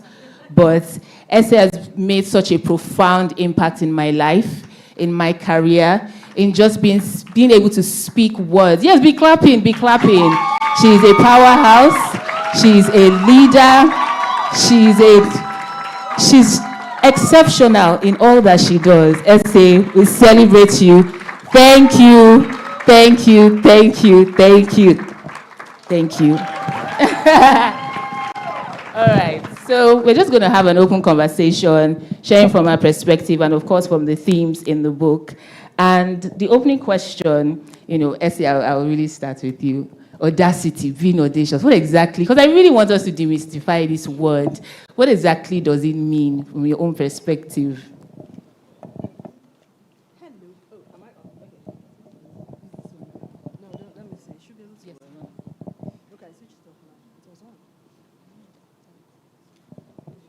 Hello? Okay. Yeah, I'm good. So, hello, everybody. How are you doing? Have you had a good day? Are you glad you came out? So, give a round of applause for yourselves. So, she asked me, what does it mean to be audacious? First of all, in her book, she describes audacity as being audacious as being bold to take the first step. She's very correct. Now, why do I say so? Because the first step is the most difficult. And audacity and being audacious has an internal aspect. Now, being audacious means doing what people are afraid to do, number one. Number two, doing what people do not expect you to do, number two. So when you want to describe something as being audacious, first of all, that means even you could not imagine yourself doing that thing. But what is more important is that other people couldn't see it in you. Most of us are held back by the limitations that people put around us. We see ourselves through the eyes of the world. You can't do it. For something to be audacious, it must be the kind of thing that people hear. They're like, man, you get God, so. If they don't say that, then it's not audacity. If it's something that they believe is within your power to do, it's not audacity. Audacity is that, wow, you were able to do what others, where angels feared to tread. Yes, you went there. Have I answered your question, ma? Yes, I believe you. Have a round of applause for her, please. For me, wow. So, Blessing, let me bring it to you. So, looking at your journey, do you think you've been audacious? And what does audacity, what does it mean to you? Deep question. Okay, looking at my journey, I think I've dared. So the last Win-based conference was Dare to Dream. And for me, my Dare to Dream story is my audacity story recently. When I share this story, so everybody thinks, Blessing, are you all right? Were you going, or was something wrong with you? And it was really my transition from Punch to LBS. So at Punch, Blessing was doing well. But before Punch saw something, so God had instructed me to reach out to over 5,000 students in Ogun State. I did it with support of my husband, and then we reached out. It was not convenient, but we did. And then Punch saw this young lady doing stuff with limited resources, and they picked interest, and they said, okay, so Blessing, we want you on our team. It was a blank check. And coming from studying, being a medical student, so I studied medical laboratory science, University of Ibadan, and transitioning to working with Punch as a comms professional. That alone is being audacious, because where do I start from? Okay, Blessing, you know how to write, you know how to speak, but how am I able to language some things in a very spontaneous manner? I think I now started to discover and unravel God's gift upon my life in that manner. So that position helped me. But then it was not stopping at Punch. It was knowing that, Blessing, your time here is limited. And at the beginning of the year last year, God said, I'm placing you in a position on merit, but there are certain qualifications you need to get there. I did not fully understand. So being audacious means that you don't get the total picture, but you know that you have an instructor. You have God. That's when it was speaking to resource and your source. So I knew that my source is God, and I must listen attentively to him. And he said, I'm placing you in a position on merit. And a few months after, the position for head of communications was coming, and everybody was saying, oh, so we like Blessing, we like how she does, because it was very easy already to language our value to external partners, and they were like, Blessing, Blessing, Blessing. But then, the middle of the night, I was praying, I was searching for opportunities, and God said, go and search LBS site. And I did. Nobody sent me the role. Nobody sent me the application. I saw the exact role that was in line with like my career and everything. And I was imposter syndrome. I was like, me, LBS. I'd taken a course there the previous year, but I didn't know that I was going to be that fast. And I obeyed. I put in my application. I was scared. You know when you are trying to compose your CV, but you feel like, what have I achieved? What do I have? What do I know? And then it was a series of stages. And God was taking me through the stages. And then I knew that this one is being audacious because even putting out, obeying is one thing. And then composing and sending all your, and being able to language too is another thing. So for me, that story is, and after the interview, some people that were present there, when they saw me resume physically, they were like, who is this blessing? Who are you? What do you know? Who is backing you up? But deep down, you will know that you are not ordinary. So for audacious people, you know that there's something that is sponsoring you. There's something that is pushing you. So it's like, do this, do that. And if you miss that timing and phase, it might take you 5 years or 10 years to recover. So for me, that's my audacity story. Wow. Leslie, you said a lot, and I hope that we'll be able to unpack, but I want to read one of the nuggets from the book. It says, when I think about what it means to be audacious, I picture a stone being thrown into a river and seeing ripples form on the surface. Depending on the level of impact between the stone and the water, the ripples can be endless. I believe that one step of faith can create ripples that end up having a huge impact far beyond what you're able to foresee and far beyond what you expect. One step serves as a trigger that unlocks what would have otherwise been impossible if you didn't take that first step. And that's how I think about it, because you said it, taking that first step is the thing. Just being able to go, you're seeing the mountain, you're seeing the obstacles, you're seeing the no's. How do you continue to go? But I want us to bring it to the foundation of this conversation. What exactly is the foundation? Blessings talked about obeying, hearing. I'm just always saying, what exactly are you hearing? I know Chuka said he heard a voice. Which voice? How did it sound? What did it sound like? Purpose. Let's really break it down for people. What is this foundation? What does it mean to obey God? What does it mean to find God's purpose for your life? And I'm going to answer this I'll try to answer it in a roundabout way. What does it mean to find God's purpose in your life? It's, first of all, to trust Him unequivocally. To trust that God knows what He's doing. Because purpose does not unfold overnight. It doesn't. We all think that when you start on the first day of obeying God, that's when everything... No, you can never know where you are going. You can't. And God is a God of mystery. Particularly the God of our Lord and Father Jesus Christ. He's a God of mystery. So you have no idea what that first step will be. What struck me about this story, first of all, I love the fact that Adedoyin shared the backstory of her life, because I met her in the TCA days. I have great respect for her. I don't know if she knows how much respect I have for her. I am much older than her in age, but she is wiser than me in many ways.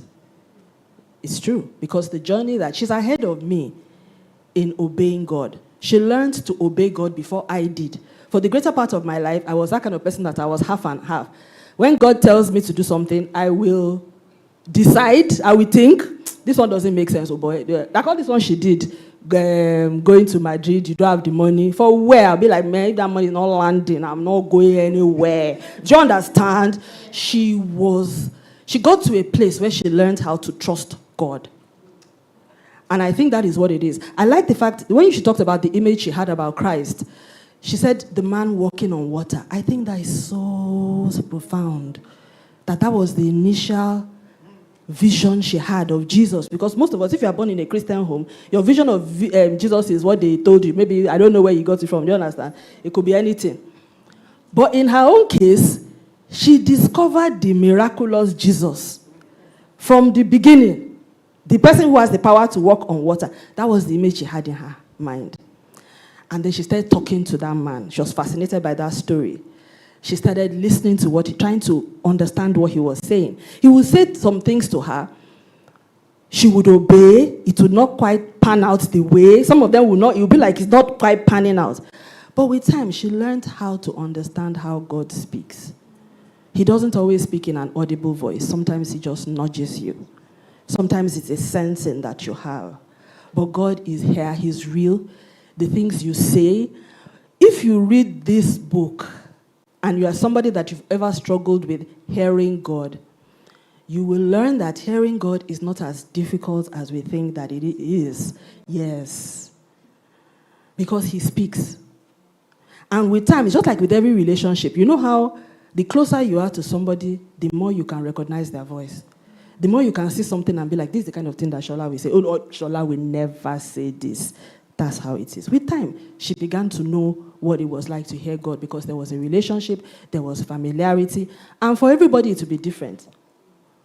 But what then confirmed it in her life is that everything that God told her to do, it turned out well. God told her to go and do a master's, to go and do the brand and communications at, where was that? Where did you do that? At IE. He told her specifically to go to Bible school, which she did. And you know what? When God started telling you to enroll for a program, hey, just dance. Because he's about to do something. Something is about to happen.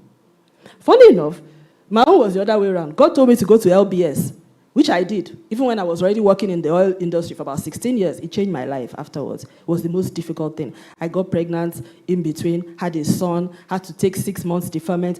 I entered LBS 6 months with a 6-month-old baby. But it changed the trajectory of my life. So God knows what he's doing, but we have to get to the place where we can learn to trust him. Wow, thank you so much.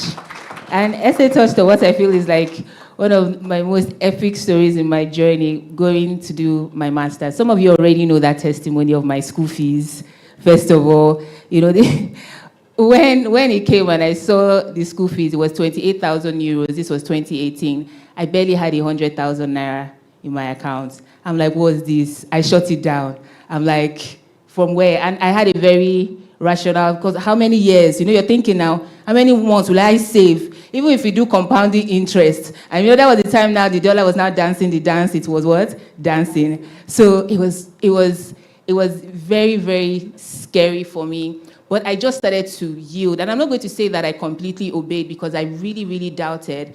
But I remember being in South Africa and the woman, we were just talking about it, and I was like, this eye, because I don't know, personally for me, God's trying to do me, you know, wants to tell me something. Not that I will become like Jonah, that the fish will swallow, but it's just that thing now will be chasing you everywhere. Everywhere I was going, IE. I'm like, what exactly is inside this school? And so we're South Africans, but oh my God, I went to IE Business School. I'm like, hey, God, this IE again in South Africa? Why?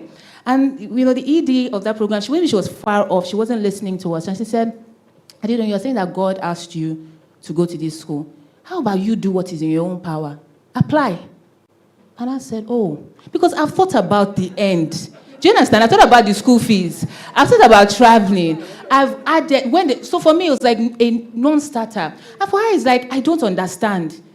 What is in your power? Just what? Apply. So young professionals, when I'm telling you, just do something. It's not because I don't know that you don't have the money, but I've seen that there's power in just taking the first step. I applied, and then I got the admission. I know they always say this reservation fee. They brought this. I said, okay, God, over to you. Do you know, I tried everything in my power to make that money. Nothing. Then maybe the next year, March, IE Nigeria office, announcing a special competition. Africa We Want. Winner gets 50% scholarship for my program that year. I laughed.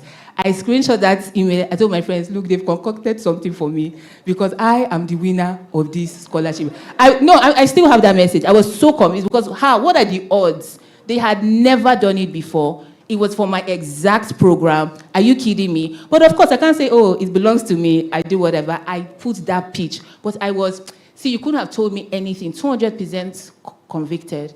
I got it. Great. Now, you know, when a miracle is still cooking, I wasn't really telling anybody. Now that I'm telling my story. That was not me then. I was like, when I now get to Madrid, I'll now put my post. Arrived in Madrid. Let me tell you the journey of faith. That's after I got the scholarship. They now announced. I said, God, the rice is still cooking. This rice has not yet done. we have not, there's still, it's only 50%, oh, there's another what? 50%. Ladies and gentlemen, I didn't go to Madrid that year. I said, God, this is what I'm saying now, the shame. Hey, what will people say? I showed down contact cross, I did everything. But I went in 2020, I started virtually, and I visited Madrid. Again, I bought a plane ticket. I did not have accommodation. My brother said to me the night before, please, don't call me that you are sleeping in the airport. Because my brother has been through it with me and my faith journey. Like, I stressed him out. He said, I don't want to hear that you slept in the airport. I told him, don't worry, I can never sleep in the airport. I was not so sure, ladies and gentlemen, because I had no idea where I was going to sleep. But you see, that night, somebody called, how are you doing? You didn't even tell me you're going to Madrid. I said, auntie, I forgot. Okay, so where are you staying? I'm not really sure, ma. Okay, I'll pay 5 nights Airbnb. Ladies and gentlemen, I landed in Madrid and I had what? 5 nights. For the rest of the story, buy the book. All right. So, let's now move to the next theme. This journey sounds sweet in the process, but waiting. How many of us have ever waited for anything? That are still waiting, my brother. Some of us are on that journey. It's not funny. And then some people will not call me the Christianese. Hold on, I don't know. Hold on. I say I'm holding on. Say, believe. I am believing. Oh, do this. How many of, let's be honest, how many of you felt like that? Whether it's the job, you've prayed, you've done the night vigil. So blessing, I'm going to start with you and come to essay. The waiting season. What do you do? What is it like? And I want the real thing, not Christianese. The tears. I've cried an ocean of tears in my journey.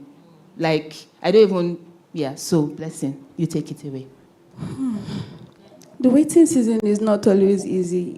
Everybody wants to see the grand pictures, the makeup and everything, but the behind the scenes, nobody really sees the tears. So for me, I'll still refer back to the job. So I got an information, or I saw that another person, so this was the final stage, and it was really competitive. And then I just researched the person. I conducted a research about the other person, and I saw that, this person has done a master's with these people. It is very, very easy for them to want to, pick the person over me. I was scared. I told my husband, I don't know. I felt inadequate. I felt, that feeling of course, God has done some things in your life, but at that point, you now start feeling like you are reduced, like you don't even know if you're capable of still going for it. And then I was really scared, and he said no. He encouraged me, and some other people in my circle encouraged me. And I prayerfully went in, and I remember all through the process, he was just in a corner of the room, and he was just praying. He was just praying. So in the waiting season, you need a support system. You need a very, very strong support system. And I looked at him. I was answering of course, you'll be answering your questions in a very, very composed manner, but I saw a man lying flat on the floor and just praying and rolling. And I'm like, I cannot feel God. Please, what would be my excuse? That's one thing about audacious people. For they doing the scholarship and everything, your dreams are valid. God will fund it. You leave everything for God. How do they curate another package that suits exactly into what aligns with what she has been looking for? That's God. So your dreams are valid. God will fund it. And I remember it now took another 2 months before I got a response. I'm like, what's happening? Sometimes I'll wake up, I'm like, God, are you sure it's time to move? Are you sure it's not just me that just felt like I heard you? There are times when I would just be quiet. There are times when I would not know what to do. There are times when I'll be sad. There are times when I would have to go back to LinkedIn. You see those stories, those inspirational stories. I'll go and read it. I'll see, if this person can do it, I can do it. If I didn't do it, can do it, I can do it. As so many other people that inspire me just to strengthen my faith. Because your faith story is not complete without your doubting moments. If anybody comes to tell you that I'm a person of faithful, they had doubting moments. They had moments, even Peter, the walking on water illustration that Adedoyin made reference to in the book. We all have doubting moments, but how that we're able to come out of that moment The success story, everybody loves success story, but nobody really sees the behind the scenes. But one thing that kept encouraging me in my waiting moment is, it is God that has instructed me to apply. It is God that gave me the go forward. It is God that gave me the go ahead. And He was going to back me up with all of the resources He placed within my sphere of influence. Thank you for that. Let's clap for her. So this waiting was what, 2 months? Was 2 months, Abi? How many months? This particular the whole story process was how much? So every stage took the whole process took 6 months. Okay. So for the final stage, it took 2 months, and the 2 months felt like 2 years. I'm going somewhere. So that 6 months, 8 months is learning what? He's learning work. Because there are some waiting that is years. So essay, in those years, how do you deal? How do you submit to the process? Because sometimes it doesn't go away. That's the reality of it. And it's not because you're not doing enough. And other people around you, I remember one time, I went on Instagram. That Instagram, in your waiting season, just block Instagram. I said, this guy, God, he has bought house. We graduated together. Look at my life. Because that's what begins to happen. But let's essay speak on the process and how. It's a very deep question you've asked, but you want me to be real? Do you guys want me to be real? I should keep it real. Let's keep it real. She's very right.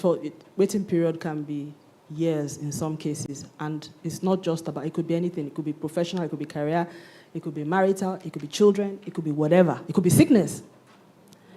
But the question I will ask you is that, why are you serving God, first of all? Is it because of what you want to get, or because of who He is? It's very important. Because if you are serving God because of what you want to get from Him, you will suffer in that waiting period. I'm sorry. What did I say? The person shall suffer. Let me not say you. Yes. And like the children of Israel in the wilderness, until you learn your lesson, you can't leave the wilderness. Yeah. You want to walk with God too, you have to pass through the wilderness. Even Jesus went to the wilderness, and the servant is not greater than the master. Yes. So except you are not walking with God. And for me, I like to keep things real. I don't have time for this psychedelic Christianity that people do. If you don't want to serve God, please go back to the world now. We are not looking for excess capacity. Do you understand? We don't want surplus to requirements. If I want to quote my worry people. Do you understand? So it's either you are serving Him or not. Jesus already told you to walk with me is hard. He said, count the cost. That's what He said. Do you know the minute somebody say, like me, I say, I want to go to Ibadan. You want to follow me? The road, I'm not going to pass the comfortable road. In fact, I can't get AC. Are you ready?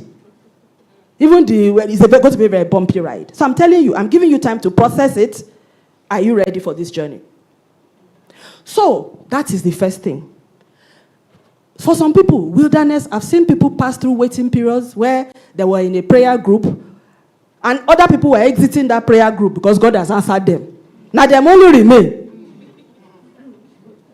Is it that God loved those people more than that person? No. So there are times, there is no easy answer, but I think 2 things I got from the book. 1, Adedoyin had a solid network around her. She had prayer partners. She had powerful women of God. Women with capacity. Women of timber and caliber. Who after praying will dip their hand in their pockets and say, let me shalom you. You understand? You know, because there's people that is only prayer they can give you. But it's okay. That when you take the prayer. And go there, you understand? But then there are some that even with the prayer, after the prayer, they perform what others cannot do. She had them. And she had, in fact, for me, what is significant about the story was the number of people that God used to bless her. You see this person you are looking at here, she's a magnet for blessing. I've never seen such a thing in my life. There was a saying that they used to tell us when we were much younger, where they say that money is not counted in currency. It's in the people that you know. She's an epitome of it. God used people. That's when you are waiting for money to activate your dream. They there. Waiting at all. They there. You are not ready. Because God does not need money. So that waiting period, community, number one. Prayer, number two. Patience to work with God and to pass through. The problem with trial is that it's only that person that is the issue. If you can endure it. But thank God Jesus too went through it in the wilderness. He also went through it in the Garden of Gethsemane when he had that whole prayer through. So it's not easy. But if you are committed to God, at the end of the day, some people may not even get that thing that they want. And you have to make peace with it. Again, it's about your walk with God. I know some people will not like my saying that. But it's true. Even the Bible tells us that some people, they received the promise, but it did not come to pass in their lifetime. Even though they believed. But God fulfilled it after them. But they received other promises. But maybe not the ones that they wanted. At the end of the day, what is God saying? Stay with him. Prayer, support. God will make it good somehow in his own way, not in the way we want.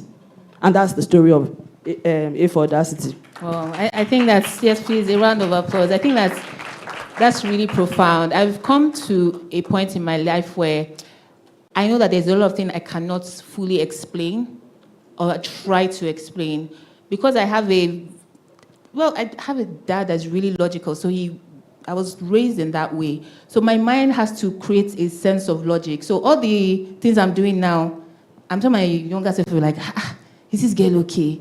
Travel. In fact, I've done one. Okay, my brother is still here. I've bought tickets. I didn't have visa. You read it in the book. I've not applied. I've not even, but instruction. It's called sometimes madness. But I've realized that I don't always have the answer. I've always also realized that it's not that, sometimes you're going through waiting season, like, did I do something wrong? Because sometimes people make you feel like you did something wrong, God is punishing you. Sometimes you're really just going through your own process. You might not be able to explain it. This comes avenue that all of people are looking at and are smiling and say, oh, glory, this assignment has stretched me. In fact, at the time I was like, God, it's okay, I'm not doing it again. These young communicators, like Moses, they give birth to all these people. What exactly? I want to live my life. Because I came back from Madrid in, I think it was 2021. That's degree. I'm not even hyping. That was a solid degree. But I came back and I said, yes, it's time to 10x, 100x my invoice. It's time to be billing. I came back, I landed into one nice brief in USD. I know it was in pounds. I said, I've arrived. Well, you ain't see me coming. Like 2 weeks, they just sent us a letter. Unfortunately, we will have to cancel. And that thing was supposed to be like 12 months. That your face is the face I had. I'm like, 12 months, I've planned my life. And then the Lord said, I want you to focus squarely on the Coms Avenue. Coms Avenue was not making money. I was just giving people content on YouTube, inspiring, but I needed inspiration. Most importantly, I needed money. I was broke. So all that thing that people were seeing me on Instagram, I was broke. Someone would say, I say, what? Someone said, they're doing, your skin is popping. Tell us your skincare regime. I say, it's Dettol and the Holy Spirit. Because I couldn't even afford my skincare product. But the Lord, by his glory, I was glowing according to the people. So the truth is that waiting is very, very, very tough. And like she said, I really honor the women that I have around me praying. I remember 2019, I was in a call when I didn't go to Madrid, after everybody had heard, after I had done everything, I was just crying. My friend said, just be crying, I will be praying. And she was just, blah, blah, blah, blah, blah, blah. You need people. You need people that will not try to rationalize your journey. You will need people that will not try to explain that, maybe Sheyi, this is the reason why, but that will just say, I will walk with you. This thing is painful. I don't understand it. I'm not in your shoes, because there are some journeys you will have to walk alone. Other people will not have experienced it. But I think at the end of it for me is, I trust in the goodness of God. You know that song that says, goodness of God, all my life you have been faithful. I trust. And I've come to this point that if I am going through this, there is good. There is a purpose. There is a plan. And I bring this even into my career. If I'm in a place, so Coms Avenue, for example, I was serving, doing all of it. We're doing the mentorship. Everybody's saying, well done. By the time we approach them for sponsorship, they say, oh, no, we can't sponsor. But I say, but you told us that you love our mentorship. You love our work. Why are you not sponsoring? But the way God provided for the comms avenue. Do you want to know how? Shall I tell you? It's in the book. Let's move to the next thing. Because of time, we're going into how does this relate to our careers? How do we, because I like things being very, very practical. Every time I think about a career, I'm always talking about purpose. It has to be beyond money. Where you are, what is the reason? Why did God place you there? What exactly is it that God has asked you to do? So Essay, for you in your journey, and I know you've come into this later on in your journey because we had a very long conversation on careers, ministry, because she was like, wow. I was like, yeah, that's always been my thoughts. So Essay, what are your thoughts on just working with God in your career, trusting God with your career choices? Thank you. So I'll answer it in two phases, and also making reference to the book. By the way, all of you need to get this book, just saying. It's one of the first few books that I've read from cover to cover, because I write a lot. I do communications. I've done communications all my life. I don't know if many of you know me. I graduated in 1990, served 1991. My first job was as a public relations officer for NMPC. I studied international relations. That's how I got launched into the world of PR, and that's what I've done since then. This practice has taken me around Nigeria, worked also in the UK and in the Netherlands. So I give God the glory for all of that. But thank you, I give God the glory. So my journey, while I was a Christian all through this time, the first part that I knew was following the steps. God always led me. There were times I wouldn't listen to him. He would tell me, go for this job. Like when they wanted me to move, I would say, I don't want to move. Or when I wanted to come back to Lagos, I was in Port Harcourt, and God said, I will get you a job in Lagos. And, he just kept leading me. I got to that time when you get to a plateau in your career, you yourself, you know that you are stuck. I got to that point. God told me to go to LBS and do an MBA, which didn't make sense. I'm a comms person. Why am I doing an MBA? You see, that MBA that I did, it changed my life. I got back to my office, and it was God that told me, not my bosses. No mentor told me. No Aspire to Maguire told me. Do you understand? It was God. So God gives you steps. Throughout this book, in fact, I was trying to make a list of steps. God, incremental steps. God is the greatest. She took, like in this book documents at least 50 steps. Now we are seeing the end results. So that's one aspect. The second part, which is phase 2, when you have gone beyond God telling you and do this, apply for this job like he also did for Blessing, apply for this one, don't worry, you get it. You now get to the point, which is where Adedoyin helped me. God used Adedoyin to help me. I had always felt that God was interested in my work, my professional work. But I didn't understand that was also a place of ministry.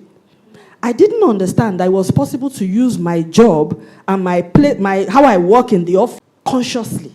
I used to do it, but I used to do it more as so that I will succeed. But she was doing it so that I can impact other people.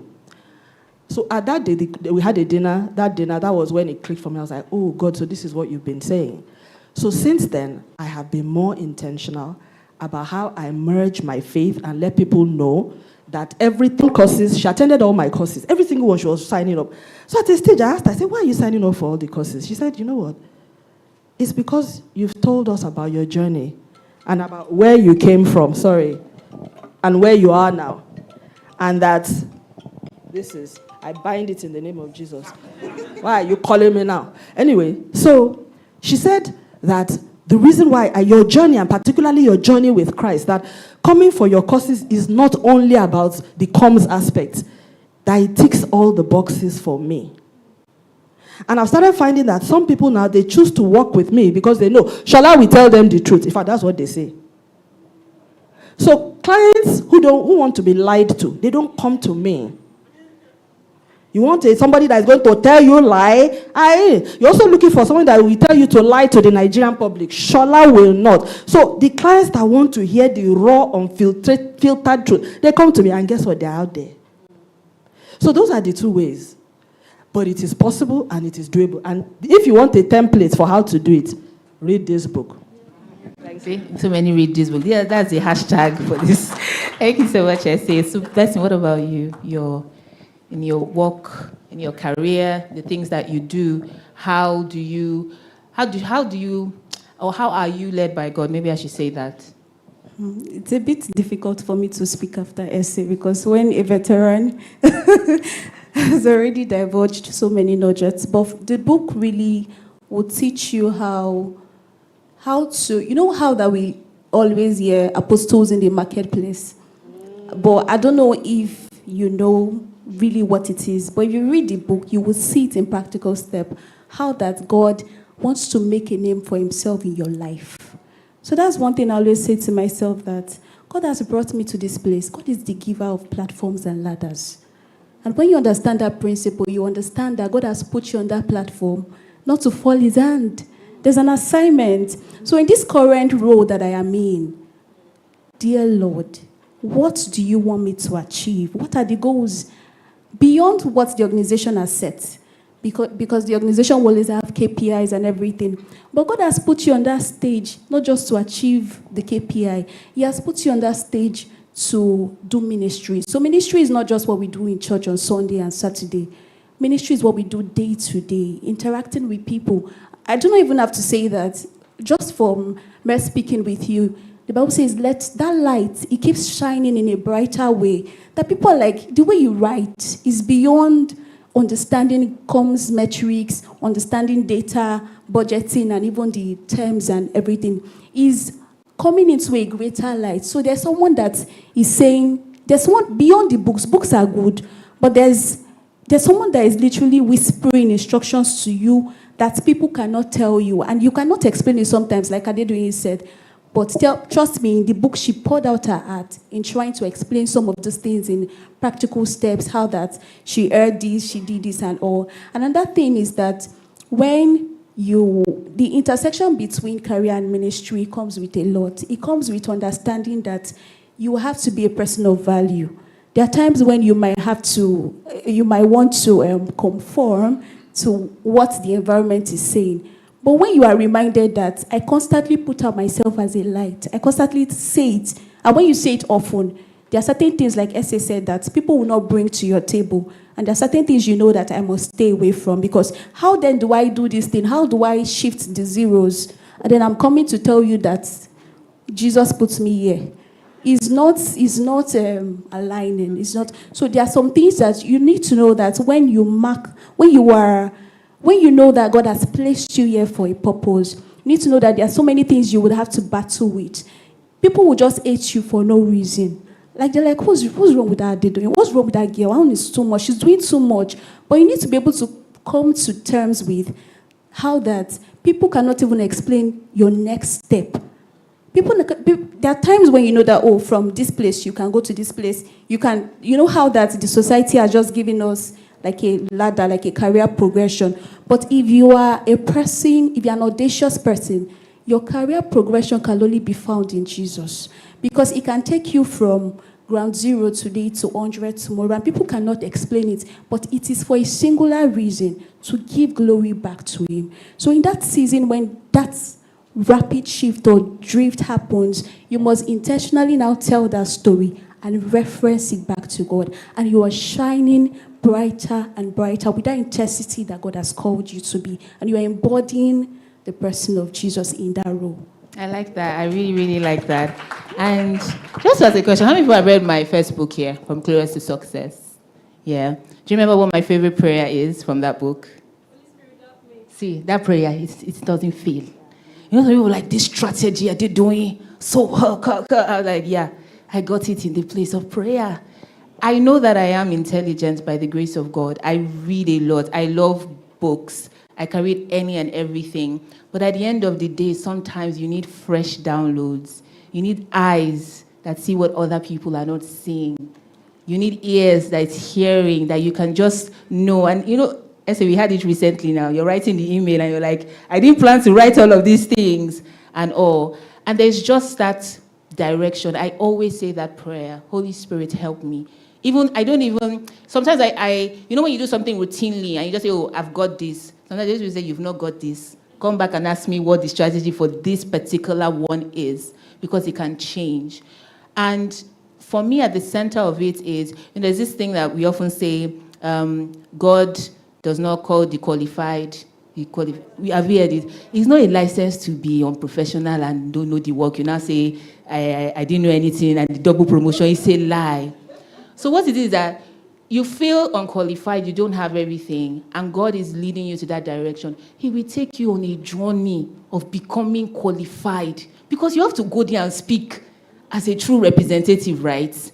You have to go, sometimes you will go to school. Sometimes it's the process of breaking bad habits and characters. My waiting season, we're talking about waiting season, it has taught me patience. Let me tell you, the first team that works with me, shout out to Dotun, they bore the brunt of my impatience because I was highly impatient. I've learned to become patient. Every trial, everything.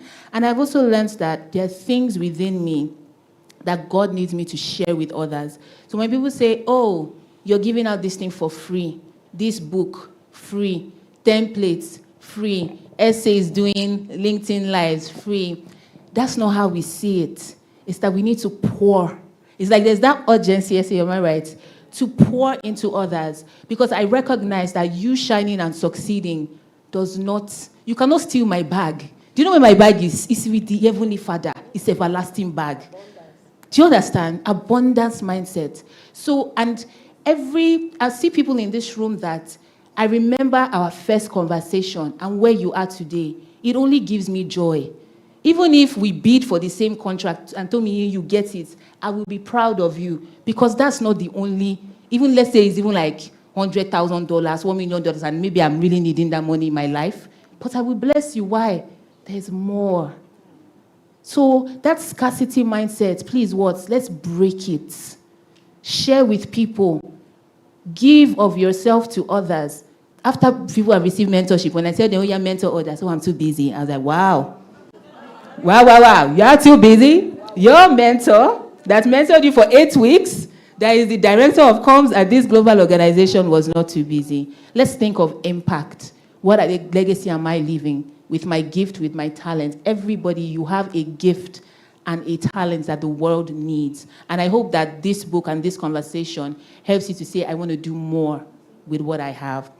We don't have all the time in the world, but Essay, I'd like you to please just wrap up with just some closing words that you want people to take away from this conversation about audacity, trusting God, working with God in life and in career. Thank you, Adedoyin. There's only one thing I will say. God knows what he's doing. What did I say? I am saying this in front of God the Father, God the Son, God the Holy Spirit, before the host of heaven. Everything that God has ever told me to do, that I knew it was God, that I obeyed, I have never regretted it. Never. The difficult ones, the hard ones, the painful ones. But the ones that God told me to do, and I refused, Jesus. Some of them I'm still suffering till today. And I cannot say God, I can't blame God. Because he told me. He warned me. So if you are one of those people that you know you hear God, no matter how small, thank God though that you hear him. The only gift you can give yourself, I'm not even saying anybody now, is to obey. By the special grace of God, I turned 55 last year. I'm going to be 66 this year. 56, sorry. I have no, not 66. I beg, no, please. It was a slip-up mouth. I have a 24-year-old son and a 20-year-old son. The good thing about being 50 plus is that you've seen 2 generations. Oh, don't make me blush black. Anyway, nice of you to say so. But, you know, the beauty of having lived 2 generations is that you've been able to see, I've been able to see my mother's generation. I've been able to see children that were born, that attended their baby dedication, now getting married. So you'll be able to see, do you understand, patterns and trends. And I'm telling you, if you put your career in the hands of God, you can't go astray. What did I study in school? International relations. When I studied it, there was no school offering it as first degree apart from University of Ife. My uncle, who was a prof, because my mother's family, they have a lot of profs. When he heard that upon my 5 A's and 3 C's, I decided to study international. The man did me tour. He was like, he told me I should go and rewrite JAMB. But I'd received Christ at that time. God just said, go ahead. And see me now, man, how you like me now? I ain't complaining. You know, I'm not complaining at all.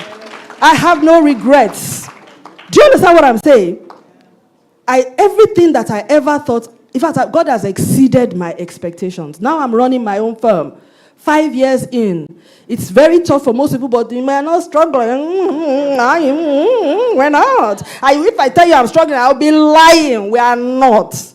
Why? Because we are following God's pattern. The good thing was that I didn't know what to do. That was why I think I am experiencing God now as an entrepreneur than I was when I was an employee. Because now I didn't know anything. So this one I had to be like, God, I'm in your hand, though. So I followed him. And so that's it. God knows what he's doing. What did I say? Thank you. Amazing. A round of applause, please.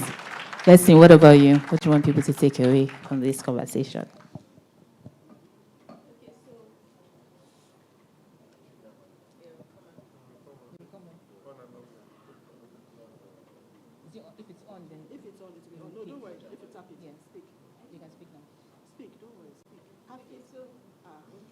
Wait, is it on?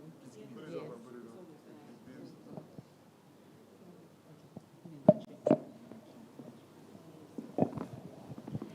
Thank you very much. Okay, so first and foremost, I'll say congratulations to everybody in this room, because even stepping out on a Saturday to attend this conference is being audacious. So I want you to call your name, Audacious Mojisola, Audacious Adedoyin, Audacious, congratulations. And 5 years from now, when you look at your journey, you'll remember that you were positioned strategically in this room by God to be able to listen to a veteran like Essay, to be able to read the book. So it means that you're going to buy the book, and you would buy for someone in your sphere of influence, not just one person, 5 people, bless lives. And then you were able to also listen to Adedoyin and all the amazing speakers that have spoken today. Imagine listening to, I'm not very good with their names, but their journey just shows that they've been through a lot, and their commanders, their people that have attained the height in their industry. Even if to them it means that they are just starting, but they've attained a great level of success. So congratulations on being able to attend this event. Now, the fruit from attending this event is what you want to ensure that you document, the action plan. So I did not just come to attend COM's mentorship conference or the book launch. I came here today, and in 5 years from now, I would see myself in this position. So audacity for me is, Yoruba will say jaba. Like, it means that there are times when opportunities are positioned around you. First, you have to be sensitive to seeing those opportunities. Second, you have to be sensitive to seize it. There are times when you snooze, you will lose it. I also put some things here down just for the acronym of audacity from reading the book that Adedoyin captured for us. A for me is alignment with God's purpose. U is unwavering trust in his voice. D is daring to obey even when you are afraid. The book, like, I just had to put out the acronyms, the lessons I learned, and in the acronyms. A is for availability over ability. C, clarity that comes through surrender. I, intentionality in your work. T, total dependence on God. Y is yieldedness to his process. I remember when... Wow. You got it from the book?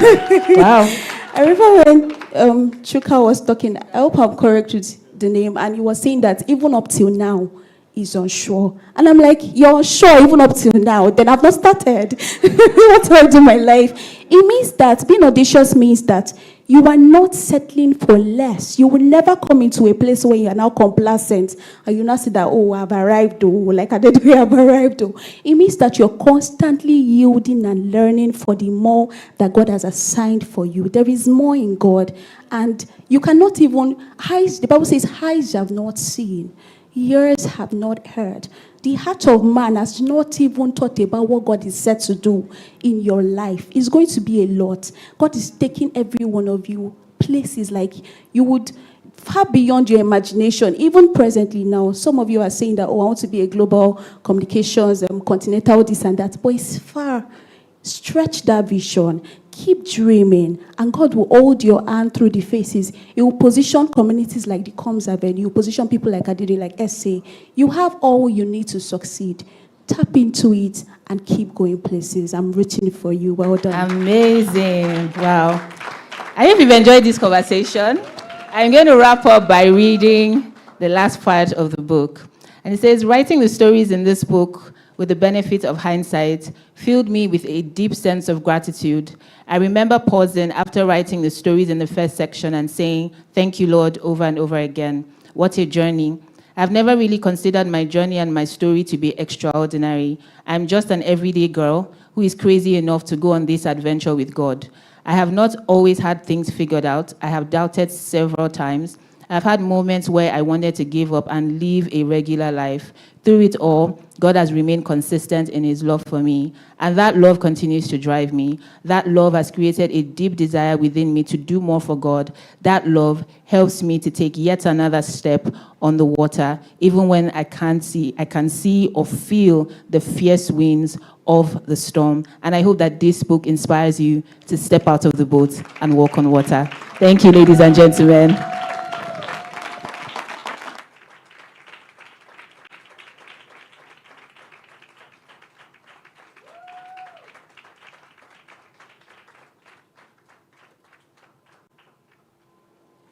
Wow.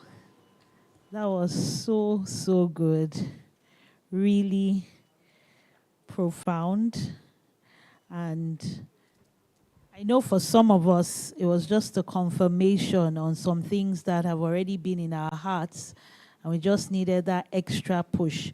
But there's something about being able to tap into another person's audacity or testimony of audaciousness, because then you know, I'm not alone, or this waiting thing, is not easy, and then you're just encouraged that eventually you will have your own happy ending, and that dream will finally become a reality. Who is excited to read the book? I don't know, after all those teasers, if you want to know how the story ends, read the book.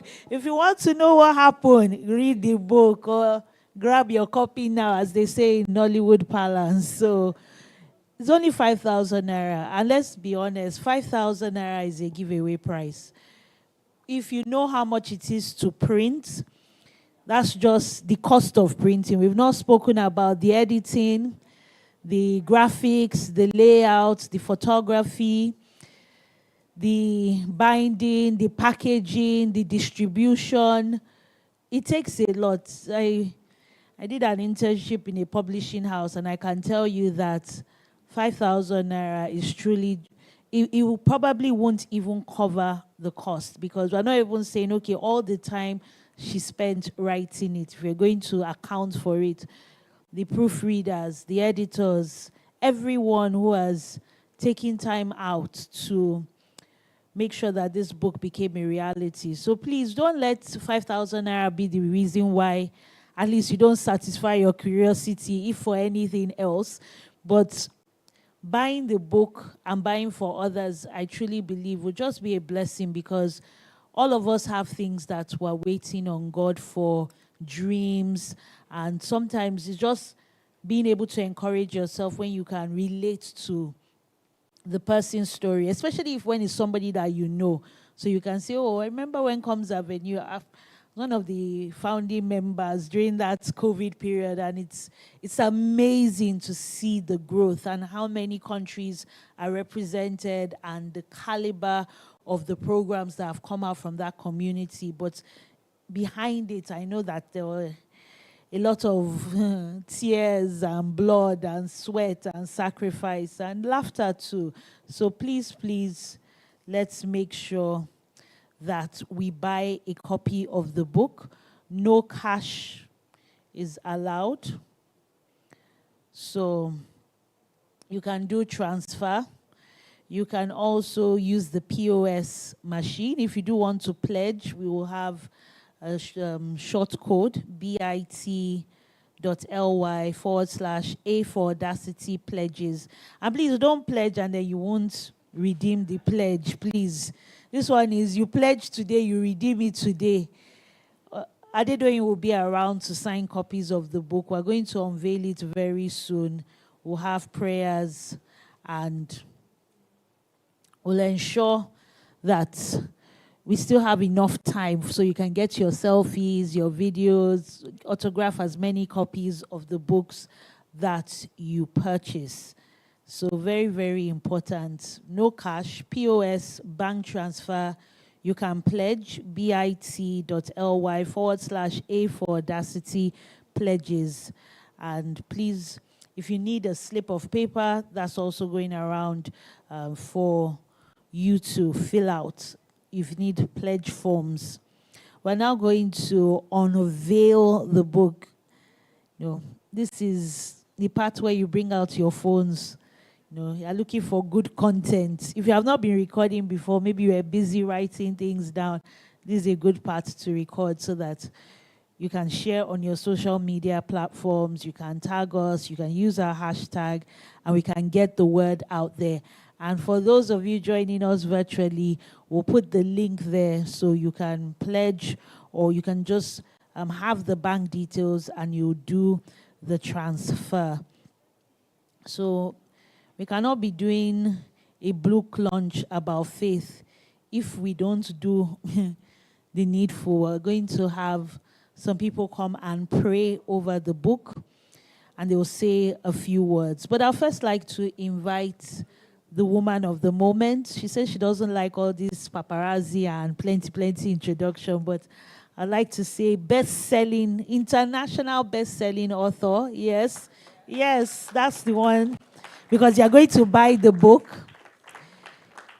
A leading woman in comms, a visionary. I mean, who knew that an idea for just gathering comms professionals will turn into this international community that a lot of us are a part of? And if you leave me with the mic, there are 101 ways that I can describe Adedoyin. But I would like to say that we should put our hands together for Abba's daughter, a woman whose heart beats for the Lord, a woman who has shown her faith through obedience, and the woman who continues to pour into others, Adedoyin Jaisimi. So she'll go to the book table for the unveiling, and then I would like to invite Pastor Shola and Pastor Oguche. They'll be praying over the book and they'll be saying a few words. Please, can we put our hands together? That applause, I won't take it. Yes, I think. Are we hungry? Is that what it is? Please put your hands together.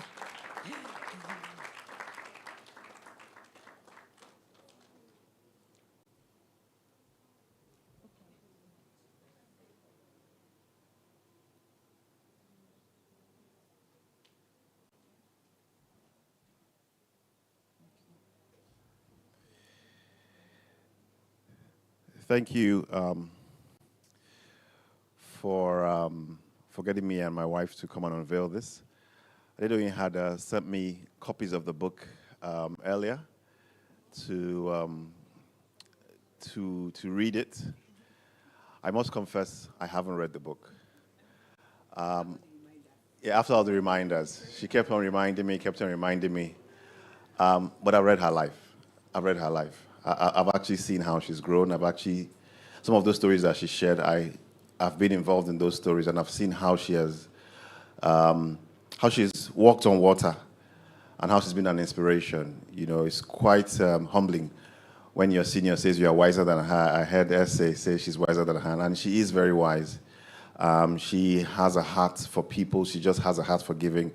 She gives without wanting to receive, and that's a great inspiration. So we're launching this book today, but it's really to celebrate you. So I do celebrate you, Adedoyin.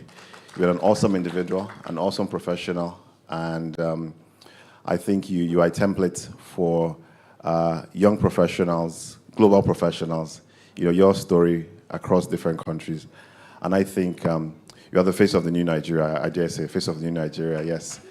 There is a new Nigeria emerging. I went to take some phone calls outside just now, trying to talk to some people who are high up in the country. And when I do speak to them, I wonder, where is the country going? To be honest, it disturbs my heart. When I come and sit inside here, I said Nigeria has a bright country, a bright future, and we do have a bright future. It doesn't matter what is going, the future is bright. And thank you for this book. Buy the book. I've started reading it already. Buy the book. So let me allow wife say one or two things, and then we'll unveil the book and pray over the book. Okay, I think Oguche has already said quite a bit, but one of the things that's important is that whenever an author writes, whenever someone writes, the person becomes an authority in that area. If you've ever written a book, you know that it is not a walk in the park. But most importantly, it is the ability to put your experience and your history in pages. What that does is to ensure that that lesson and that thing that you've done never dies. So even when you go off the face of the earth, we're still reading Miles Monroe's books till today. There are we're reading Kenneth Hagin's books. There are professional books that we're still reading till today. And that's the power of being able to put, pen to paper and ensure that there's a legacy that lives on. And like Oguche says, one of the most powerful things about Adedoyin is her life of service. She's actually a walking epistle of this book. And so what they say is that they say experience is the best teacher, but it's not the best teacher, actually. History is the best teacher. And so when you learn by experience, it's usually sometimes not always what you should. If there's somebody that has gone ahead of you, you have no business making those same mistakes. And so Adedoyin has shown us how to walk with God, how to serve in the marketplace, how to tell us she has taught us that there's no distinction between the church and the marketplace. It's not about, I'm a Christian, then I go to work. It's the same person. And so there's no dichotomy in the fact that we are epistles, walking epistles in the marketplace, and her life is such a testimony. There's nothing as beautiful as someone being able to testify that what you've written down is your life. And so I am going to encourage you to buy the book, but I'm also going to encourage you to do. I'm a big advocate of you must do, because hearing and not doing is foolishness. The definition of foolishness is to keep on hearing the same thing over and over again and do nothing about it. So it's not always about the things that you've heard, it's about what you do. And I think legacy at Adedoyin will be that after we pick this book, after we've been here, we gather again in a year or two, and we have other stories that you're going to add to part 2. So we're not going to be talking about just Adedoyin stories. We're going to be talking about stories of everybody in the room. And so today, Adedoyin, I join everyone to celebrate you for this amazing, amazing feature. And knowing that this is book 2 now, right? Book 2 published. And we know that there are many books in the offing. So we're going to, yes? Yeah, we're going to pray. Before I pray, there's just a way that authors, they sort of have that, chip on their shoulder. My wife is an author, so says, when you give an author her... I know they write books, but yeah, it's a journey. What I want to unveil, this book, we'll unveil it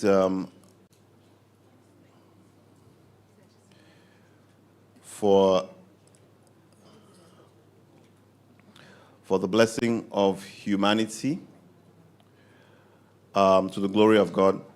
And we unveil this book in the name of God the Father, God the Son, and Adedoyin's best friend, God the Holy Spirit. Amen. Amen, amen, amen. Amen. Whilst I was sitting here and listening to some of the stories that Adedoyin shared, one of the things she shared was somebody from SA telling her, I don't know whether that person was a Christian or not, but why don't you do the one that you can do, right? Apply for that scholarship, or just apply for that program. And that's my prayer, as we launch this book, right? As this book goes across the world, as this book goes from hand to hand, as this book goes from person to person, as this book goes from organization to organization, that it inspires people to do. And that as people begin to read this book, those fears, those chains that have held them back for years will begin to break up. The Lord says, He'll break the bars of iron, the gates of brass, and He'll make the crooked places straight. So as this book goes ahead, I just pray that, you make that phone call, you call that person, you apply for that job, apply for that position, you apply for that scholarship, you write that essay, you reconcile with that person, you just say, I'm sorry, take the first step. It's all about the first step. And this is the first step she has taken, and this is the first fruit. And as this book goes into many hands, that people begin to take the first steps towards making their lives better, towards making Nigeria better. Some people are going to be reading this book and just calling their parents back to say, I'm sorry. Some people are going to be reading this book and just calling their husbands back to say, I'm sorry. Some people are going to be reading this book and just dusting back their CV and saying, I'm applying again. Some people are going to be reading this book and saying, I'm going to buy a ticket even though I don't get the visa because there's a stirring inside of me. People are going to be reading this book and be saying, I'm just going to apply for that job even though I might not feel qualified. And this book is a seed that has been sown. And I pray that as it goes around the world, it just begins to stir things among people. Amen. Amen. And so we just commissioned this book to the earth, because the book is for the earth, right? Amen. And so we commission it to Nigeria, we commission it to West Africa, we commission it to East Africa, commission it to South Africa, commission it to North Africa, we commission it to the continents of the world, and we declare that it goes global in the name of Jesus, and that it will be one of those books that will be written in the annals of time, that indeed we will refer to as agents of transformation. We just speak profit unto this book. A laborer is worthy of her wages in this situation. And so we speak profit unto this book, that it will be a reference point, it will be for curriculums, it will be for teaching, it will be for instruction in the name of Jesus. And I just felt like it just dropped on me something like audacity for teenagers. I don't know what that means. But we just say, Lord, that indeed this is the beginning of many, many more. And we declare that this is successful in all ramifications. Amen. In Jesus' name we pray. Amen. Amen. Congratulations, Adedoyin Jaisimi. Woo! And thank you very much, Pastor Shola and Pastor Oguche, for that word of encouragement and prayer, even as the book is now unveiled. There was something you said about doing, and you referenced that story Adedoyin said about, okay, the one that you can do, which in that case was to apply. So if I ask you now, what's the one you can do? What can you do? Anybody, what can you do now? You can buy a copy. Yes, now that is the one that is in your power to do. It's in your power to buy a copy. 5,000 naira only. Buy one, buy two, buy several copies and give to friends, loved ones. And more importantly, as you are buying them, please read as well. Be blessed by reading the book. And we hope that your faith is strengthened and you are more audacious.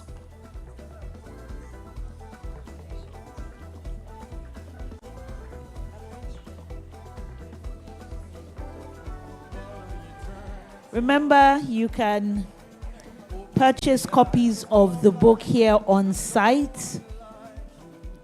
5,000 naira only. We're not receiving cash, POS or bank transfer. And if you do want to make a pledge, you want to get payment details, I'll say the website address again is bit.ly/A for Audacity Pledges. So bit.ly/A for Audacity Pledges. That's the link where you can find your payment details, and you can also use that link for your pledges and your donations. Please, if you do get a copy, which I know everyone will get a copy, and you want your copy autographed, after the event, Adedoyin will remain in the hall to sign copies of the book For those of you who haven't already followed us across our different social media platforms, now is a good time too, as the paparazzi do their thing. Comes Mentorship Circle on LinkedIn, Instagram, and Substack. So if you're not already following Comes Mentorship Circle, you can find us on LinkedIn, Instagram, and Substack. Again, we've been encouraging you to share your lessons, your reflections, your feedback by using our hashtag the CMC 2025. Hashtag the CMC 2025. That's the hashtag. One more time. Encore. So you know French. Nice. A is indeed for audacity. Make sure you get a copy or several copies of the book. Don't be in a hurry to leave. As I mentioned before, Adedoyin will be signing copies of the book here in the hall. And for those of you who are joining us virtually, the link will be posted by your moderator. And for those of us in the hall that need the details, is bit.ly/A for Audacity pledges. We're almost at the very end. We'll just be announcing the winners of the quiz competition. We had the QR code and we have winners, and we'll be presenting them their gifts. Right after that, Adedoyin will be speaking to us, saying her thank yous, encouraging us, and then we'll bring the event to an official close. So just give us another 15 to 30 minutes. I'm not even sure we'll need that long, because we're going straight into the announcement of the winners. Right after that, Adedoyin will give her vote of thanks, and then she'll remain in the hall to sign copies of the book. Remember, you can redeem your pledges at the book stand. You can do transfers, and you can also bring out your ATM cards. I liked how Mrs. Essie said it. You can shalom. Yes. You can. It's not just to rababa. You can also shalom and to kabash. As you're kabashing, you're shaloming. All right. So it's time for us to find out if we are lucky winners. So even if you didn't win the word scramble, you can still win if your name is here. We have 1 year PRCA professional membership, and we have 2 winners, one on-site and one virtual. So please put your hands together for Joy Ego and Tommy Bello. So Joy Ego is virtual and Tommy Bello on-site. You have won 1 year PRCA professional membership. I love it. Where are the paparazzi when you need them? You've missed out on that moment. Do it again. Don't worry. She said, what will I do? Okay. So you can come on stage. Congratulations, 1 year PRCA professional membership, Tommy Bello and Joy Ego. And then for the 1 year CSCE membership, this goes to Mercy Shibadu. Please put your hands together for Mercy Shibadu. We also have e-copies of Philip Odiakos' book, and the winners will start with those online. We have Confidence Awak, Blessing Kolade, Nini Lola Oluwa Akinton. We also have Blessing Onyelobi, Akosiwa Dokpojo. These are online winners. And then our on-site winner is Dorcas Emmanuel. A warm round of applause, please. Congratulations to all our winners who have won e-copies of Philip Odiakos' book, Confidence Awak, Blessing Kolade, Dorcas Emmanuel, Nini Lola Oluwa Akinton, Blessing Onyelobi, Akosiwa Dokpojo. And the CIPR PR planning book goes to Ruth Torty. Please put your hands together. Congratulations. And the CIPR Crisis book has been won by Jumoke Ezra. Please put your hands together. A warm round of applause. If you did not win, try again next time. But by being here, you're already a winner. You're an audacious winner, because I know that for a lot of you, you came here wanting to learn, and you've learned a lot. You still have a chance to connect, to network, to collaborate. And if you haven't joined the Comms Avenue, make sure that you join. There are many community members. So community members, let me see your hands up. If you're a proud member of the Comms Avenue, put up your hand. So those of you who haven't joined, you can see their hands up. Just ask them, how do I join? It's as simple and short as that. All right. So we've concluded with our gift presentation. All that is left is to hear from Adedoyin Jaisimi. She'll say a few words of appreciation and close the event.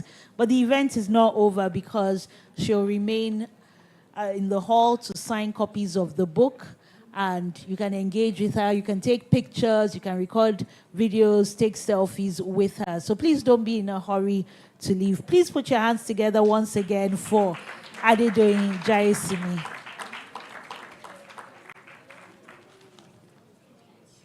Please, can we celebrate Isabella?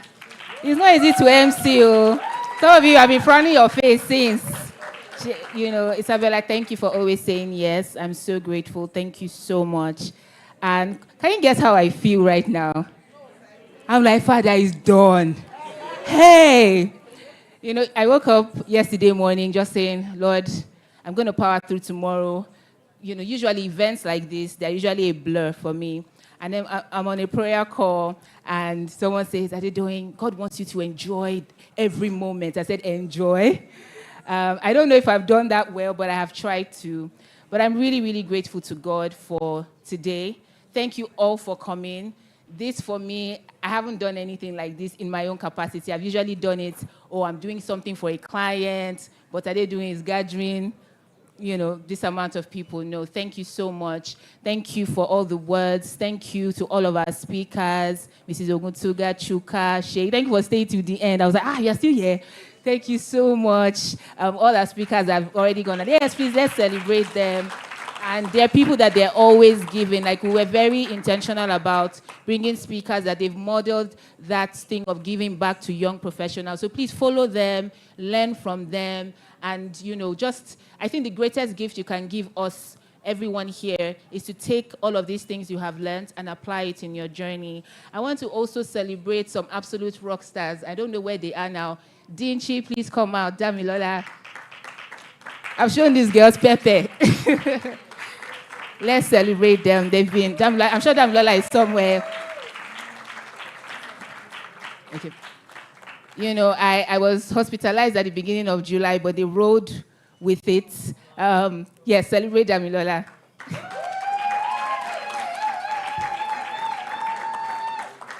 I want to thank all my ladies that have been praying. They are not here. Dere is watching from Canada. I'm just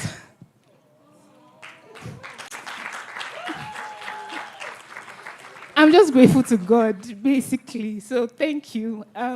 They say I should tell you that please scan the QR code or go to the link and buy the book. But thank you all so much. Thank you. And as I wrap up, I want to release over everyone the song, The Blessing. The words are coming to my mind, and it says, may his favor be upon you and 1,000 generations. And I pray that you all bask in the truth and reality of this song all of the days of your life. In Jesus' name, amen.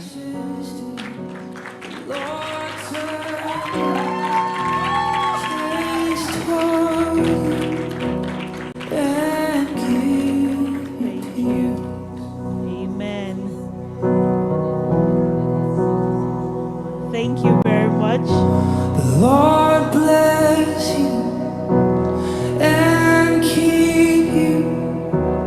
Make his face shine upon you and be gracious to you. The Lord turn So on that note, I want to say a big thank you. Big thank you to everyone who has made time out here.